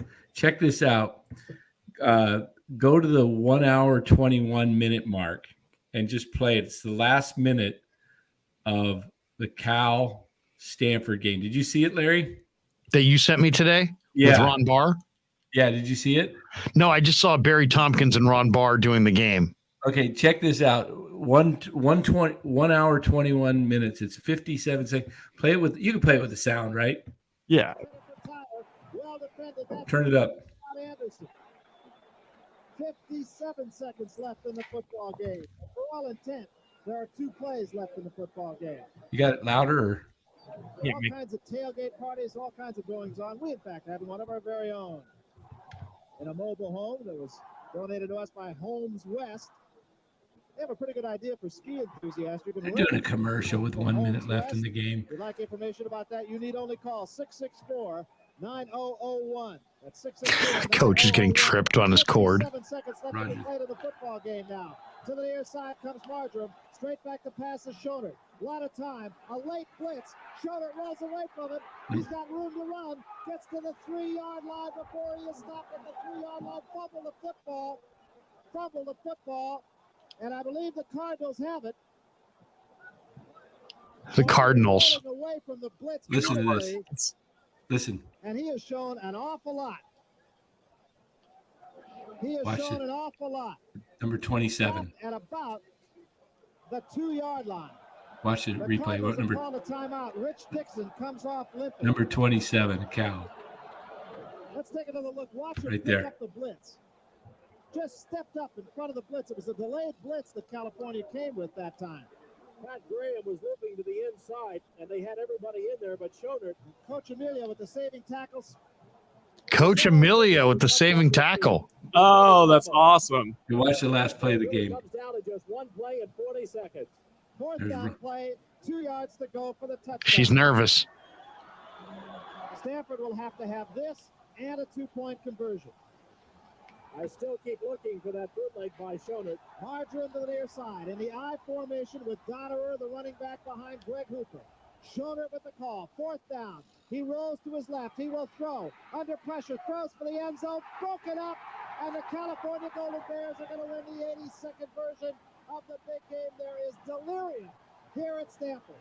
Ron Coccimilgio was the man who broke up the play.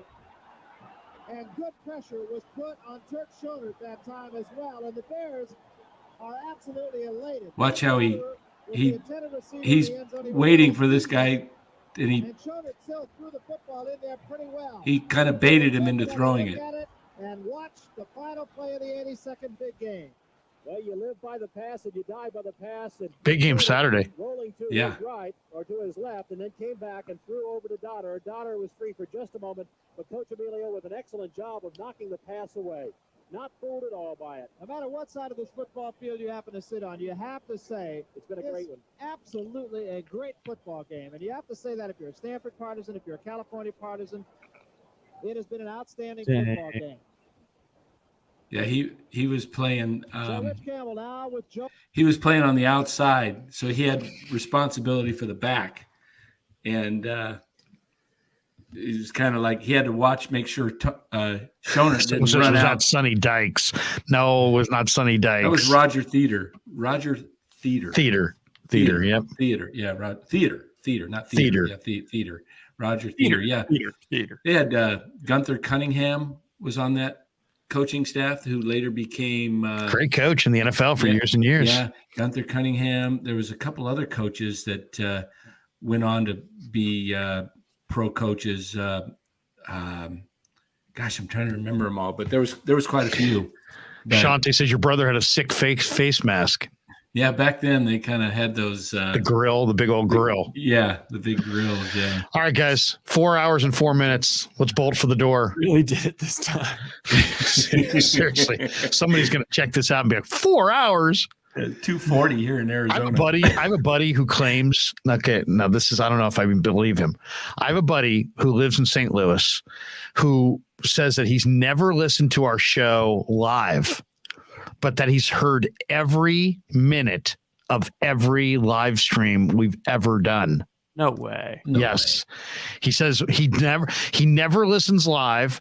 He says he puts it on in his office in the mornings, and he says it entertains him throughout most of his morning because he stops it when he walks out of the room and this and that. Awesome. Well, he'll be entertained tomorrow. He goes, yeah, sometimes I'm still listening to you at lunchtime. He's he goes, I've listened to every minute. Oh, that's so cool. And it's funny. He's like, that Coccimilgio is a real character. That was his takeaway. That Coccimilgio is a great character. All right, fellas, good stuff. We'll see you. When are we doing our next live stream? Warriors go what? Wednesday night? Wednesday night, definitely. Oh, down here tonight. Phoenix. We'll see you Wednesday night. Maybe I should go do a live report. Go to the game. Yeah, do it. Do you have your credential? Not yet. Not yet. We're working on that. All right. We'll see you Wednesday night. Yeah. Wait. Where's the out? Here we go. Yeah, never met a man I've been scared of. Careful, you gon' get exactly what you asked for. Here for whatever you bring me, getting handled. I answer to no one, I don't need to hassle. Yeah, we ain't never fall back. Hold our ground.